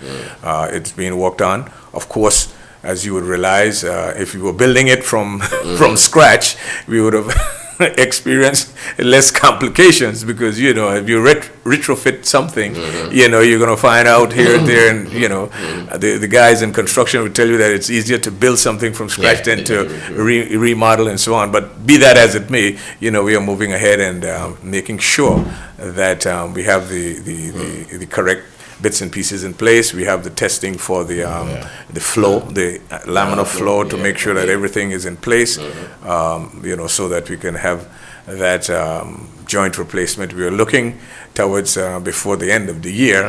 It's a lot closer than that, but you never know with hurricane season. Now we're in the middle of the hurricane season, that could push you back. But we're looking at before the end of this year to be able to do our first joint replacement here in Anguilla. Right here. Okay. Yeah. All right. So that theater room is getting set up right now. You said things are working in that regard right now. So that's a good thing for us. And we are also we also intend to use the same theater, to do ophthalmology services and so on and so forth, because we intend to have a ophthalmologist on the ground in Anguilla. Again, stationed here with government. I believe with government for the first time. We're looking to have an orthopedic surgeon as well. By next Friday, I should say, the ads and the vacancy goes up on government website and so on, so that we can attract these folks to have them in. So, this is very much dependent really on the salary scales too. We're waiting on for those salaries to be finalized. In part. But there are a number of folks who are still interested in coming to Anguilla. Of course, you would want to have the best. Of course, the psychiatrist came in, and if there's an uplift, he will be there, and he'll take part in that. He didn't wait until, the salary has been increased. It is what it is, and accepted it, and if it's increased, he will be a beneficiary of that as well. So there are some of that is taking place. Of course, one of the salary is not an issue, but it's a cause for concern. So we're all human beings, and if you speak about money, you put money and more. If you want a little more. It was years ago. It was, I think, 2010 government, maybe even before that. Way back on the Victor Banks team, you were part of it too at the time. And there was a time when things were really rough in Anguilla, and it was some health issues coming up too for those medevacs overseas. And Victor Banks said back then, money, and there's never enough money for help. Don't put that together. Don't put money enough and money. Next to health, it doesn't really work that way. There's never enough money, and it's escalating. It's going on. So never enough. That is always an issue. Of course, one of the things, and rightfully so, you mentioned that session between 2005 and 2010, where we would have at that time would have increased the salaries, of parliamentarians and civil servants and so on and so forth. And then right after in 2009, the latter part of 2008, 2009, globally everything sort of crashed, and at the time we had to adjust them downwards, to be able to to continue with it. The thing about it, and since then, Hammer, there's not been an increase in salaries for civil servants and so on and so forth, quite a bit, and rightfully so. If there are a few dollars that are circulating around now, of course we'll look at it too. But what comes with that is a sense of responsibility and a sense of accountability for the civil servants. Because from my vantage point, it can't be business as usual. The civil servants are working for just like I am. The civil servants are working for the people of Anguilla. The civil servants are not working for the politicians. Because at the end of the day, the politicians go out and the people of Anguilla elect them. The civil servants, it's a selective process, not an elective one. But we are there to work collaboratively for the people of Anguilla at the end of the day. So some sort of accountability must be put on the desk when it comes to civil servants in general. I spoke recently to the deputy governor, who would have said to me here on a program recently that increments will be turned in terms of salary increments, but they will be this time around. They will be performance based, based on your performance. There will be evaluations that will take place on a regular, and you will be assess based on your performance. But Hammer, that has always been the case somewhat. But at the end of the day, it must have some sort of teeth. The teeth is now money. Because if you don't perform now, then most likely the person who has your department will not give you a good assessment. And then you will not get an increment. And I would want to see that. I mean, I support it. Don't get me wrong. Don't get me wrong. I support it, but we need to see it because historically, when these annual assessments are done, they move. Let's say a non-performing civil servant from a particular department or ministry to another one. When you go and you look at the performance appraisal and stuff like that, there isn't anything. And then the whole issue, and I'm not the deputy governor, but I think I earned the right to speak freely, and I will always speak freely. In terms of the civil servants in general, showing up to work on time and doing what they're supposed to do in a timely manner, it leaves a lot to be desired. And as a result of that, who is going to put that on the assessment? There are no time cards that you can swipe in and come in and say, well, I reach at 8, I reach at 10 and stuff like that. And then, but before we go on, we're talking about increments. That's moving from where you are. But where you are now, even if you don't get an increment, because they haven't gotten an increment in 17 years, you know what I'm saying? Your performance must still be judged. So based on even at your present salary now, you started you get right now. Right. You should be assessed on that too, and definitely based on performance. Right. And if you don't perform, well, you don't deserve that salary. And I'm still to realize I'm trying to see if I could pick my memory of any civil servant who would have been dismissed, let's say for lack of a better word, for underperformance or non-performance, so to speak. I don't know, maybe you are a civil servant as well. The view is this, right? I worked there for many years, and the view is this. Once you have that job, unless you give it up, you have a job for life. You have insurance, you have all these benefits, and you can just do what you want. Just show up and do the bare minimum. Right. Okay. And you are guaranteed of a pension and all these things. So you're a job for life, and to get you fired from there, it takes a lot, and it doesn't really happen. But you don't have any documentation on your annual performance appraisal. So and there are a lot of lawyers around who and to remove you from the public service, it takes a lot to get it done. A lot to get it done, really. So once you're hired, you're hired for life. Unless you want to remove from there, but you're hired for life. But it's a false sense of protection. And let me put it this way. A lot of folks sort of describe some of the civil servants as CC. And it's not. I know. Clock and calendar watchers. You know what the clock is for when you get time to get out, not when you come in. And the calendar is payday. But that culture don't need to change. Somehow I don't know what it is. I didn't like it at all. Really. And I want to be upfront here. It is not. I am not.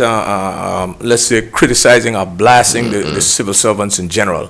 Don't get me wrong. There are some civil servants who are passionate about what they're doing, who are committed to what they're doing. I know some of them. Good. Sure. And then there are others, really and truly, who leaves a lot to be desired. So that's my point. It's not a criticism. It's not a one-size-fits-all for the civil servants in general. That's what it is. One of the things that made me laugh when I spoke to the deputy governor here, he said that during the recent engagement, and when the speaker spoke about salary increases and and those appraisals and all that stuff, there were civil servants who were saying, "This person doesn't work." There were civil servants who were reporting on others. This person delays it. This person delays it. This one no kind of work. Right, but is it documented? It's just hearsay. He sat down and just interest. Of course. Others say they told you who you work, who you're performing. Of course. They know who is not working in the system. That's what it is. With respect to health now, because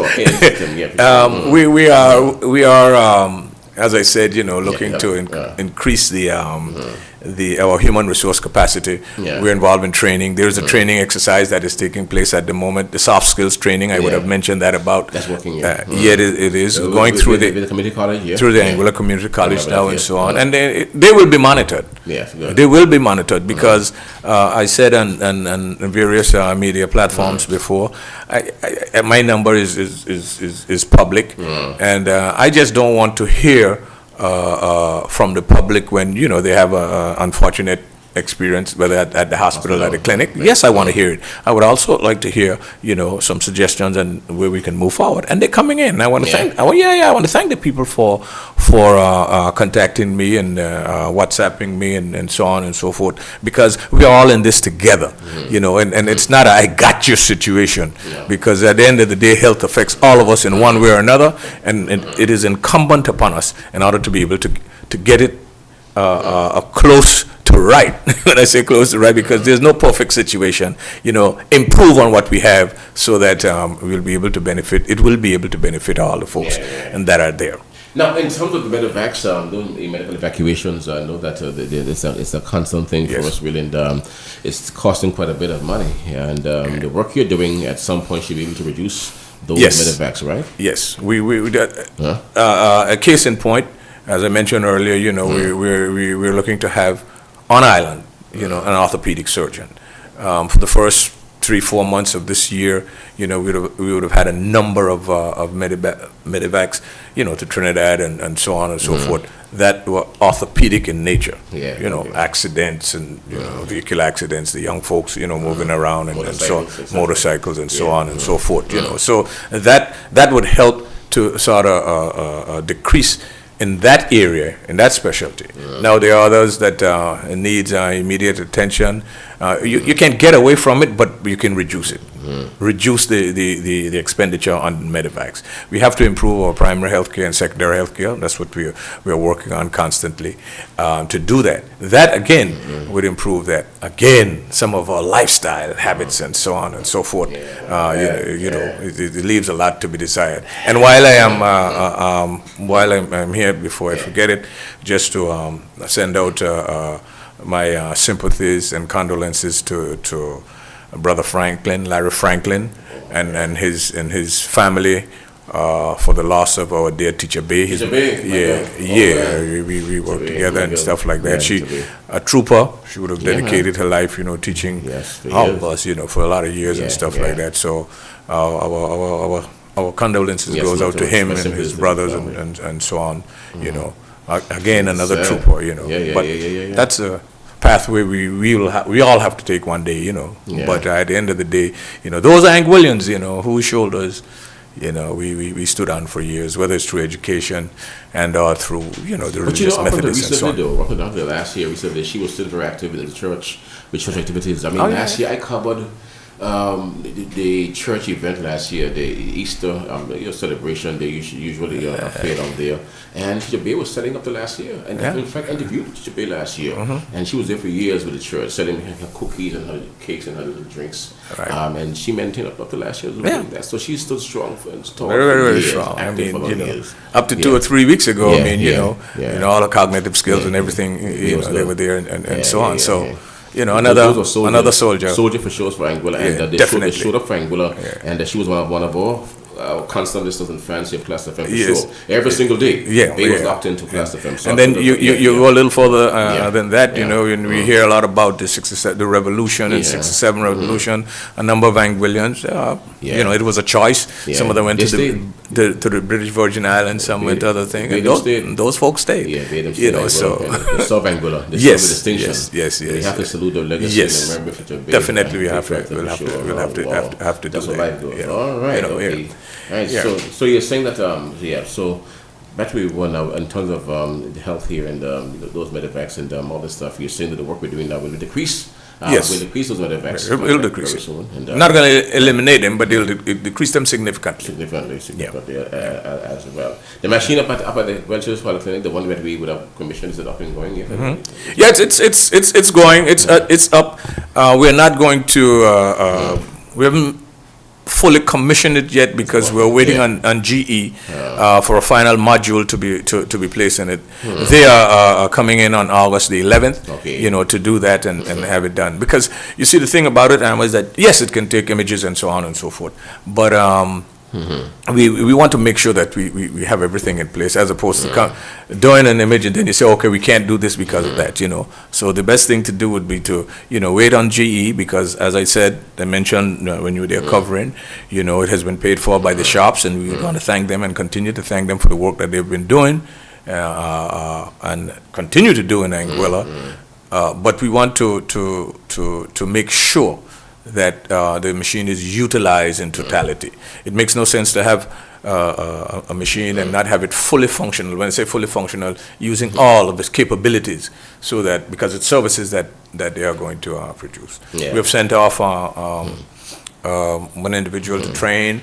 They would have gone to the DR. 2 individuals would have gone to the DR. Of course, they are no strangers to doing mammography and stuff like that. It's just updating with the latest the technology and the computerization of it and so on and so forth. And when the GE folks come in to finally sign it off, they'll be doing a training session as well. So we'll have all of that there. In Welch's, we intend to put those additional services there, not only mammography, but you'll have ultrasounds being done there as well. We're looking to extend the pharmacy hours, to be able to provide pharmaceutical services there for our patients who are there, as opposed to 1 day out of the month. Now we would want to move that further on. Again, it's capacity. We've got to get the pharmacies those in place, and also the med access. A number of individuals, have showed up and register. We are going through them now and I want to make it abundantly clear that phase 1 of the med access, it is primarily put in place for Anguillians, folks who are belongers of Anguilla, who are less than 70 years old. Okay. Less than 70 years old. Med access, yeah. They have been diagnosed with diabetes and hypertension, right?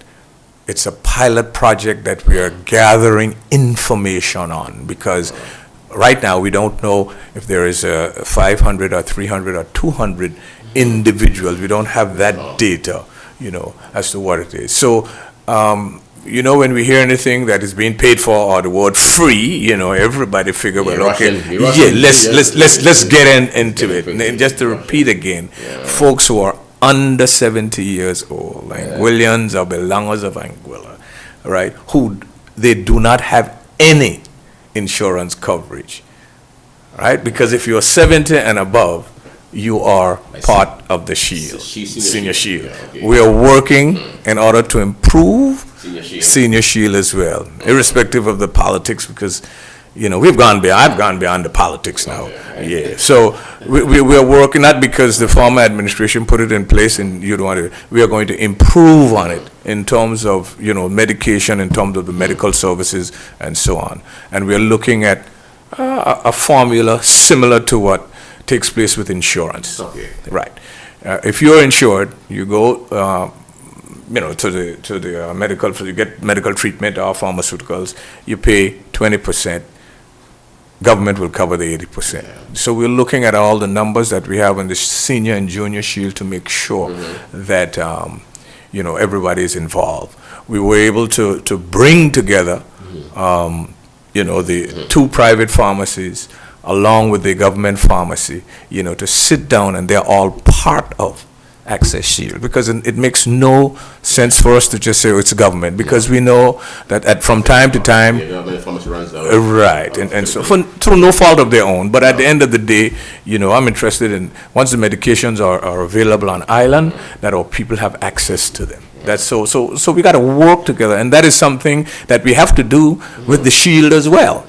Make sure that the folks are involved. Hughes Medical Center, Paramount, Sunil Farms. Make sure that they all come together, so that we'll be able to provide the type of services, for our people. For me, Hammer, the competition should be thrown through the door. When I say that in all honesty.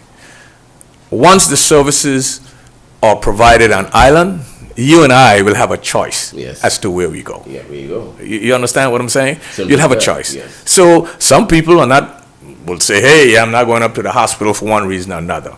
Others going to say, I ain't going down by Dr. Hughes for one reason or another. You know what I'm saying? But the point I'm making is that the choice is there. Okay?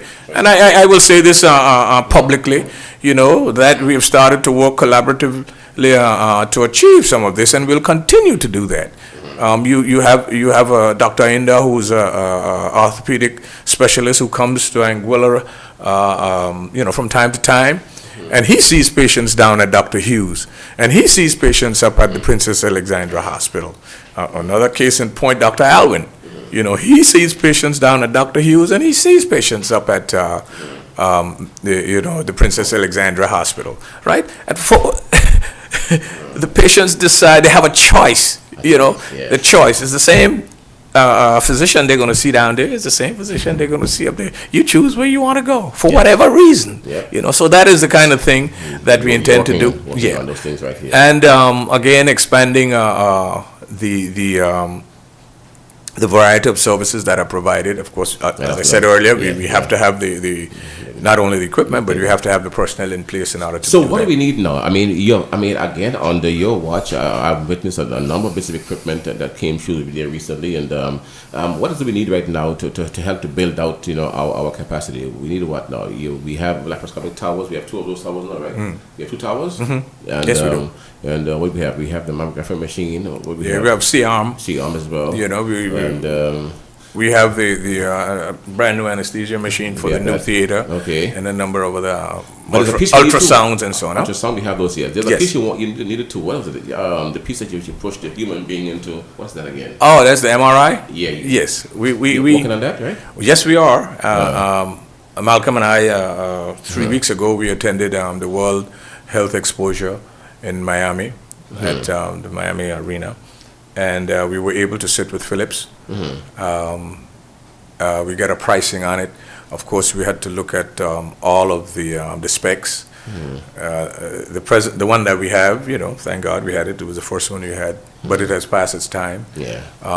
The war in the Middle East, people would say, well, it's not affecting Anguilla, but that uses helium. And if you can't get through the straits, all of those sort of things were limited.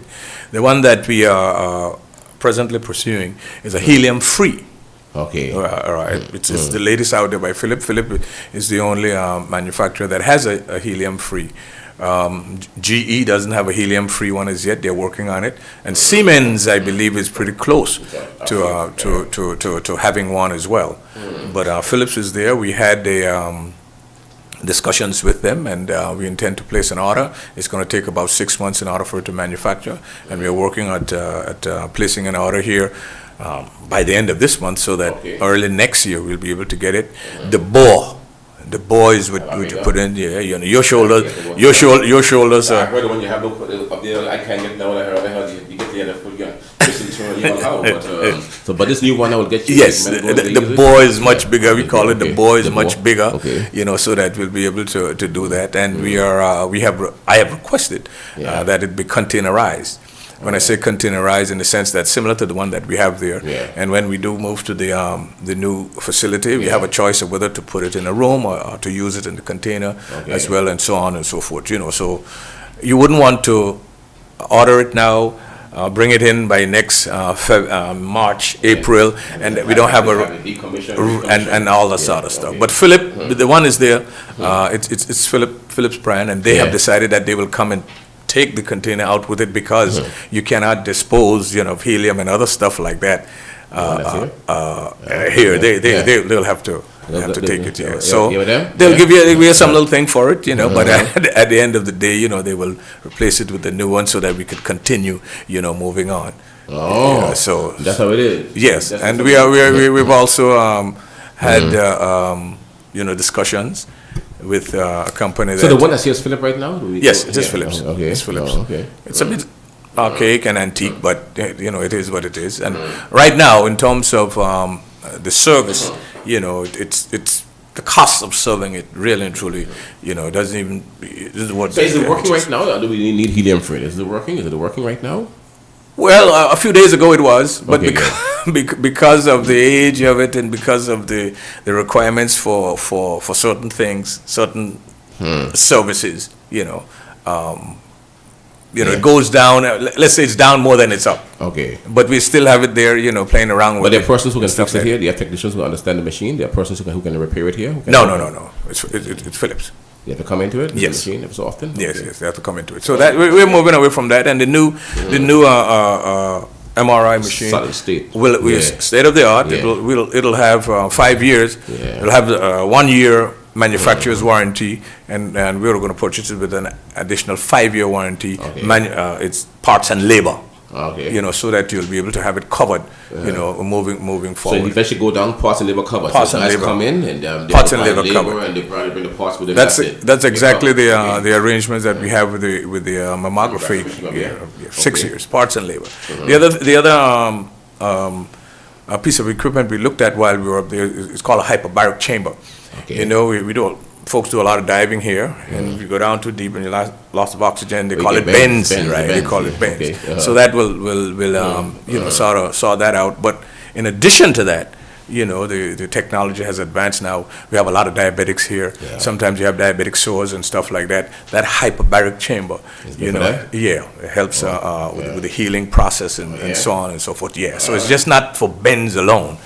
So those are the sort of things that. So you intend to purchase that as well? Oh, absolutely. Absolutely. That's on deck, and deposits will be made, so that they could. Start doing so the good things are happening in health and all the time there. And I told someone earlier that sometime ago, last week, that the fact that into health dedicated. I mean, one area now, education and the sports and all these areas that you were under your belt. You now have an area that you can focus on now. I'm seeing that you are putting in a lot of work, really a lot of work. Into the health here, and the people of Angola should be the beneficiaries of this work you're doing, because health is everybody's business. I mean, health for all of us is the big thing. It's a respect of no person really. No. And it's apolitical without political affiliation.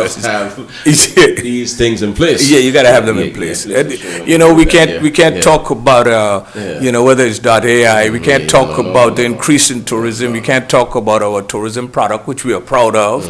And when you look at the numbers and stuff like that, and have our healthcare and education really and truly, subpar. So that in essence is what I'm focused on. And I take the opportunity to thank our healthcare workers. At times they're under a lot of stress. Again, those in the executive management, trying to address the staffing issues and all of those sort of things. To thank those who work overtime, to thank those who would take up extra shifts, extra sessions, so that the services are there. So I want to put that on record as well, and for their commitment.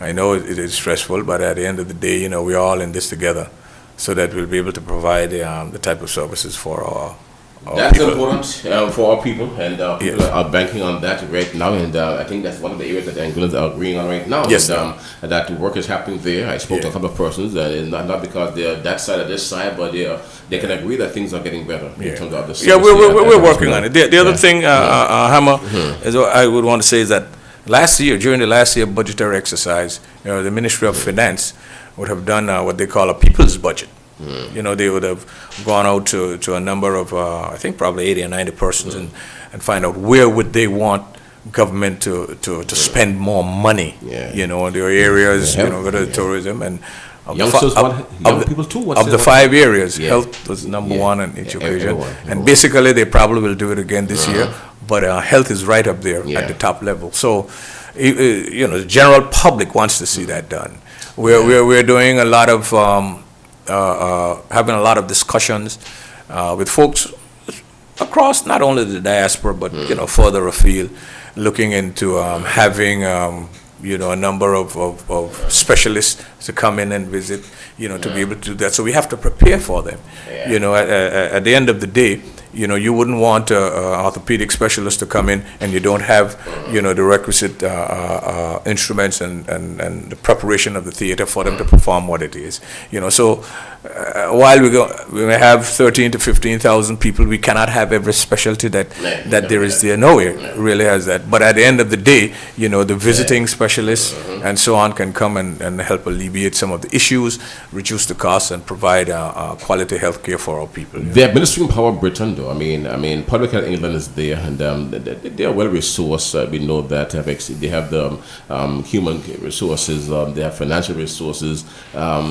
Is it possible for us to tap tap into those people some more? Are they willing to help us with specialty areas? Are they willing to help us with equipment? I mean, do you get an impression that have you ever tried to engage them on that level to provide some support to us? Yeah, well, they circle around an issue all the time, whereby you have there are 4 or 5 allocated slots for Anguillians for any other overseas territories for services, specialist services that are not provided, in the area. And I must be open and frank. There's always been a tension, from my standpoint, with the British government, in the sense that I believe that they don't understand how we operate here in Anguilla. When I say that, you come down, you look at Hammer, who's been working. I mean, Klass FM, it's in the UK and all over, and you look at the proprietors. Is it a big, large firm that has its directors and 5 or 6 or 7, shareholders, owners, or whatever it is? We around here know Hammer is. It's Klass FM. You know what I'm saying? So, they come look at the beautiful beaches, the expensive hotels and stuff like that, and sometimes they think we are living above our means. And at the end of the day, and I'm saying this from my own personal experiences over the years with them. They come and they look, and sometimes they see these large houses and stuff like that. Wonder, well, hey, taxation and so on and so forth. And then, British taxpayers are contributing to X, Y, and Z, and so on and so forth. And I want to make it abundantly clear that they have stepped up and they have assisted us in time, over time. After Hurricane Irma, you remember, whether the 60 million, the Anguilla program. Now, so and we can't be ungrateful. It is there. But in answering your question, in terms of if they can do more, I believe so. I honestly believe so. There are a number of things that that come through the governor's office, that is not sort of publicized and so on and so forth. And there are a number of things that can be questioned as well. But at the end of the day, we thank the British taxpayers for whatever they have done and continue to do. But as you say, if they can do more, I always believe so. I think they can. We got some 2 hours. We have 2 ambulances, 2 ambulance units, 2 units from them recently. The thing about it is, we grew up with hand-me-downs. I'm in the middle of a big pack, so I know about hand-me-downs. Hence my reason when I go to get equipment and stuff like that. Not that refurbished stuff isn't good, but in our context, because if you're going to send us to, and let me be upfront, I'm not criticizing. If you're going to send us to ambulances, Mercedes, and stuff like that, whether it's 200,000 miles or whatever it has on it, you know what I'm saying? We got to look a little beyond that in terms of services to them, the parts and so on, compared to buying 2 new Ford that you could run across to St. Martin and pick up a part for. That's a reality. And fix it easily. Thank you. You see, those are the sort of things. Not because you let's say you utilize what you have and it's working good for you. In the UK or in the US or in some of those other islands, a Mercedes-Benz you can get parts for. Agencies there too. Just right. Exactly. So we have to take our situation into context. And a Ford or Chevrolet, the ambulances all over the world with them. That's what I'm saying. That's my only comparison there. But Anguillas too, as a people though, Rogers, and I grew up knowing this too. Even though we grew up as poor people, Anguillians, when we're doing things, we want to be the best. We want the best. All out. We want what's there. We want new. We want good things. Yes. Yeah. That's the Anguilla mindset for sure. And it's part of our DNA. It's who we are right now. Yeah. We want the best. And even if you go to the world right now, Anguillans, when you see them show up and they show out, they put their best foot forward and they put the best forward as a whole. So that's right. That's who we are as a people. That's great stuff happening there for us. Proud people. Yeah. So now in terms of now, I see the market's working now. The market's up and running. Yes. It has been working on. There's an extension that is actually taking place at the moment for a larger freezers. But we have it's up and going now, limited in its capacity. But the freezer, the addition, will make room for, sometimes look and say, well, you're preparing for more bodies, but at the end of the day, we're all getting older, and we've got to pass through that. We have to make that journey one day or another. So that is, that is working. We'll be able to do, the autopsies and stuff like that, at the facility there and so on. So they have a staff, additional staff at a unit at the department. Yeah, they have a staff that is there. Of course, the pathologists will have to come in, but we would have hired 2 morgue attendants, and in the interim, while they're not, well, as a matter of fact, there's a 3rd one that we're supposed to bring on board as well shortly. But in the interim, they would help out in terms of orderly duties and help around and so on and so forth. So it's not that they're sitting and waiting for the deceased.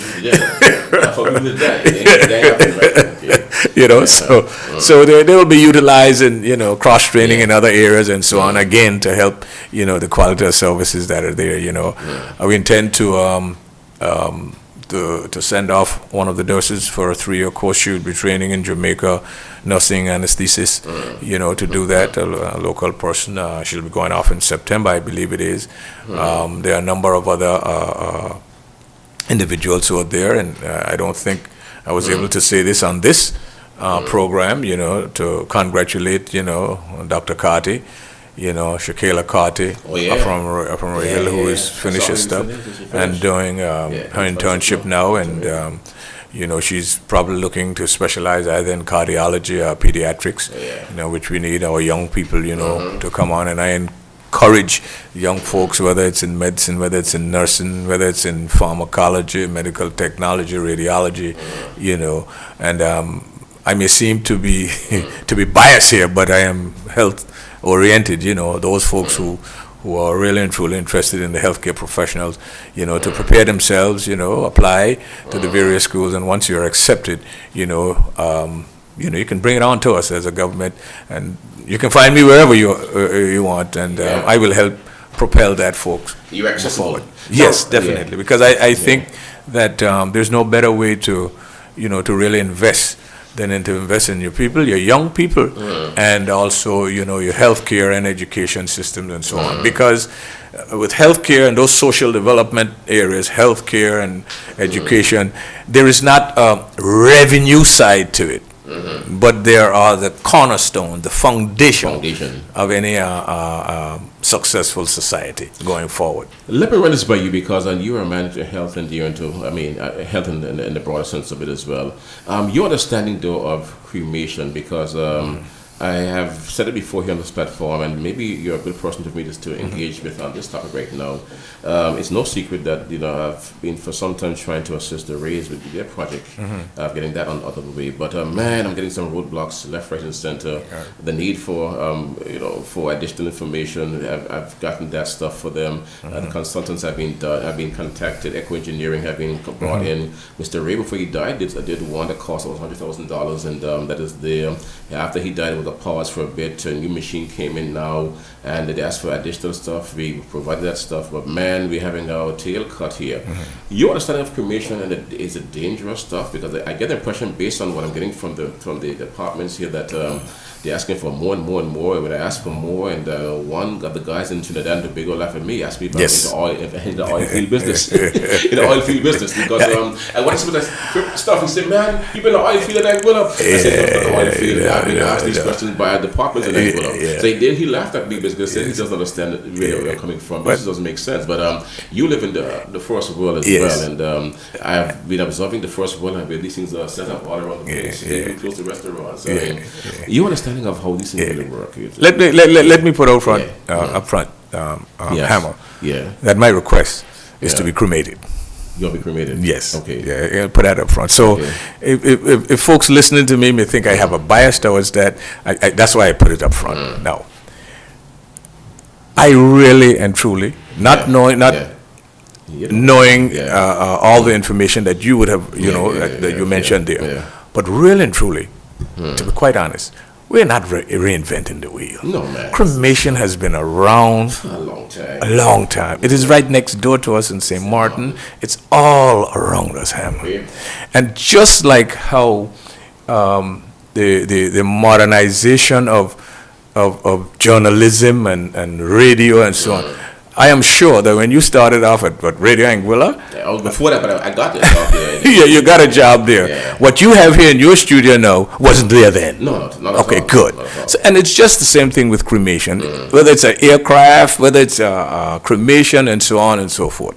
And based on what I remembered very well, when we brought the legislation to the House, I was in the House.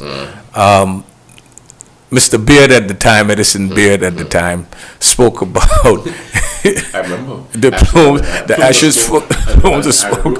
Right. Black smoke. We can't do this. Right. Okay. Yeah. Be that as it may, the technology has advanced so much. And let me put this into context. Right. I've worked in virology lab. Yeah. Study of viruses and identifying viruses and so on and so forth. Right. In the United States, much more dangerous and contamination of the air and all of that sort of things. The filtration system, and I did it in St. Luke's Hospital down in right in the center of Kansas City, right downtown. The filtration hammer is such now that the quality of the air that is coming out, you monitor that there. Right up there. Just going in there, I mean, it is there. So I personally do not understand, the reason for this. You mentioned that a new machine was bought. Brand new machine. New machine. And that brand new machine, I am sure, was an upgrade from what was there before. Upgrade. And the manufacturers of those machines, right, will want to improve on what was there before. So they will look at the air quality. They will look at all of the stack, all of the stuff that's coming out. Manufacturers recently, exactly, thing, and they were like, "We don't understand this thing. Right. This is crazy." I mean, the guy was like, "The machine is an environmentally friendly machine. This is what we do." Thank you. This is better. That's what they're doing now. Environmental friendly machines. He said, in fact, Brooks, half of the machine is designed for that same. That's right. The half of the machine size, that stuff is on the side there, designed to control all of that. I know that the process has reached a physical planning. Yeah, I think they're going up and down and asking. I'm sure they're the ones who are asking for additional X and Y and information and so on. But whatever it is. Every time we do that, it is costing money. And the last set of money I recall, we sent for stuff and we sent it back to it. We get it back for them, but somehow they're not satisfied. I don't know what else to do because we can't get it turned down. Nor can we get it advanced. They're just deferring us. So I can't get it turned down. Nor deny. Nor pass. So it's the paralysis of analysis. They analyze, and the whole thing is paralyzed. Paralyzing you to the max. And it's just going in circles. But I have had conversations with the minister.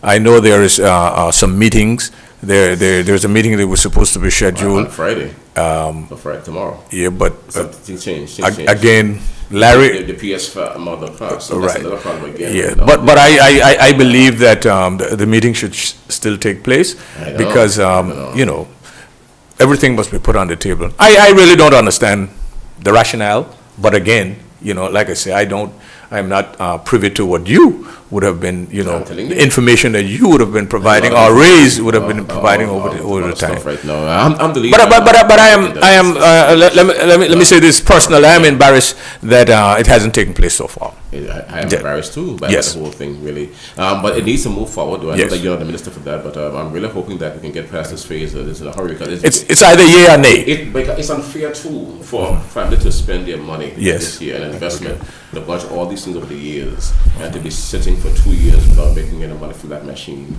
having to lose money actually. And when you look at the state of the cemeteries, I'm telling you. It is embarrassing. It is painful and disrespectful. A lot of concrete. A lot of concrete. A lot of stuff is happening there. And those things. I just came to a funeral in the UK. You know, where they're still using the mahogany wood and stuff like that for various things. When you talk about environmental friendly, I don't know if the caskets that we have now, if they are environmental friendly, so to speak. I know for sure the concrete is going to remain. You know, so you.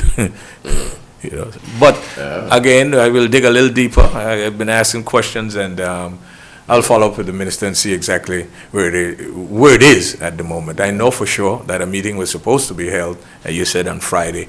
I heard that, yeah. So we'll see exactly if that meeting could still continue, you know, in the absence of Franklin. Let's hope, but it needs to be brought to some conclusion, because I agree. After all, man, 2 years that's a long time to have a family turning in circles. You know, and, even before Mr. Ray passed, right, as well. That's right. So there's a lot going on there. But at that time, you know, prior to Mr. Ray's passing, at that time, we didn't know as much as we know now about cremation and so on, even though it was all around. We know a lot more today, you know, than we did then. You know, so when you go to St. Martin, and my friend Frankie Myers, he's cremating. You working shopping there, make sure it's on. You don't know it's on. No, you don't know it's on. You don't know what's going on there. No. In St. Thomas and elsewhere across North America and Florida, you have restaurants here and cremation rooms across the street running. And I'm sure that the new machine that you spoke about really may be an upgrade to anything that is around here. It's a brand new machine. They're working smooth. And in fact, to that one point, there was a permission given by public health here in Anguilla to do a test of the machine, and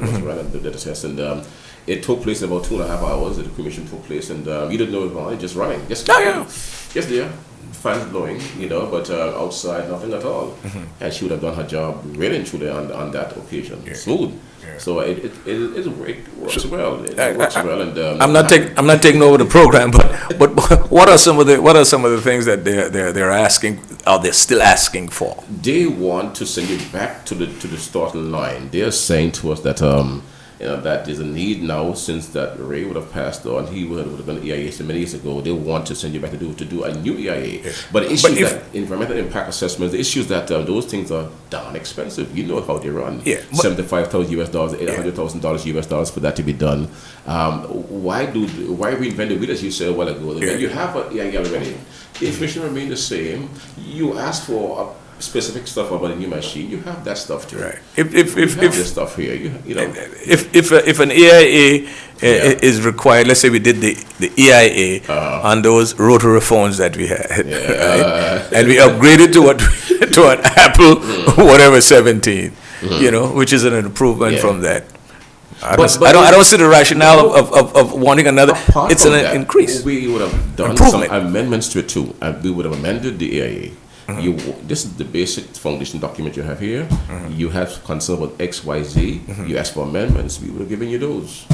You would have paid for those too. You had to pay for those amendments by the same consultant to have it done. So you have information about the machine parameters. You have all this stuff here now. But what is it now that's holding you back still? What do you want to know still? I don't understand. So basically, it's a decision. It's a decision from physical planning or whatever. It seems that way to me, as if the ministry, because the ministry, maybe PS and maybe Larry and Sharon. They will send you back to the drawing board, to bring a brand new EIA. That's what they want now. EIA, brand new. And I'm saying that's not fair. That's not fair to the family. But I'm sure that that the manufacturers would be able to provide all the specifications that are required. You have them. They have that, and they have them too, and submitted to them. And you suppose even if the manufacturers, because it's their equipment, let's say you give right, spoke to them as well. But you can get an independent assessment of the manufacturers. The consultant would have given them the guidance as well. You know. So you're saying to me all of that was there? They still want to. They're still looking for something else. Looking for the boogeyman somewhere. The boogeyman is somewhere in the details. You know. So they want a complete one done over now, apparently. But I think that's wrong. That's unfair to the family, and I want to fight that. That's wrong, and I have to resist that for sure, because it makes no sense. They're already out of 2 years out of pockets, having a machine that they purchased. I'm sure it costs a pretty penny.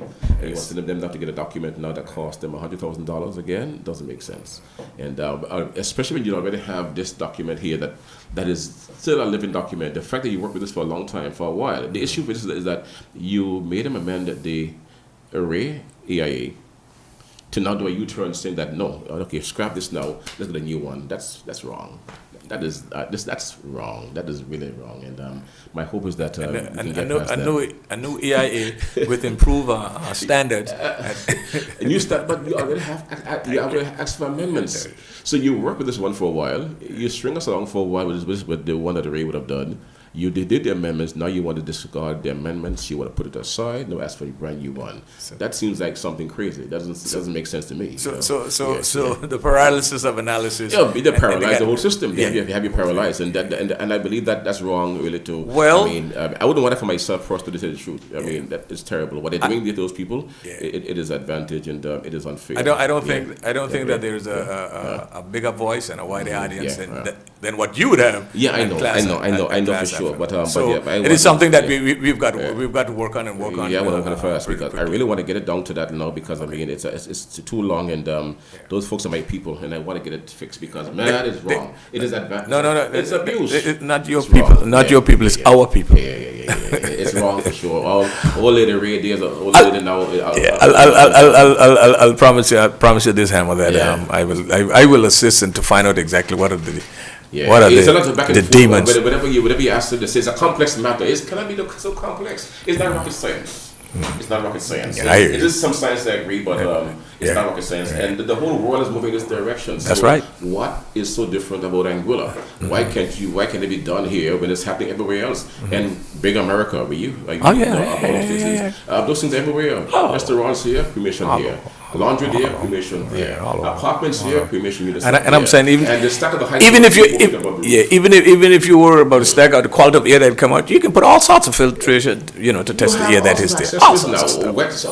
Scrubs and all kind of stuff. I read some area, and based on the emission, which is the particulates is so small, you got to get scrubs, just tie them on scrubs and everything. It's efficient to the max. But the folks are here for some reason. Maybe it's a phobia. Maybe the idea of wanting bodies, cremating bodies, and will have them scared. That's the idea. Perhaps I don't know. But anyhow, I beg you as a man. Yes, I will. I promise you, I'll follow it up. And as I walk out of the studio here now, I want you to look at that. Touch base and see exactly what we're doing. With that meeting, is it the Friday tomorrow? That's what the minister said tentatively. I don't know what's going to happen now. But, we'll find out. He would have said that something is coming up tomorrow. But I'm hoping that we can get past it. Man, it is a lot of bureaucracy. It's a lot of administrative delaying tactics being played around there. And it is downright unsafe. It is just a painful situation. And I think we're putting that family through a lot of through hell. Basically, it needs to stop. And it needs to stop for sure. All right? Thank you, bro. All right, thank you very much, Hank. Bye-bye, thanks. Okay. Thanks. All right, so folks, Evan McLeod Rogers there for you folks, just about 15 now before 1. That's our time here, and we're into our Thursday sit-down discussion program, and so we're going to move along here now, and and you asked me who is the minister. The minister for that is Kyle Hodge. He's the minister of that. The PS is Larry Franklin. And at the time, the person that we were having engagement with on that matter would have been Sharon Roberts Hodge, really. I think she retired now, I heard. I'm not sure what's up right now with that. But those are the persons who were really involved with that on that project. But man, they would have given the family and the runaround. Yes, the runaround. That is what is happening there. And there seems to be no help from government, no help from Larry Franklin, no help from the Department of Physical Planning. There's a whole lot going on there. But anyhow, for another day. But that is one of the matters on my desk as well at this time. Come in. Let's go, guys. Bring the chairs on the table now. So every single time, bring chairs. Casting bring chairs in here now. Our people are here. We're going to continue with our programming for today, and we've just been joined by a number of committees. Bring the chairs close to the table. Come to the microphone and put them around the table. My people are here. How you do? You good? All right, the folks are here. And, I'll tell you who I'm speaking to now. Well, let me let the Ms. Woodley tell you who we have in the studio. Let me say pleasant good afternoon to you. I noticed the members of the Summer Festival Committee. I'm going to get the names here quickly lined up for you today. Folks, Klass FM 92.9, and so we have the committees here. We have the Queens Committee. We have Opening Night Committee. We also have Unicalypso, Monarch show here today. So I suspect I'm going to begin. Let me bring my people. Good afternoon to you guys. Good afternoon, Hammer. Good afternoon, everyone in Radio Land. Okay, and this is your name again? Amber Woodley, the chairperson of the Miss Anguilla pageant. Okay, and my friend here, your name? Alicia Carty, chairperson, Soca Monarch. Yeah, okay, yeah. So you have a soft for this, okay? Okay, and this is Mia. Yes, Mia. Yes, everybody, well, Millennia. Millennia, yeah. For opening night. Okay, all right, opening night for sure. I heard you have lots going on. And Mr. Yeah, KSM Thompson, Junior Calypso. All right, so let's get down to it one time, guys. Let me start with ladies first, and okay, that's a little louder, maybe.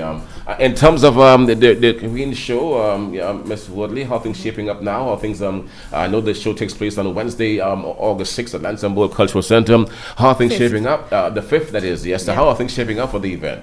Shaping up well, Hammer. The first show is actually this Sunday. This Sunday. Oh. So make sure part 1 that people aren't missing part 1. It will be half of the show, right? We're having speech.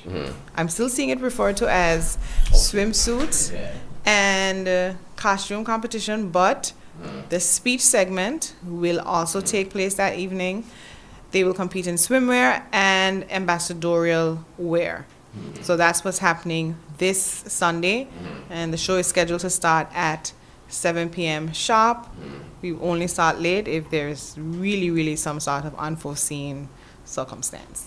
All right. So what time again, please? 7 p.m. 7 p.m. So the swimwear segment will take place there, right? Speech, uh-huh. swimwear, and ambassadorial wear. And, 3 of the 6 segments. All right, so show itself. Now, in terms of the cost of entering that night, that day, that evening, or it's $15 US, 40 EC for adults. For adults, okay. So it's a 2-part event, folks. So the Miss Anguilla, the first segment takes place this coming Sunday. Yes. At the Lansing Bowl Cultural Center. Okay, good. You'd be a part of that. All right, so folks, and the second part will take place when? It will take place on the on Wednesday, August 5th. Yes. Also at the Lansing Bowl Cultural Center. All right, okay. And we have how many contestants again? We have 5 contestants. And who are those people, Amber? Those young we have ladies? Contestant number 1, Miss Akima Kati. Contestant number 2, Sherry Ann Francis.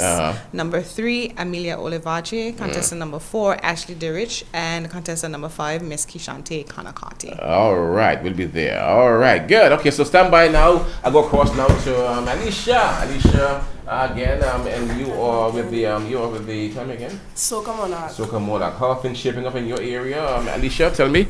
This year is a bit different. Yes. As you may have seen, there's not the typical Soca Monarch competition. This year, it has been transformed just for the year into a junior soca monarch, giving the young people an opportunity to enter the soca world. And things are shaping up really well. Yes. In terms of participation and interest, we have 6 young men. Unfortunately, no young ladies this year. Okay, the soca show? Yes. Yeah. And things are looking good. Okay, and this will take place on what? On the So this is happening on the 30th, right after the Junior Calypso show. So it's a big juniors night. That's why Liam came out today with his big soca song. Yes, Liam came and said, drop a big soca song one time like Trinidad and Tobago. Okay, like those superstars up there. All right, so 6 guys are coming out. Who are the guys coming out? The names of them? So I'll give you their stage names. Stage name, yes. Number 1, he's King Kwan. Kwan. Thomas from Stony Ground. Yes. Number 2 is Ricky Vibes. What? Ricky Vibes. Kane. Ricky Vibes. Number 3 is Liam.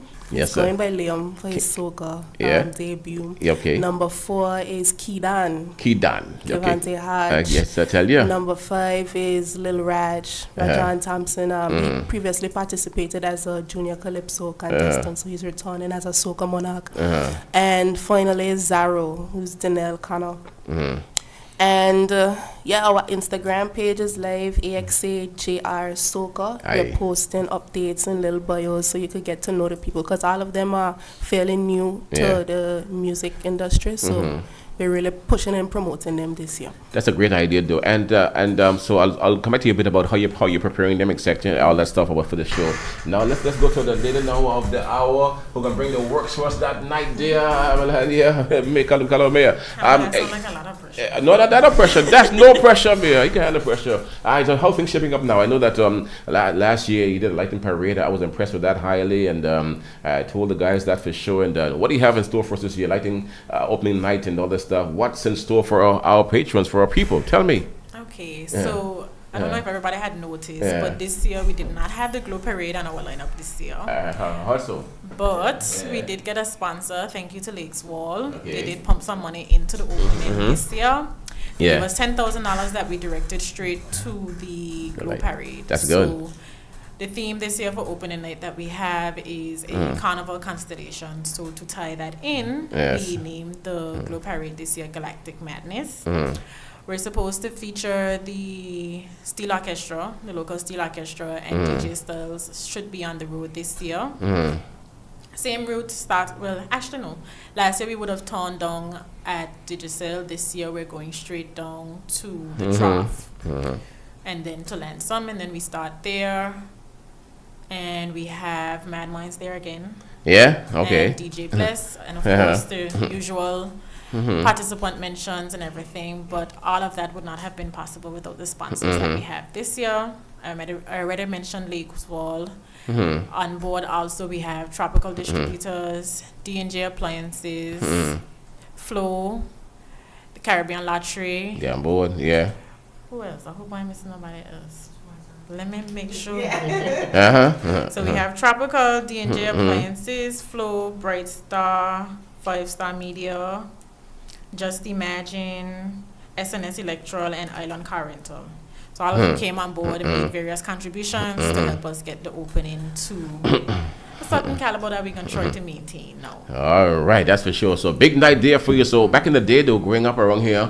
I grew up around Lansing Boat for years, and back in the day, just as fireworks, you go home. Now you have a whole show, right? Yeah. A whole show to keep you there, and the boot owners will love that too. Should be engaging and interactive. I try to make it a very interactive experience for not just the adults, but the children as well. Kids as well. So from start to finish, it should always have something going on. Yes, a non-stop action at Lansing Bowl Cultural Center that night. That's going to be 29th of July, right? Yes. Yeah, man, that's going to be next week. Starts what time? At 6:45, 7 at Napa. Napa, yes. So everybody can follow along from there. You will see appearances by the various contestants, nice, some committee members, and then of course they'll have their presentations on stage. All right, I'm looking forward to coming and getting some nice video for sure of the vibe. The lighting parade should be colorful, no doubt about that for sure. All right, so that's me, and of course fireworks, right? The real thing. Yes, last year had some fireworks. Last year, Mayor. Last year had fireworks. Oh, man, the real thing last year.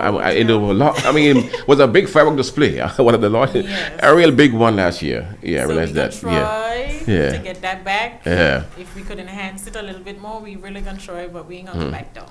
I hear you backing down. All right. I stand by there, my lady. Okay, and the case my brother. Okay, that's okay. Case my brother. I know that you have a big job too. You have a nice show building up there now, and this year the juniors seem to be very competitive. I'm hearing persons, listeners, viewers requesting a lot of the music out here from these youngsters, man, and they're all sounding great. So you're in for a great show, it seems, on the evening of the 30th of July. Yeah. Gearing up for a big one. Yeah, hope so. Yeah. Well, not hope so. They will give a great show. Yeah, I'm telling you. I mean, up to this point, they've all released their songs. Yeah, man, they all know. Yeah, they all know. Yeah. As you know, we have 7 contenders. Yeah. So the first contender, they already picked their numbers. It's Serene Monarch. Yes. Singing Sabi. Yeah. Second would be Princess Page. Yes. Third would be Singing Zai. Yeah. Fourth would be Island Skipper. Yes, sir. Fifth would be Little Stinger. This is her last year. Sixth would be Calypso Ray. Yes. And then seventh would be Mighty Justice. The Mighty Justice coming through as well. Look at that. All right.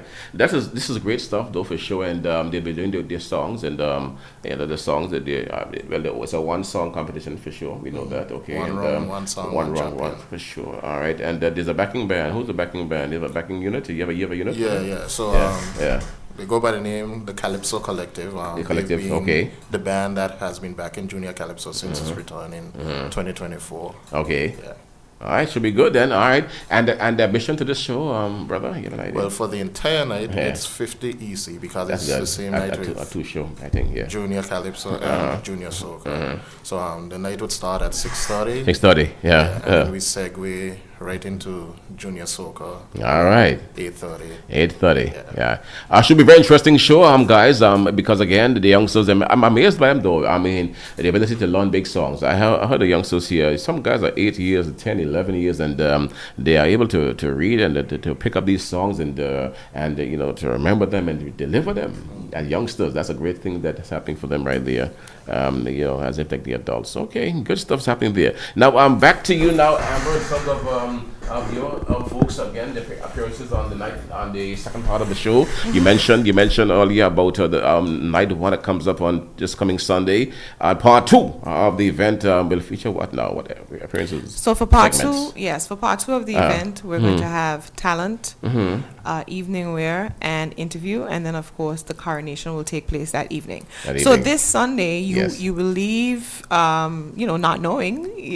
Everybody would have their opinions, but we won't have any scores. We won't have any announcements. No announcements. Right? So all announcements will be made on August 5th at part 2 of the Miss Anguilla pageant. All right. Now, knowing you, again, I've known you for a long time, so I expect to see Lansing Bowl transform. Yeah, really, in a bit here. What do you have up there? You have plans up there? What do you have up there? You're going to have the whole transformation up there in a while? You started Well, already? I'm not sure what budget you are working with, Hammer, but... You know, we do our best with what with what's there. You know, it won't look as it does look now, but you know, I'm not sure about the entire village being transformed. Yes, of course, there will be a little something on the stage, just a little something. Yes. So in terms of preparation though for these youngsters, I guess they all have the camps, the chaperones, right? That time through the process. Yes. What other type of support does the committee offer to those contestants? And the chaperones help them prepare. What other support do you offer to them? So each team, as you mentioned, has a chaperone, right, who is responsible for ensuring that the contestant is prepared based on the information that we would have provided. The additional support that we have provided is we have ensured that they participated in varying development sessions, which would have helped them with both the speech segment and the interview segment. We also would have organized different workshops where they would have had an opportunity to learn about an array of things, not just to do with the pageant, but just to help them to become more well-rounded women at the end of this, because we didn't want it to just be about the pageant. And of course, we're always available for any questions that they may have, any advice that they may need, whether it's them themselves or the contestant, the chaperone, if they need any advice on the direction that they are going. Okay, that's very cool indeed. So of the committee. Now, in terms of the prizes for this year, what are we getting? So I'll take this opportunity to thank the National Commercial Bank of Anguilla Limited. Well, as you know, the current committee, our first time was last year. So I'll say we were on board with them last year. They're back with us this year. And they are our platinum sponsor for the Miss Anguilla pageant. And what they're giving is focused on the prizes. And so Miss Anguilla will be awarded, in addition to the prize money that the top 3 gets, Miss Anguilla is going to be awarded yet again with a 1/4 acre of land, as well as 2 pallets of blocks. Miss Anguilla will also receive a 2-night stay at Meliahana. I want to take this opportunity to thank Meliahana as well, because this is an in-kind sponsorship.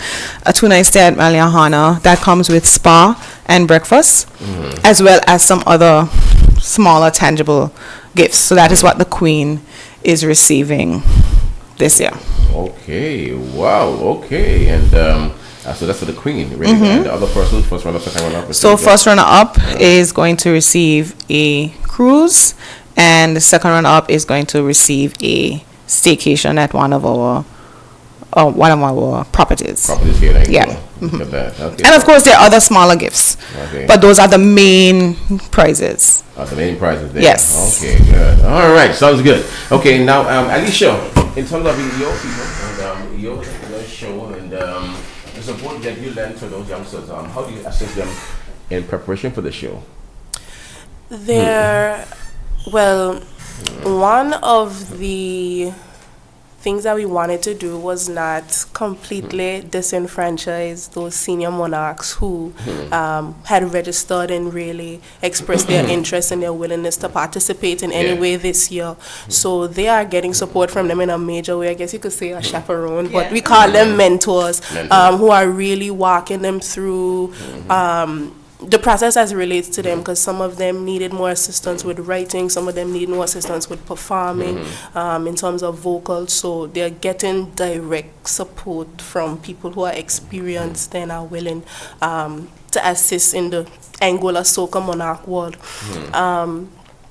As stated, majority, some of them have already dabbled in music, so the support looks different for everyone, but really having those Soca Monarch veterans and performing veterans on board, that was a priority for changing the show. Okay, good. Now, the price, well, $50 for everybody, right? You said for the whole thing, for the whole night. Yes, you pay $50 at the end of the village, and you went as a 2-for-1 show, right? A 2-for-1 show, one time in a very big way there. So you have 6 contestants, 6 contenders, really.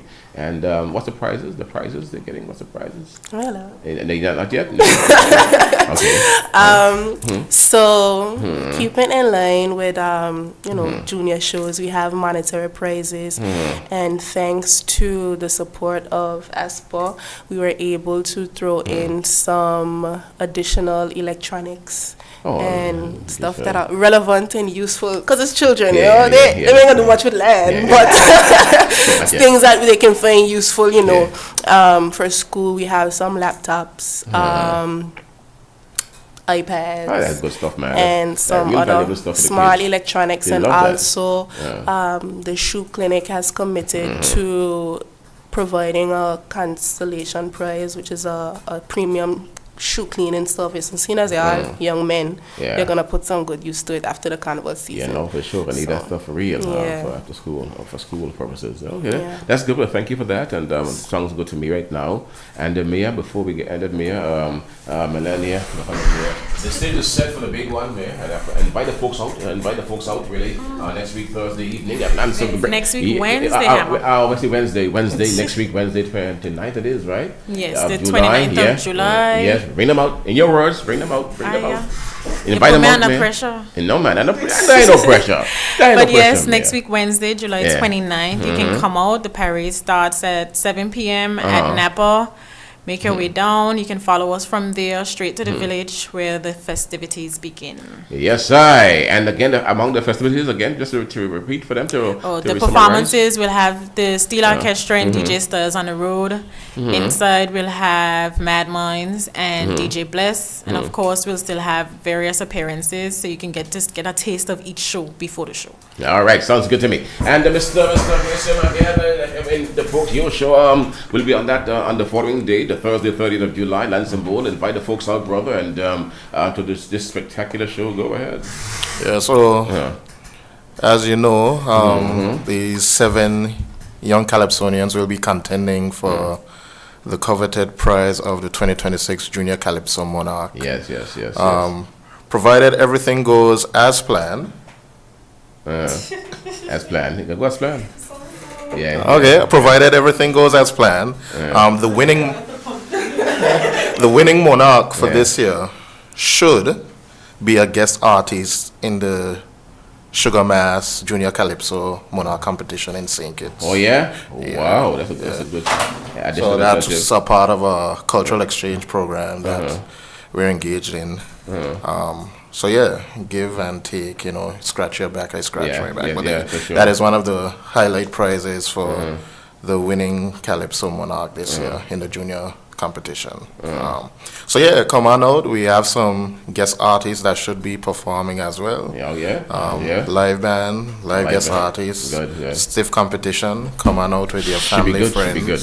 Should be a nice event for sure, in a big way. All right, and so I guess just along the same lines of as the juniors, she mentioned a while ago, laptops, 2 little gifts, little stuff that I have for them. We have some prizes. We have some activities where they could go to one of the major hotels, some gift cards. We got some trophies as well donated by one of our sponsors, Young Hustlers, New Generation.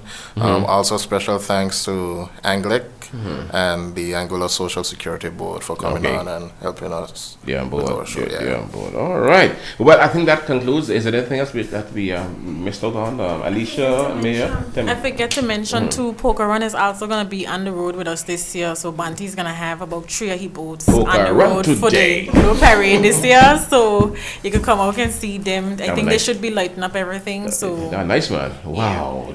That's exciting for sure. Okay, guys, you can't miss it for sure. So it starts at Cannonball Building Road area around 6:30, say, about 7. Okay, around 7 or so. Down the street, around the road, coming down to around the airport side, back down to the street, straight down to the strip side. Yeah. Good. Okay. Good. All right. Okay. So, guys, thank you for coming. Anything else you missed out? Just one thing. Since the Junior Soca Monarch is in its first year, we're really trying to push promotion with the time that we are given. So stay tuned to our Instagram pages. That's AXAJR Soca to find out more about the contestants and see clips of them performing, hear little snippets of their songs before we can, release them. And also the Facebook page for the same. I heard Liam yesterday here. I was shocked with Liam. Liam, the race soca man, got more moves. I said, wow, this guy ain't playing. This guy out of Trinidad. Liam is used to, the music and performing vibes. So, even not bad today here. I said, well, look at this. Liam got a real bad no one. So you mean to have other guys who behave that same way too? Go on later? Yeah? July 30th. July 30th. July 30th. So you're trying to get too much sleep. But it's gonna be a good show. I know for sure. I tell you, it'll be nice for real, man. All right, thank you for that. And you, anything else you said before we conclude? Just to encourage everyone to come out and support all shows, especially the youngsters. Alicia's show, like she mentioned, is a new show, and I'm pretty sure that just having a crowd there will help to hype them even more. So as often as you can, come out. Also get your festival passports. Yeah, that's important. So there will be an area in the village where you can scan your passport, and as you should know by now that you'll be entered into a draw to win $10,000 US dollars at the end of the 9th of August, right? So get your festival passports and come on out and support all shows. Anguilla for the summer, right? Anguilla for the summer. Thank you guys. All the best, man. Have a good one. Thanks for the information. All right, all the best. I'm sure people out there will receive that stuff. All right, so guys, hold the spot that you've got, okay? We welcome you to the greatest summer experience, carnival and boat racing. July 10th to August 9th. Let's go! Get ready for the summer. Anguilla for the summer.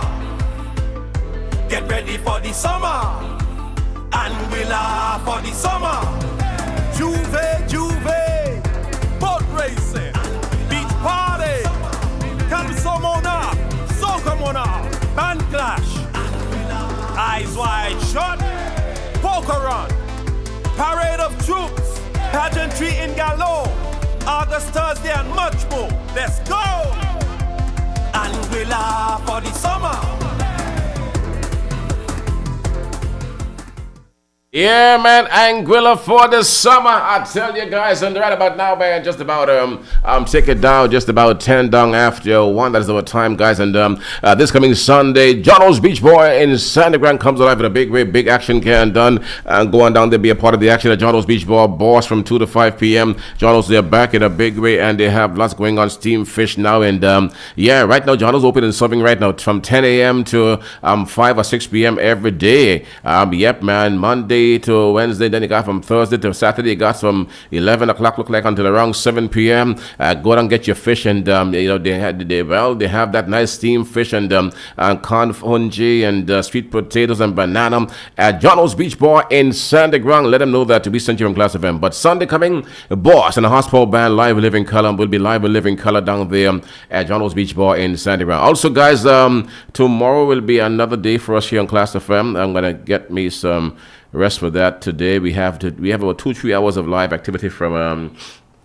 Massa Master assists tomorrow. Master is having an open day, the 25th anniversary. Anniversary kicks off tomorrow morning early in high gear. We'll be on the grounds at Master from tomorrow for about 2.5 hours non-stop with Master. That's tomorrow. You can't afford to miss that. Be down there for sure. It's going to be something spectacular. It's going to be dynamite to the max. Okay. Also tomorrow, after that, we're going to be back in here with in the studio tomorrow with an event called Summer Jump Starter, being brought to you by Sundown Entertainment presents that event is called Summer Jump Starter.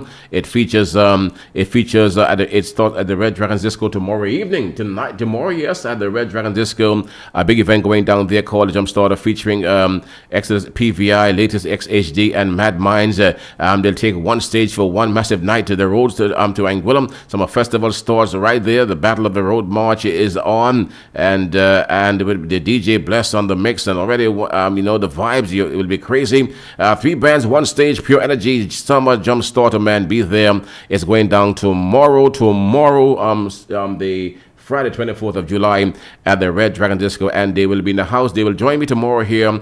Sundown will be with me tomorrow along with the bands in here at around 2:30, 3 o'clock thereabout on Klass FM Radio 92.9. All right, that's the plan right now. So also, folks, today at around 5:36 thereabout, I am down to have the mighty Gossip in live and living color in person in studio with us here, dropping his brand new Calypso tune, his track number 2 on us right here on Klass FM. So folks, that's it for the Thursday program, a long one where we made it through. We went straight through, no break today, non-stop action from morning till a while ago there. Give God thanks for the stamina, the strength to go through these things, but for real, we can do it, and we've been doing it for some time, and thank God we made it through. All right, so have a great Thursday, and I want to thank you for being with us really here, and to let you know that you can join us next week Thursday, I'm sure, for another for the Carnival edition really of our Thursday program. We thank you for listening. You just hold the spot you've got. Okay, by the way, tickets for the Exodus HG raffle is on. Also tickets for the Anguilla Cricket Association. Cricket is a big thing. I support cricket 1000%. We have tickets here at the station for the association, and so please, it's a brand new Jeep they're raffling. It's a Jeep they're raffling, and the raffle will take place during Carnival right here in Anguilla. So support the Anguilla Cricket Association. I am a supporter of cricket. I'm a great cricket lover and supporter. We have some books here for cricket, and come in here and support the guys, man, big time. Also support Exodus HD with the Jeep raffle. So 2 Jeeps up for grabs for the summer. Yep, man. So either way, buy from both of the guys. Buy from HD, buy from the Cricket Association, and who knows, man. If you miss one, you might pick up the other one. All right. So just buy 2 tickets. Maybe buy 2 books. You know what I'm saying? Support the Anguilla Cricket Association and support the Exodus HD and their Jeep raffle as well. Hold the spot that you've got. Support the Anguilla Cricket Association Grand Fundraiser Raffle 2026 as they raise funds to aid in the development of cricket on the island. Fabulous prizes up for grabs. 3rd prize, a brand new high-quality and spacious stove. 2nd prize, a high-quality stainless steel refrigerator. And the grand prize, a 2026 fully loaded Cherry Tigger 4 Pro Premium Jeep. Get your tickets now from any member of the Anguilla Cricket Association, Tacklebox Sports Center, TJ's Cafe, Publix Supermarket Rock Farm, or from Klass FM Radio for just $20. You heard that right. Only $20 gives you a chance to win bigger. You can't afford to miss out on this amazing raffle. The draw will be held in August. I say, get your tickets now. Special thanks to Motor World and Expander Company Haskins Limited. Spread the word around town. Is the Anguilla Cricket Association proudly presenting a grand fundraiser raffle. Please support the development of cricket on Anguilla. Rally round the West Indies, no one forever.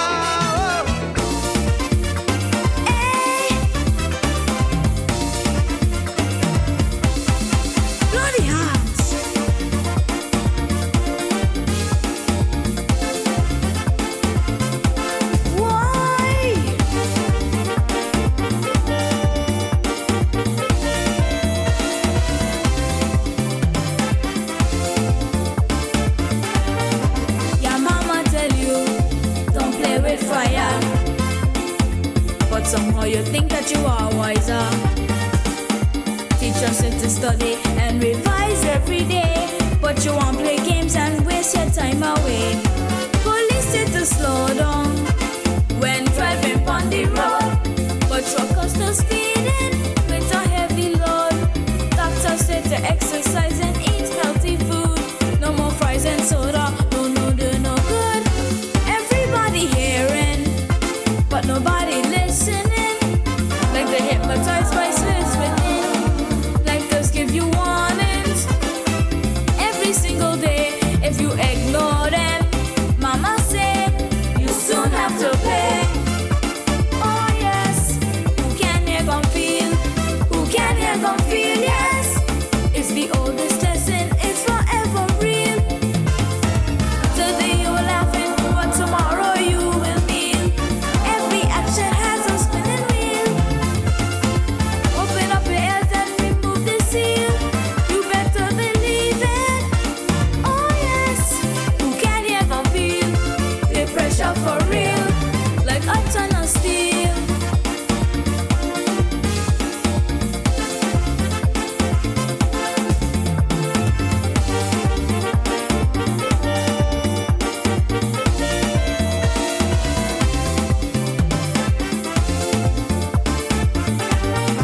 We live in a world full of violence, where people just glorify nonsense. Common sense retiring before pension age, and foolishness is front and center stage. What's wrong with our children? Plenty young men going to jail. Moms and daddies crying as they post the bill. You working 5 days a weekend, wasting your money. Then you're out there looking public sympathy. Don't follow your friends then when they sounding rude and wrong. Stand alone and make your mama proud. Every day she's singing. Time will soon reveal if you don't listen. Me granny say, one day you shall feel. Oh yes, who can hear gon' feel? Who can hear gon' feel? Yes, it's the oldest lesson, it's forever real. Today you're laughing, but tomorrow you will feel. Every action has a spinning wheel. Open up your ears and remove the seal. You better believe it. Oh yes, who can hear gon' feel? The pressure for real, like a ton of steel. Who can hear gon' feel? Blow.